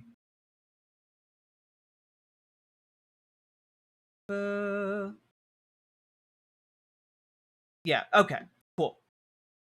And of course, as a result, Donald Trump is now saying that ABC and NBC should have their broadcasting licenses revoked to punish them for not airing his speech. Like, that's where we're at now. Like, the president of the United States is saying, if you don't air my speech, you have your broadcasting rights revoked. Like, this is literally infringement on free speech. This is, like, genuinely something that, like, everyone in a sane world in America who believes and knows the Constitution should be opposed to. But Republicans are just like, yeah, no, that's fine. We hate NBC. And the main point here is that ABC and NBC didn't air it live on their main channels. Now, we also knew in advance, and I talked about this a couple days ago, that there was a chance that we were going to get some kind of renewed effort to try and delegitimize the 2020 election, and also that there was going to be some attempt to try and go after and delegitimize Raphael Warnock and John Ossoff and get them possibly removed from the Senate, right? And John Ossoff, I got to be honest, I have he is not a perfect political candidate by any means, but I got to be honest, this level of national attention being given to John Ossoff does make him a more and more likely dark horse candidate for 2028. Because he's going on television and saying the right things. Now, Senator, you said this week that if the president calls you and your colleague, Senator Raphael Warnock, illegitimate, he's calling Georgia's voters illegitimate. Do you know if he plans to talk about you and Warnock? I don't know. But if there's one person who committed election fraud in Georgia, it's Donald Trump when he dialed up our state's senior-most election official, Secretary of State Brad Raffensperger, and tried to bully him in a recorded phone call to, quote, find the exact number of votes Donald Trump needed to win in a state that he had lost. Now, Senator. Like, I'm not going to lie, that's kind of spitting. Like, if you know that there are going to be attacks coming on your legitimacy, pointing out that the guy who originally did this was the one doing the fraud is, that recenters the conversation. But this was the thing that really got traction today. This statement from Ossoff. Here's what's going to happen tonight. The world's most famous sore loser will deliver a primetime presidential sour grapes address to pursue his 6-year-old grievances about the 2020 election, while his war in the Middle East spirals out of control and the cost of living continues to rise for Americans across the country. I expect the president to reheat debunked conspiracy theories about the repeatedly litigated and audited and confirmed 2020 presidential election in Georgia, an election that Donald Trump lost.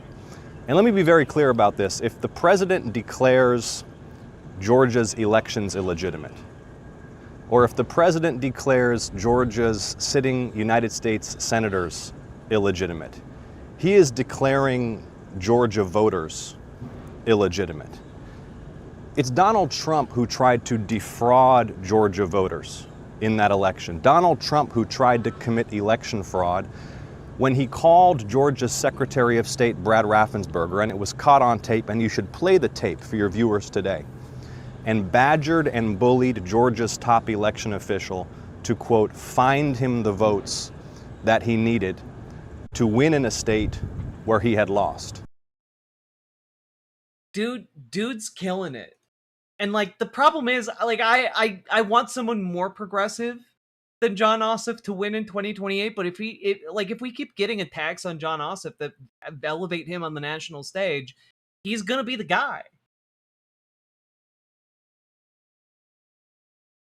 He's gonna be the guy. And, the Trump administration has tried really hard to manufacture cases of voter fraud, by the way, and, like, make a mountain out of a molehill here. But, like, it is telling that even surrounded by the biggest yes men on the planet, even surrounded by people who are willing to lie and go to prison for him, even surrounded by people who are willing to put brown shirts on the street in order to kill for him, DHS says it found thousands of non-citizens on voter rolls. Oh, that's interesting. Let's see what DHS Secretary Mark Wayne Mullen had to say. Found thousands of non-citizens on voter rolls in California and 3 other states. Okay, all right. Oh, and we got to go 3 paragraphs down here because what Politico got was a press release that was planned to be put out by DHS and by Mark Wayne Mullen. And 3 paragraphs in, the press release, which did not say whether there was any evidence of actual voting by non-citizens or explain how DHS reached its finding, was circulated inside the agency ahead of Trump's planned primetime speech in which he'd promised to reveal really big news on election security. It's also not clear how DHS obtained the data. While some voter registration records are publicly available, the Trump Justice Department has sued more than 24 states across the U.S. for this type of data. All 15 judges who have ruled on these cases so far have rejected the requests as overly broad and without a clear purpose.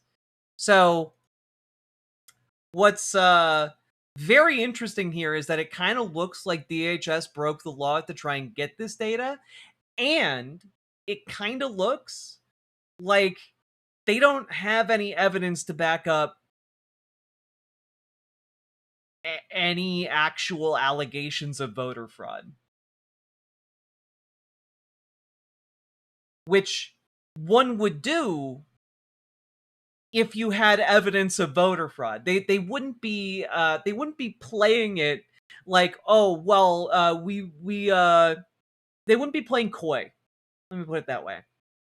This would be the thing they'd be shouting from the rooftops. If they had evidence of it, they would be shouting it from the rooftops 24/7. You wouldn't be able to escape that messaging. They have no evidence of it whatsoever, even when Mark Wayne Mullen, handpicked by Donald Trump, is set to this task. Simpler answer is they're just making it up. I mean, that's probably the case, but they couldn't even make up big numbers. They couldn't make up anything that seemed plausible. This was supposed to be evidence that would justify passing the SAVE Act, and it's just, they couldn't even do that.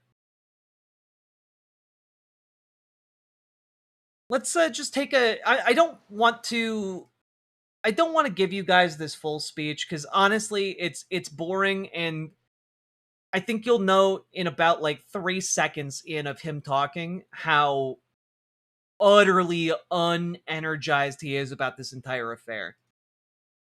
Like, look at him, dog. He's dying.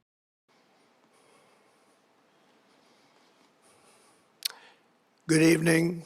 Before we begin, I'm proud to report that our country is safer, stronger, and far wealthier than it has ever been before. We are like, listen to his voice. He's like, he's incapable. Like, he's Bidening, guys. He's Bidening in real time. His voice is weak as hell. We're doing great.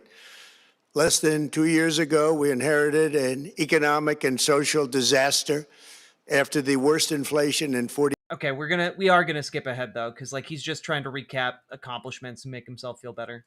Now working with us to produce millions and millions of barrels of oil. We are like who have all personally reviewed the findings. We are presenting this evening and fully confirmed their authenticity. You can see these documents for yourself at whitehouse.gov. That's whitehouse.gov. Go check it out. Our purpose in disclosing this information is not to weaken confidence in election, but to earn that confidence by confronting vulnerabilities and correcting them very, very quickly. If he goes to Duluth, does he vanish? I saw some footage from the 950 plus AQI and it was scary. I don't know what the AQI is. That's air quality index. More like RFK. Every day somebody check his brain for worms or dementia. I mean, yeah, no, the air quality in Minnesota is just terrible right now. The other day it was so hazy that yeah, he probably could. Thank you for the 5 tier 1 sub, Sake. And Nathan, thank you for the $5 dono. That's what we're doing. The documents cover 5 major areas of concern. First, they show that over a period of years, starting during the 2020 election cycle, the People's Republic of China carried out what is believed to be the largest compromise of election data in history, resulting in China's illicit acquisition of 220 million U.S. voter files. What's really interesting here is that CNN had on standby a number of experts because they knew that this was going to be something related to like election integrity. So they had a bunch of people ready to comb through these documents, and they have already done so. Though the documents are newly declassified, they largely discuss vulnerabilities that have been known for years and election officials around the country have tried to address. None of the declassified information supports the claim that any previous election results, including the 2020 presidential contest that Trump lost, were manipulated by foreign interference or fraud in a way that would have changed the outcome. Instead, White House officials have framed the disclosures not as an attempt to relitigate past elections, but rather as an attempt to correct vulnerabilities ahead of November's midterm elections. That's despite the fact that the second Trump administration was has shuttered many federal organizations that were tracking and publicizing foreign influence campaigns.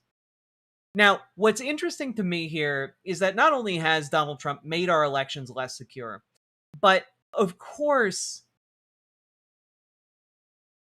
what's interesting and baffling to me is that, kind of going back around to the original point, they couldn't even make something up. They couldn't even make something up that sounded like a plausible threat. It really hammers home. This is all like one big play for this sundowning old man to enjoy.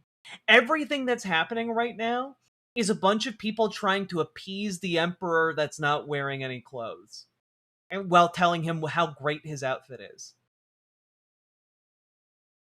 God damn. That information includes names, addresses, phone numbers, political party. God, I fucking love MAGA chuds. It's some of the greatest commentary you'll ever see. Greatest president ever in history, more intelligent man in history. Trump, wonderful man, doing amazing job saving the world. Like, god damn, I love you guys. Never change. You guys watch this golden pile of shit, like, spew out phrases barely linked together, and you're just like, that's my man. References and other sensitive data that would be needed to register to vote and engage in other nefarious activities, which is exactly what was happening. This data... Jack, is he about to cancel elections? Now, that's the interesting thing, right? The interesting thing was I was really worried about that. I was really worried that this was going to be like an actual honest-to-God attempt to subvert the 2026 election in a severe, like in a meaningful and serious way, and like because so much has been going on that is very scary around this. A lot of the claims around election integrity have been used to try and like set the stage for 2026 election interference. And I thought this was going to be more of the same. I thought this was going to be an escalation, and it really just seems like a wet fart, you know? It's just, I'm not seeing people respond to it. And like, it doesn't even feel like he has his heart in it, really. Loss presents an unprecedented election security nightmare. The intelligence even shows that China has signed a data exploitation unit specifically to this new project. You're an overweight, unattractive, mentally unstable man. I don't know. I think I got good titties, though. Like I think I'm okay. Pounding the travesty, the second set of documents we are releasing reveals that members of the deep state, very, very famous group of people, in many cases. I love this, man. We're just relitigating the deep state, you know? Ah, yes, the deep state. Very famous people. Like, he doesn't even understand what he's talking about. Like, guys, the premise of the deep state is a bunch of shadowy, unknown figures controlling the government from within. The premise of the deep state is not a bunch of really famous people. Oh, dog. In our intelligence agency. Election fraud is a dead meme kept alive by the chuds, unable to move on. It's true. They are unable to let go, fundamentally. You know? Because they conserve everything, even memes. Work to actively suppress and downplay information about the extent of China's sinister election meddling, covering it up from both the president and the American people like nobody thought was possible. U.S. spy agencies began learning about the compromise of voter registration. Also, his eyes are just slowly disappearing every single time. Like, they're getting more and more squinty. Like, look at... Dude, genuinely, I hate this man. I hate this man quite a bit. But he's given off vibes of like, oh, for the love of God, let him take a nap. He's like an 80-year-old man.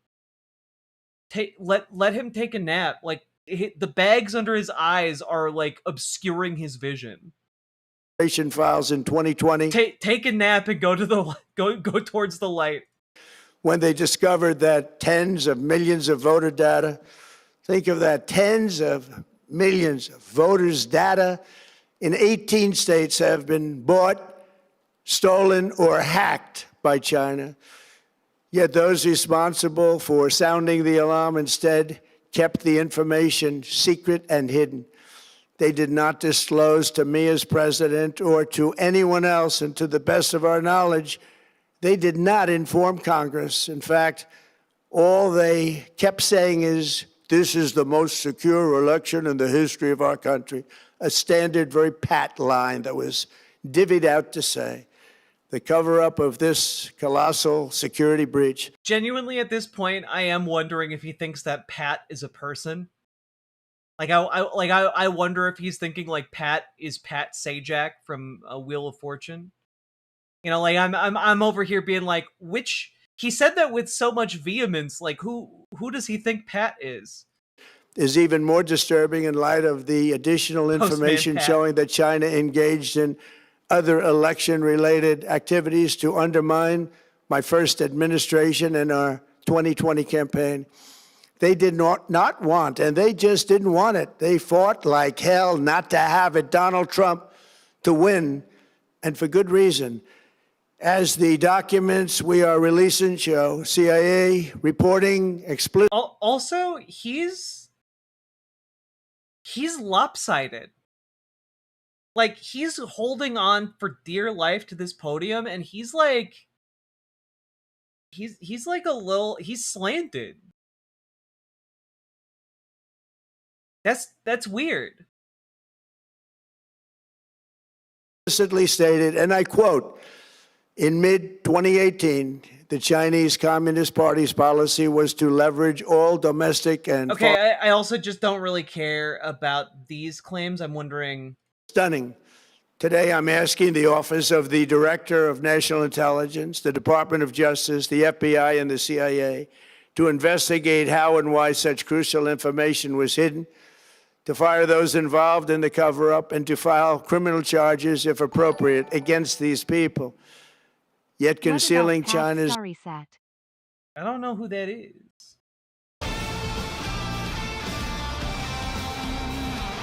Have you seen that image of Pat going around Blue Sky? The one of him wrapped up in blankets? Oh! No, I haven't seen that one! Oh my god. Alright, let's see. Oh my god! That's not real! That's not real! That is not real! I don't know who any of these people are or what this is. I'm going to continue. Russia's meddling was only the beginning. But thank you The for the third set $5 of donut, documents we are releasing proves that for many years, Americans were blatantly lied to about the security of our China election is so infrastructure, incompetent including they only engaged in election interference, unlike me, who engaged in erection interference on my best friend's island. Wait a minute. Wait a minute. electronic voting machines and ballot counting systems, dishonest, almost all. Hey, wait a minute. I thought he had lock solid evidence and proof that the ghost of Hugo Chavez was possessing the voting machines. I seem to recall that being floated as an excuse on election night. Might be misremembering that.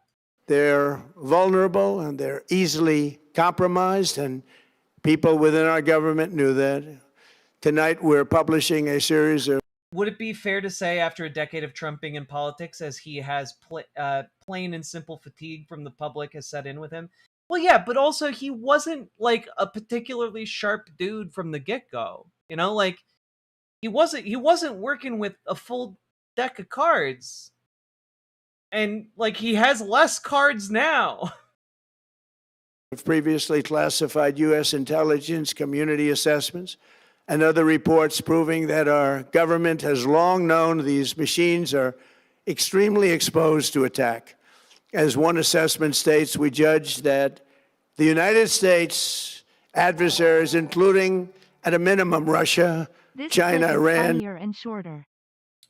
I will watch it later. North Korea, as well But thank as you for the $5 non-state dono. groups, have the capability to compromise U.S. election infrastructure.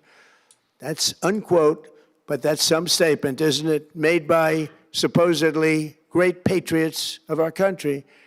The document goes on to further state that, quote, we assess that centralized election-related data repositories, such as voter registration databases, poll books, and other official election websites, are most vulnerable to exploitation, and adversaries could use this access to these systems to disrupt election processes within the United States of America. Tonight, we're releasing all of those findings and spanning from. Okay, but like, even as he's saying these things, these are things they've known and talked about openly. Like, I've been covering politics for years. People have talked about this. Especially since he's the guy leading the whole election integrity push. Like, people talked a lot about it. He makes news. He is for all of his faults, he makes news happen. And like, obviously people talked about election integrity. I literally know all of this shit because he has spurred entire news cycles on election integrity over and over and over again. Like, this isn't new shit. It actually, that they contacted the FBI in Detroit. The documents state that some canvassers admitted to FBI agents that they signed voter registration forms in other people's names, submitted fraudulent registration for people who did not exist, and received gift cards tied to their number of. I'm sorry, submitting voter registrations for people that do not exist, that does sound like a crime, but also this doesn't sound like a widespread phenomenon. Like, and also, like, it's not a crime to help people fill out their registration. Like, in Minnesota, you can register on the same day as voting, and people will, like, provide you assistance in getting registered. There's nothing illegal about that. Applications that they produced. In other words, it was pay, play, and cheat. The FBI agents working on the case believe that crimes were committed, yet the Biden Department of Justice slow-walked the investigation and killed it.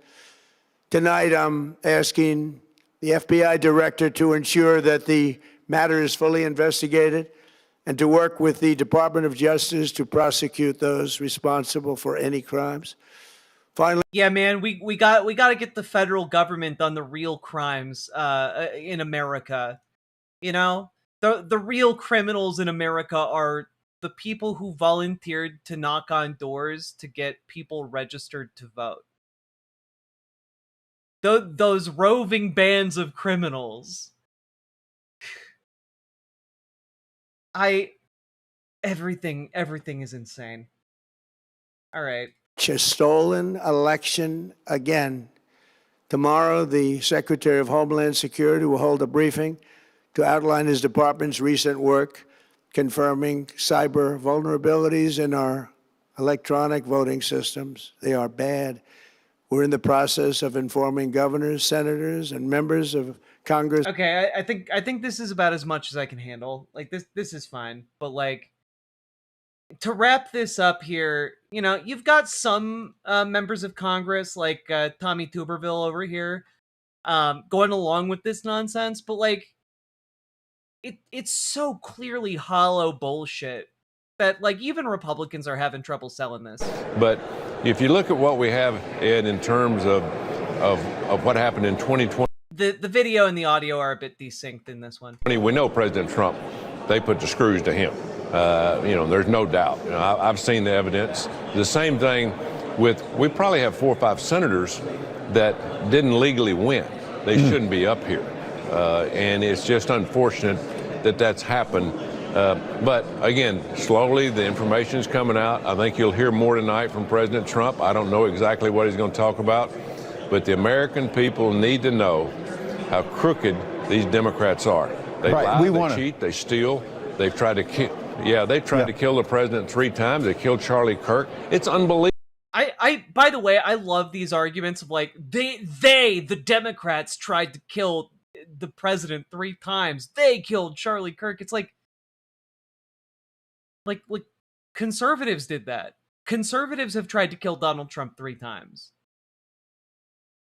Like all the people who have directed violence towards Donald Trump are MAGA. Like they're crazy MAGA lunatics. Like that's one of the reasons we haven't really heard anything about the investigations into them or the charges or the court proceedings in any of that. Because they're MAGA. They want to keep it quieter. And also, like, as far as like Charlie Kirk's assassin goes, I'm you know, it's been a while, but I'm pretty sure the alleged assassin there was raised in a conservative household. Like, they're all MAGA.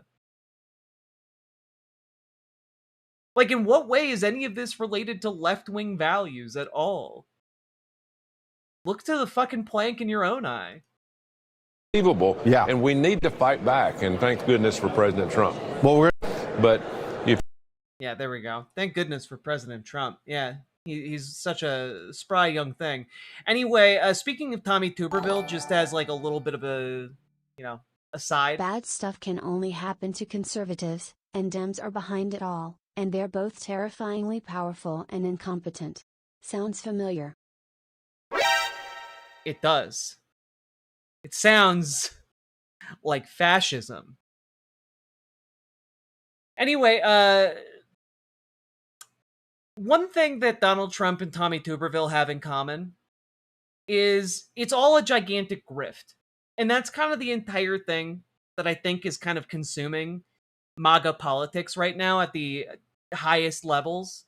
It's just that all of this is, I would argue, almost all of this is kayfabe for a cover to the corruption. Here's an example. When it comes to Tommy Tuberville. This is from, I think, AL.com. Did Tommy Tuberville really donate his Senate salary to veterans charities the way he promised he would? Watch this. I stand with our veterans, and I'm going to donate every dime I make while I'm in Washington, D.C. to the veterans of the state of Alabama. That was Tommy Tuberville in 2020, running for the United States Senate. He said that over and over again. On the radio, he even promised to come back on the air and hand checks out to veterans and their widows. So did he? Well, if he did, his taxes sure don't show it. For years, Tuberville wouldn't show anyone his taxes. Then, to fight a residency challenge in his run for governor, he finally turned them over with almost everything interesting blacked out. Except his lawyers forgot one thing. There's a barcode on here, and it holds every number they tried to hide behind a black box. And anybody with the free iPhone app can read it. And a reporter at the Lineup Daily in Mobile did just that. In his first 4 years in the Senate, Tuberville made almost $700,000 from his public salary. Oops! Oh no, Sam Cedar. Whoa, what a fucking nightmare. But what kind of charitable deductions did he claim in those years? $38,172. Whoopsie. Every dime, huh? 2 of those 4 years, he claimed nothing at all. Now, Tuberville has been asked multiple times since whether he followed through on his promise, and he hasn't given a straight answer. But maybe he doesn't need to. You can tell a lot about a man by where he puts his money. And Tommy Tuberville already showed us whether he meant to or not. It's all a fucking grift. It's all a fucking scam. All these, like, MAGA assholes are just profiteering off of, like, basically everything at this point. This story dropped today in the Wall Street Times. Trump media to sell faster access to president's social posts. Yeah, so basically his Truth Social company is now going to paywall his Truth Social posts so journalists can make a quick buck, or can pay to have the privilege to report on whatever Donald Trump is, tweeting while on the shitter. Like, this is, I want to stress, incredibly illegal. It is incredibly illegal to charge the general public for access to this, like, communications from the president like this. It is self-dealing. It is enriching himself directly. And it's like just a scam. It's the scam economy. I talked a little bit about this earlier today, but it's all a goddamn scam. Scam after scam upon scam upon scam. It's a house of scams. And, like, I'm not even, like, having to reach. Here's another article from today. White House teleprompter operator made more than $100,000 betting on Trump's speeches.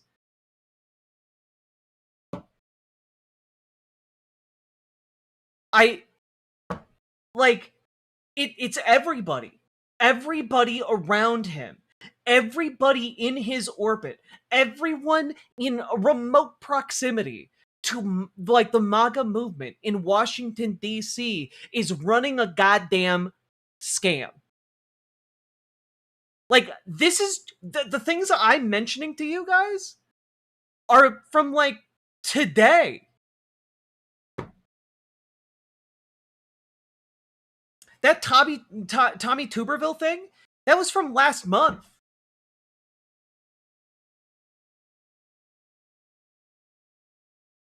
Oh, sorry, it's not from last month. I'm sorry, it's from 5 days ago. Like, the level and frequency of these scams that are getting run, the amount of money being turned around on, like, not Klarna, Karma, whatever that betting one is. Kalshi, there we go. Polymarket, Kalshi, all that stuff. Like, this is corrosive to the general public. It's truly, truly awful. Truly awful. And I do think that that's fundamentally what all of this is about.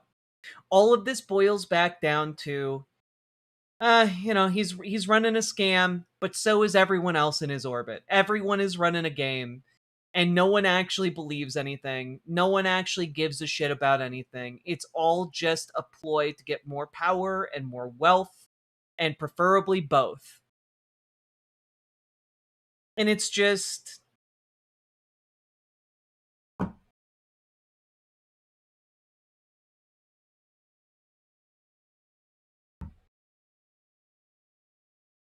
Man, it's really disheartening. It's really awful to actually believe in something like a better world for average everyday working people that is fully well and truly possible, but to be stymied by people who are too busy like trying to stuff gold into their own pockets. Ugh. Even worse, this recent speech was exactly 29 minutes long. I wonder why. Oh god, were people betting on the speech? Were people betting on the speech length?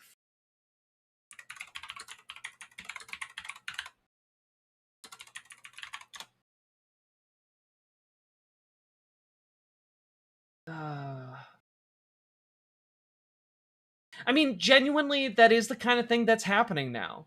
You know? Like,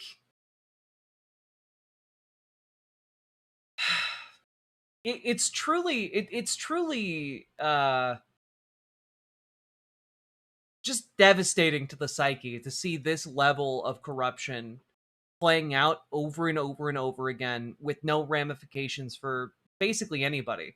The only people so far that have really faced any kind of consequence is the teleprompter guy, because like he's just a teleprompter guy. He's not someone important. All of the important people who are doing this shit haven't been caught, haven't been disciplined. Pete Hegseth fucking like invited a truck ton of people into a top secret military briefing on was it Telegram, and like included a fucking journalist in there, and he's still in office. Like it's crazy out there right now. Signal? Was it Signal? It's crazy out there right now. Anyway, folks, if you it was Signalgate. If you guys got anything out of this, hit the like button, hit the subscribe button, leave a comment. I am very grateful that this wasn't far worse, but I gotta be honest with you guys, the stupidity that has mounted as a result of this on Trump and MAGA is difficult to stomach. It's afraid. It's afraid! Yes. I mean, that is kind of where Trump and MAGA are, you know, but even then, like, this was sluggish, this was weak, this was just like uninspired. It's the same shit we've seen a million times. It's the same shit he pulls at his rallies, and it's just him trying to make it even more important by saying it during like the during a primetime address. Anyway, if you want to organize against this, and you should, join your local Dems, join your local DSA, and if you need help getting started, join our Discord, reach out to GamerG for help with DSA, reach out to Dragonfly for help with your local Dems. We'll help make that happen for you, and give you advice, and, you know, put you in contact with other members of our community who have made the leap as well. And folks, last but not least, check out ImogeneOlivia.com, gender euphoric lingerie designed from the ground up for trans femmes, tested with cis men, cis women, non-binary folks, trans men. Go check it out. It is comfortable, sexy, non-binary. Wait, non-binary. Sorry, it's very hot in this studio, in my defense.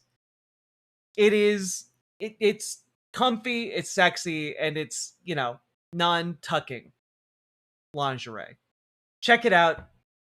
ImogeneOlivia.com. We just got a restock. There's new colors. Go check it out. ImogeneOlivia.com. Link down in the description. Let's keep on going.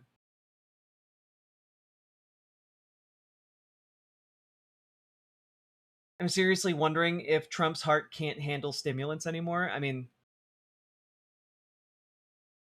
dude's been to his 4th annual checkup this year, so maybe. Okay, what is this?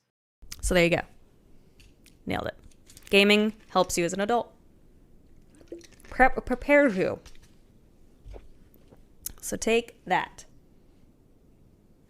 Yeah. Yeah. Take that, Paige's mom. Sorry, playing Mom. video games, bought the house that I fuck your daughter in. Oh my God.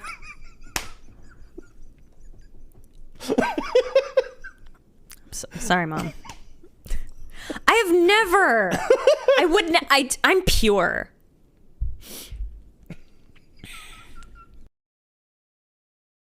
She's pure.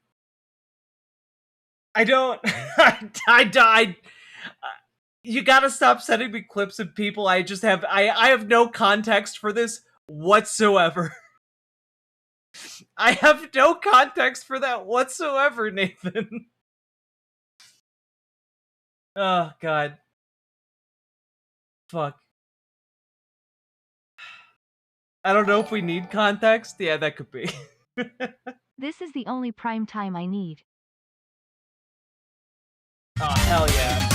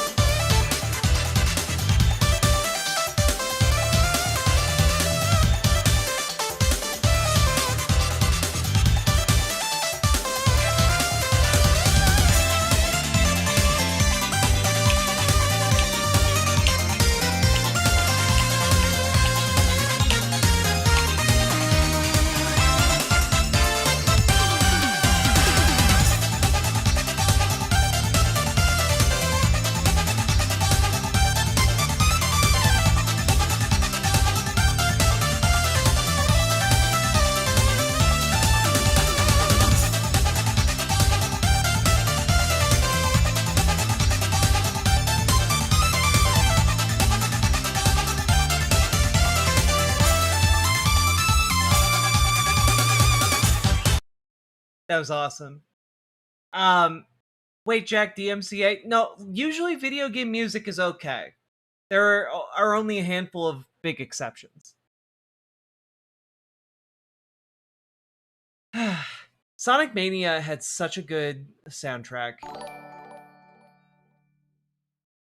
Not really a thing for stream, but it's definitely a fun watch or listen. Okay, then I will not watch it on stream. Breaking wind news. Breaking wind news. Wait, no. No.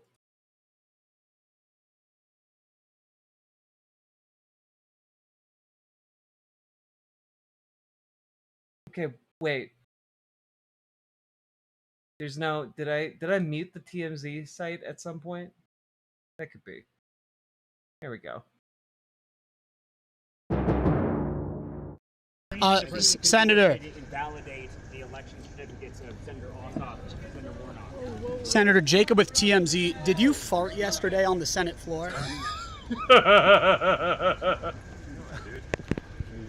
everybody. Let's get back up on the sidewalk. Dun-dun-dun! Oh, fuck, dog. That's so good.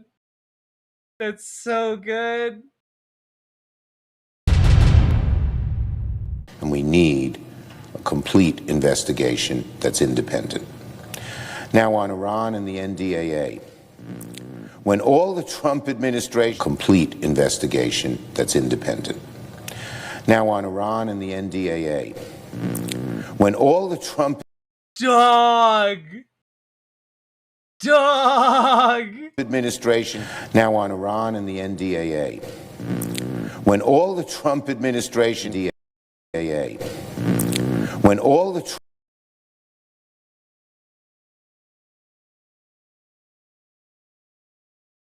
Bro! They got you fucking dead to rights. You gotta mute the mic when you do that. You gotta, God damn. people are aroused. I haven't seen people so aroused in a very, very long time. Oh, he absolutely farted. He did it. He did it. Look at his body language. It's like a dog. It's like a dog who pooped and farted in the middle of the room and knew he shouldn't have. Now on Iran and the NDAA. When all the Trump administration, now on Iran and the NDAA.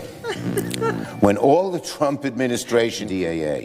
A decade ago that TMZ would be one of the most reliable and unbiased news sources, I would have laughed in your face. I mean, I don't think that they're unbiased. I think they're pretty biased, but like, dog, that is so funny. Oh, that is so funny. God damn. That was like a classic sound effect fart. The little lift, right? God. Honestly, he should have just been like, yeah, I farted. Oops. Oops, I did it again. Then like skadoodle into his car. Oh God. Anyway, that is deeply funny. Thank you for the breaking wind news, Max Danger. Excellent. Lived up to the tin. Oh my God. That was great. You know what? Editor, please make that previous like couple of minutes a segment, because that's absolute gold right there. That is 100% gold. And he absolutely farted. Leave a comment on this video to let us know whether you think he farted. I think it's pretty self-explanatory, but let me know what you think. Leave a comment. And also, get organized. Join your local Dems, join your local DSA, and check out ImogeneOlivia.com. Gender euphoric lingerie designed from the ground up for trans femmes. It's comfortable, sexy, non-tucking lingerie. And we just got a restock in a new color, so check it out. Link down in the description. Let's keep on going.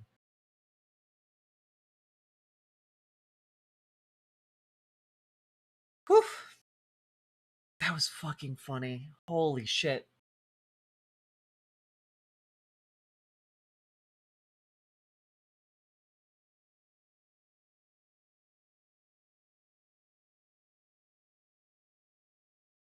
God damn. All right.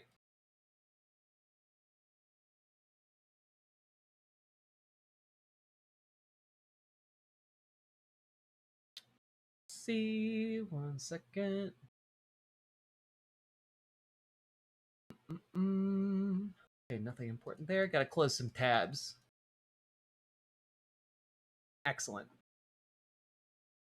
All right, folks.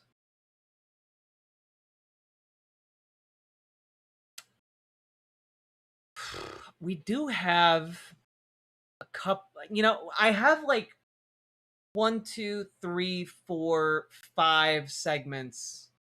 Well, 6, 7. I have 7 major segments left. We're definitely not going to get through all of that today. We'll get through the rest of it tomorrow. But I do think I want to do this piece. I think I want to do this with you guys. All right.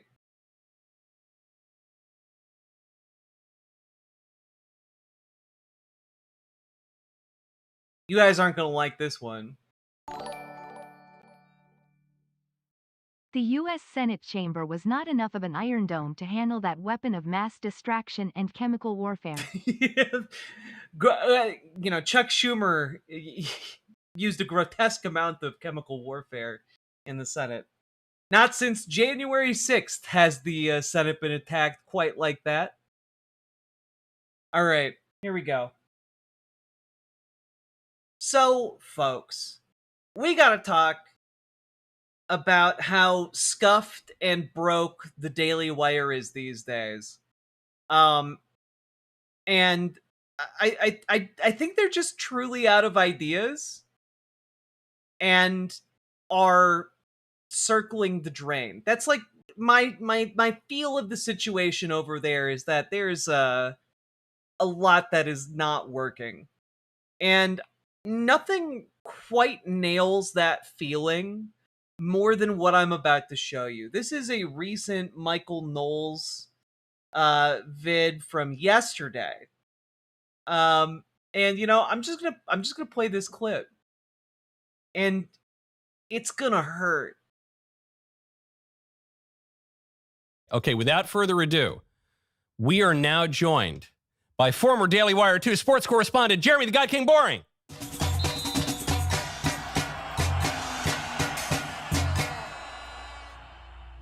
Yeah, everybody, that's right. Jeremy Boring, the guy who no longer works at the Daily Wire, is back. You all remember and love Jeremy Boring for his work on the show. I already forgot what it's called. I want to say it's called Merlin, but that's a show that isn't made by the Daily Wire. He made the Pendragon Cycle, that's right. Here he is. Are you guys ready for the best conservative comedy you've ever heard? Gird your loins. Bada bazing, bada bazoom. I'm sorry, Laurel, and yowza. Michael, another 4 years have come and gone, and you know what that means. No, I'm not talking about another war in the Middle East, although, yeah. And I'm not talking about another most important election of our lifetimes, although, sure, we had one of those too. No, I'm talking about another Federal Emergency Management Agency World Cup FEMA! That most beautiful of all competitions in which the sundry nations of the world, both Muslims and, well, those from countries about to become Muslim, put forth the best players they can possibly import from the third world, were running back and forth, kicking human skulls into nets while occasionally falling down and playing the victim, is still considered aspirational sport play, mostly because the people of those nations can scarcely afford the net. Like, it's incredible to me that, like, we've played approximately 1 minute of their attempt to do a bit. And in that 1 minute, he's already said most of the competitors in the World Cup are savages who kick human skulls for soccer balls and can't afford netting. Like, in less than a minute, he's doing effectively what would have passed for stand-up comedy in, like, the 1820s. You know? This year, 40 of the 48 countries in the contest have non-citizen players, which is a perfect microcosm of the broader trend of reverse colonialism currently destroying the once great nations of the West. Ah, yes. Reverse colonialism. Which I guess in his, like, that would just be colonialism. Number one. And number two, people coming into your country as refugees isn't colonialism. Like, I'm just genuinely, like, I'm breaking in a way Why does that's... he sound like a racist cyberpunk radio announcer? Because he basically is one. That's basically what they've had to do to try and survive. As, like, a network. But, like, look at Michael Knowles doing his best to try and act like someone who's trying not to laugh. Like, the bit isn't funny. You may remember old colonialism, Michael, where wealthy countries with good ideas such as human rights, functional plumbing, and not marrying your cousin exported those good ideas to poorer countries with worse ideas, thus lifting the poorer countries imperfectly and sometimes exploitatively out of the prehistoric cycles of rape, violence, and poverty that had always defined them and toward the bright white light of civilization.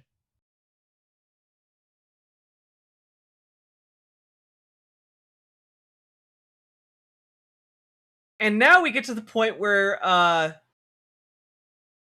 he says that the countries that were colonized by the West are now doing reverse colonialism on the West, but their colonialism is They're bad. caricatures of themselves. All conservatives naturally devolve over time. I mean, they are caricatures of themselves, but the problem is MAGA has devolved with them to this level. Like, this is truly disgusting in a lot of ways. Number one, let's just break this down a little bit. Let's just break this down.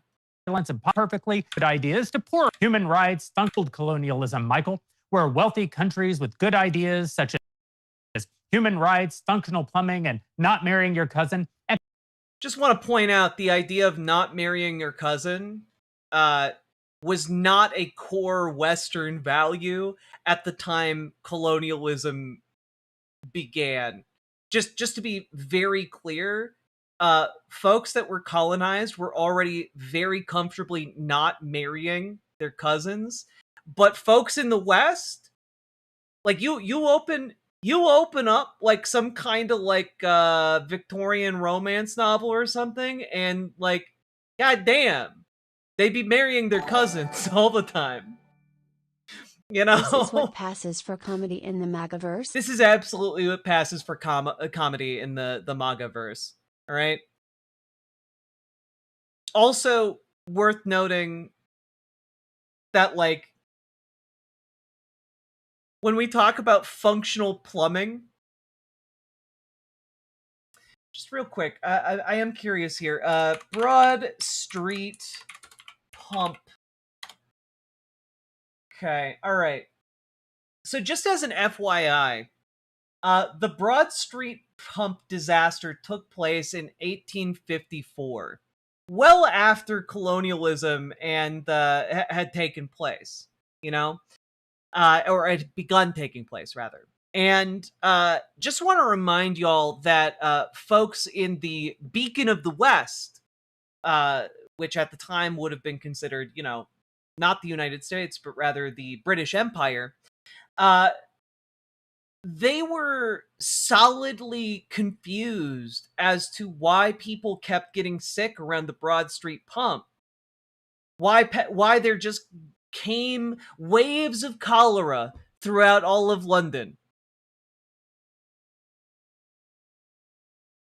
It's because they kept shitting in their own water. It's because shit kept going into their water supply and coming out of their taps from which everyone would go to fill up their water.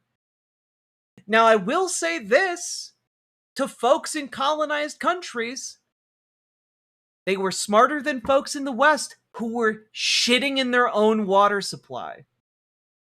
Folks who were colonized generally weren't doing that. That was like a London thing. That was like a British thing at the time. And I just, like, when we're talking about this, the idea that, like, oh yeah, we brought the people in Africa plumbing. Keep in mind, a lot of places had their own versions of irrigation, had their own versions of, like, how to do a lot of the things one would expect from plumbing. They had wells. They had different ways to go about doing these things to get water. They weren't hurting for a method of moving water around. That's a pretty basic component of human civilization. Worth noting also that Africa had been doing that for goddamn ages. Quite literal ages. Like, you have multiple big, colossal empires, powerful empires across Africa in particular. I'm mentioning Africa here because it mostly seems to be trying to draw upon the stereotype of, like, people in Africa live in mud huts. This water tastes like shit. It is shit. Indeed, anime sidekick gal. But, like, we're 2 minutes into this stand-up bit. It's genuinely one of the worst things I've ever seen. Exported those good ideas to poorer countries with worse ideas, thus lifting the poorer countries imperfectly and sometimes exploitatively. Okay, but also let's point out that the ideas weren't imported. What happened was people looking to make a profit went into those newly colonized areas, which were colonized with guns and militaries, and then enslaved the local population.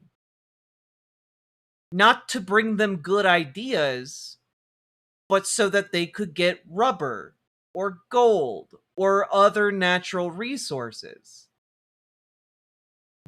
Like, the idea that they were doing this to better the ignorant savages was a lie. It was a fiction told by folks in, like, the West to make themselves feel better, to make themselves feel like colonialism was actually a good thing. It was always a fucking lie. It's not. It's like it's not like paternalism per se. Though it has aspects of that. It like just. You also have to reckon with the fact that a lot of people in Europe and a lot of the folks doing the colonization didn't view people in Africa as human beings. Because keep in mind, around this time, scientific racism literally classified people who were non-white as subhuman or different degrees of subhuman. Out of the prehistoric cycles of rape, violence, and poverty that had always defined them, and toward the bright white... Yeah, because rape, violence, and poverty famously never happened in Europe. Yet famously, the enlightened West never had, I don't know, gigantic religious schisms that resulted in hundreds of thousands of people killing each other. Bright light of civilization. Well, that was wrong, Michael, and we should all be ashamed of ourselves. But now we have reverse colonialism, where we just do the whole thing backwards and import the horrible ideas of the third world into our own nations, thus reducing our societies into the same sort of But that's... Colonialism wasn't importing ideas. It was violently taking over an entire civilization and turning the people in it into slaves. That's not happening in the West. That's like when like Somali refugees came to Minnesota, they didn't violently topple the Minnesota state government. Like, what the fuck are you talking about? Like, this constant need to victimize themselves. It's weird and grotesque. God. Matt Walsh doesn't think colonialism is bad. Well, that's because most conservatives believe the, PR line from the 1800s. Like, oh no, we were trying our best. We weren't trying to enslave them. No, like, literally, as I say all too often, folks, go read King Leopold's Ghost. Okay, go read King Leopold's Ghost. It's about one of the largest land grabs in world history, when King Leopold II bought what became known as the Belgian Congo and proceeded to systematically enslave everyone within that territory, work them to death, kill entire villages, maim children that weren't harvesting enough rubber. Some of the worst atrocities you will ever read on display, documented with meticulous detail. And you cannot read that book. You cannot read about the horrors of colonialism and not understand that what they are doing here as a bit is absolutely grotesque.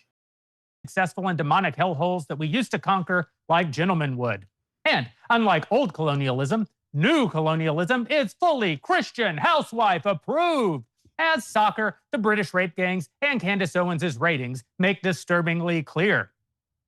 This year, World Cup features an historic first when the United States, with a GDP of $31.86 trillion, hosted the Islamic Republic of Iran, GDP $300 billion, while the former country was actively, to quote the most eloquent president since Abraham Lincoln, bombing the shit out of the latter. Iran responded to this attack on its sovereignty by tying New Zealand, GDP $278 billion, then by tying Belgium, GDP $776 billion, and then by tying Egypt, GDP $429 billion. And then, despite never having lost a single match, being deemed the losers anyway and sent back home to be hung from cranes. I mean, that's just a guess based on how gay soccer players look while flailing about with fake injuries like Jussie Smollett with a tuna sub in MAGA country. Iran. Man, it really is. How many references can we fit in here? Hey guys, remember Jussie Smollett? Remember Jussie Smollett, guys?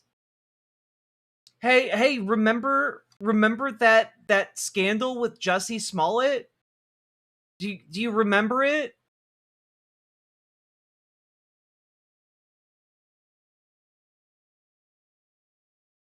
Just as an FYI, that was 7 years ago.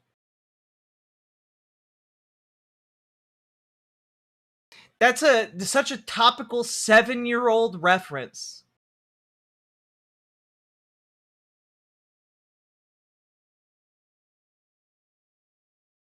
Being deemed losers, despite never actually losing, is just another example, Michael, of how soccer is the complete inverse of the real world, where Iran continues to lose every single battle and then is declared the winner anyway by the Democrats, the New York Times, and the unclean spirit currently possessing Tucker Carlson.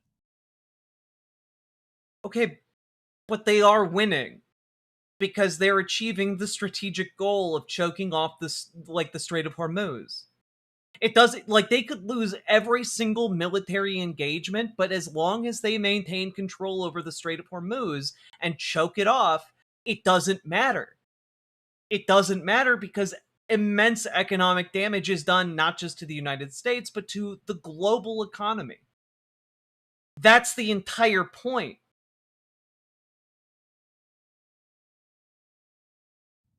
But of course, the biggest like the entire point is to maintain their control over the Strait of Hormuz until the people attacking them stop. Of the fugly World Cup isn't a country at all. It's 39-year-old Argentinian forward. Wasn't this guy persona non grata at the Daily Wire not that long ago? This guy was formerly in charge of the Daily Wire and wasted like all of their money chasing box office hits. Lionel Messi, who despite his advanced age, nevertheless led Argentina GDP $688 billion to the semifinals against England with a GDP 700% higher. Messi's performance. Why is he Choking off the Strait of Hormuz sounds like Michael No Less fantasy. What, Michael No Less fantasy? This is just too surreal for me. Yes, Daddy. But I will say also that, like, I don't understand the GDP joke. El Sasaki Tanuki, thank you for the 2 tier 1 subs. I don't understand the GDP joke. Like, he keeps... I don't get it. I don't understand the point he's trying to make. It's just proof that 40 is the new 4. 4 being the age at which most Americans lose interest in soccer and start paying attention to more complicated and compelling games like baseball, actual football, or Candy Crush, which, at an average revenue of $1 billion per year... Yeah, no, this is white supremacy LARPing as comedy, you know? It's just, let's give white supremacists talking points, and I'll do it in a silly voice so people think it's comedy. Is almost as rich as Cabo Verde. Yeah. Oh, God. Eddie666, your comment, I hate Michael's stupid hair, just made me re-look at Michael Knowles' hair. Like, his entire head looks lopsided now. I can't unsee it. I can't unsee it. Idyllic island off the coast of Senegal, which somehow very nearly beat Lionel Messi in this sham of a sport. Still, even the absurdity that is soccer isn't enough to take all the shine off the good old US of A, as soccer fan turned Instagram influencers from around the world have discovered during their pilgrimage to our golden shores. Who can forget such heartwarming posts as, I've never... Why is a country's GDP or Candy Crush's revenue relevant to anything going on? I genuinely couldn't tell you that. I don't know why he's doing this bit. Never seen this many alive old people in summertime by Brigitte is a woman of Calais, France. Or, did you know that women have faces? Americahu Akbar, as shouted by Mahmoud Barkhari of East London. And of course, this gas station produces more value than my entire country, declared Carlos Barros of You guessed it, Cabo Verde, who again has a GDP lower than the actual annual revenue of Buc-ee's. And maybe that's the whole moral of this 2026 World Cup, Michael. If a well-loved American gas station outperforms entire nations in value creation and brisket smoking, why are we so eager to embrace a competition where no amount of personal skill or personal greatness can consistently produce more points than Haiti or Ghana or the Democratic Republic of Congo? Why? It's almost as if this entire charade is a leftist humiliation ritual coupled with a Duganist multipolarity project, but only in sport form. I don't even have a closing joke. No, it's just a sad socialist. You were telling jokes? Like,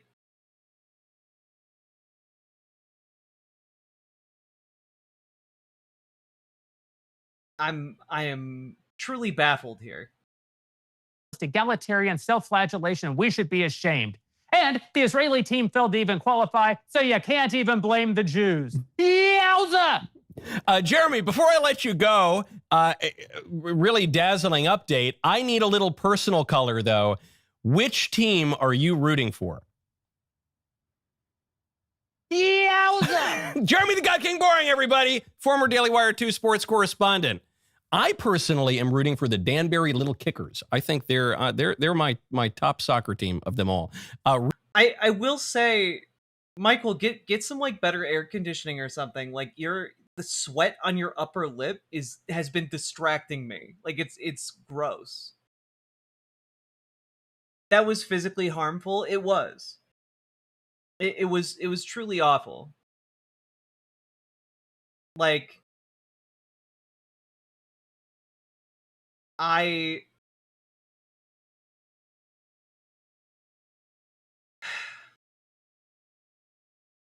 it's soul destroying. It's soul destroying. You know, it's not the AC. He's aroused.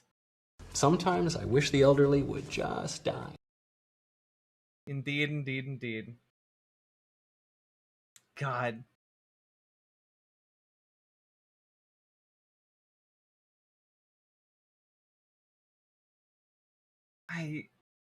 I wish I had like more thoughts to like close this out, but it's just like, you know, the mask has come off of conservatives to such an extent that like they're just stating what they actually believe in silly voices now. And like what they actually believe is disgusting gutter racism that would be right at home at a Klan rally, you know? And I don't know. I think that we just generally deserve better than that as a country, as people, as human beings. I'm of the belief that we can do better than people who would kowtow to the Klan.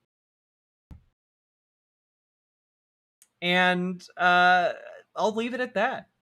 Folks, get organized. Make sure these people don't gain more power. We need to crush these people into utter cultural and political irrelevance. Okay? So join your local Dems, join your local DSA, and if you need help doing that, join our Discord. Reach out to GamerG for help with your local DSA. Reach out to Dragonfly for help with your local Dems. And folks, if you got anything out of this, hit the like button, hit the subscribe button, leave a comment. Let me know what you thought of that comedy. And also, that comedy from the hit writer, director, and producer of the film Lady Ballers. That box office sensation that made like $5 and while burning millions. You know, let me know what you think about that. Anyway, last but not least, check out ImogeneOlivia.com, gender euphoric lingerie designed from the ground up for trans femmes, tested with cis men, cis women, non-binary folks, and trans men. It is comfortable, sexy, non-tucking lingerie, and you know what? You should buy a set just to make the Daily Wire angry, because nothing would really piss them off quite like a successful company catering to trans people. All that being said, Got anything out of this? Let's keep on going. Oh, and a link down in the description for Imogene Olivia. You know how this goes. I've been going for a long time and it's really hot. Let's keep on going. God.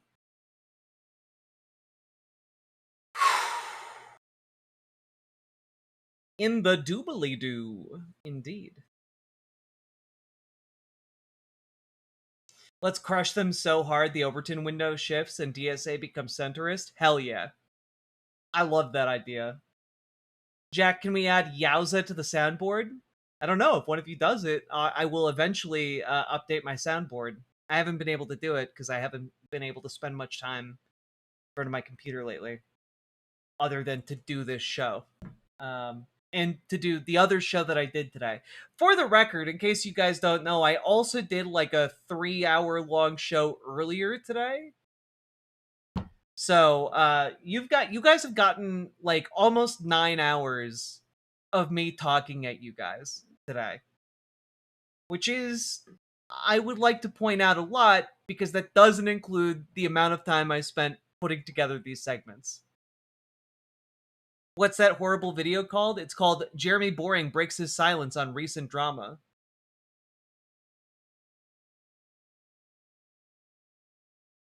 And it began at around the 23-minute mark. God, that was painful. Wasn't it, though?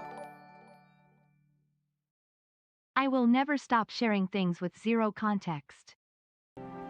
Did you know if a pregnant woman swims, she's technically a human submarine? Nope. Hate that.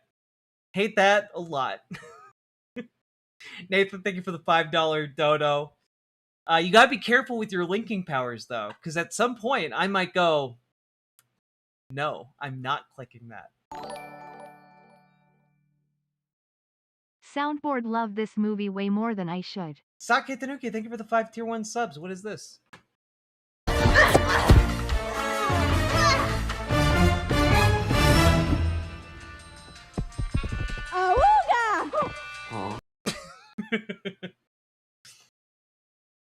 You know, I've never actually sat down and watched this movie. It looks really cute. It looks really fucking cute. Maybe I will check that out. Awooga, indeed. Turning Red was fun. Do.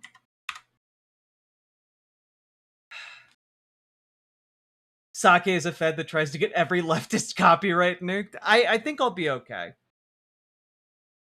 And, you know, because it's happening at the end of stream, like, I can just cut that part out. It's not a big deal. It's a pain in the butt, but it's not a big deal. Turning Red didn't have 9/11? What? All right, folks. If you got anything out of this, hit the like button, hit the subscribe button, drop those subs and donos if you are able, and click the goddamn like button. Slap that butt.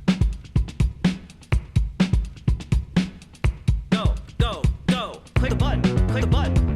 Click the button. Click the goddamn button. Click the button. Click the button. Click the button. Click the goddamn button. Click the button. Click the button. Click the button. Click the goddamn button. Click the button. Click the button. Click the button. Click the goddamn button. Click the button. Click the button. Click the button. Click the goddamn button. Click the button. Click the button. Click the button. Click the goddamn button. Click the button. Click the button. Click the button. Click the goddamn button. Click the button. Click the button. Click the button. Click the goddamn button. Click button. Click button. Click button. Click button. Hell yeah. All right, folks. It's been wonderful being your streamer tonight. And we'll be back tomorrow. And we'll keep on trucking. Whew. Tomorrow, by the way, we'll be talking with Gamergy about organizing with DSA. So please do tune in for that. And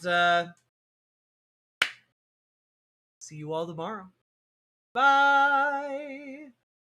Bye. Goodbye. Goodbye.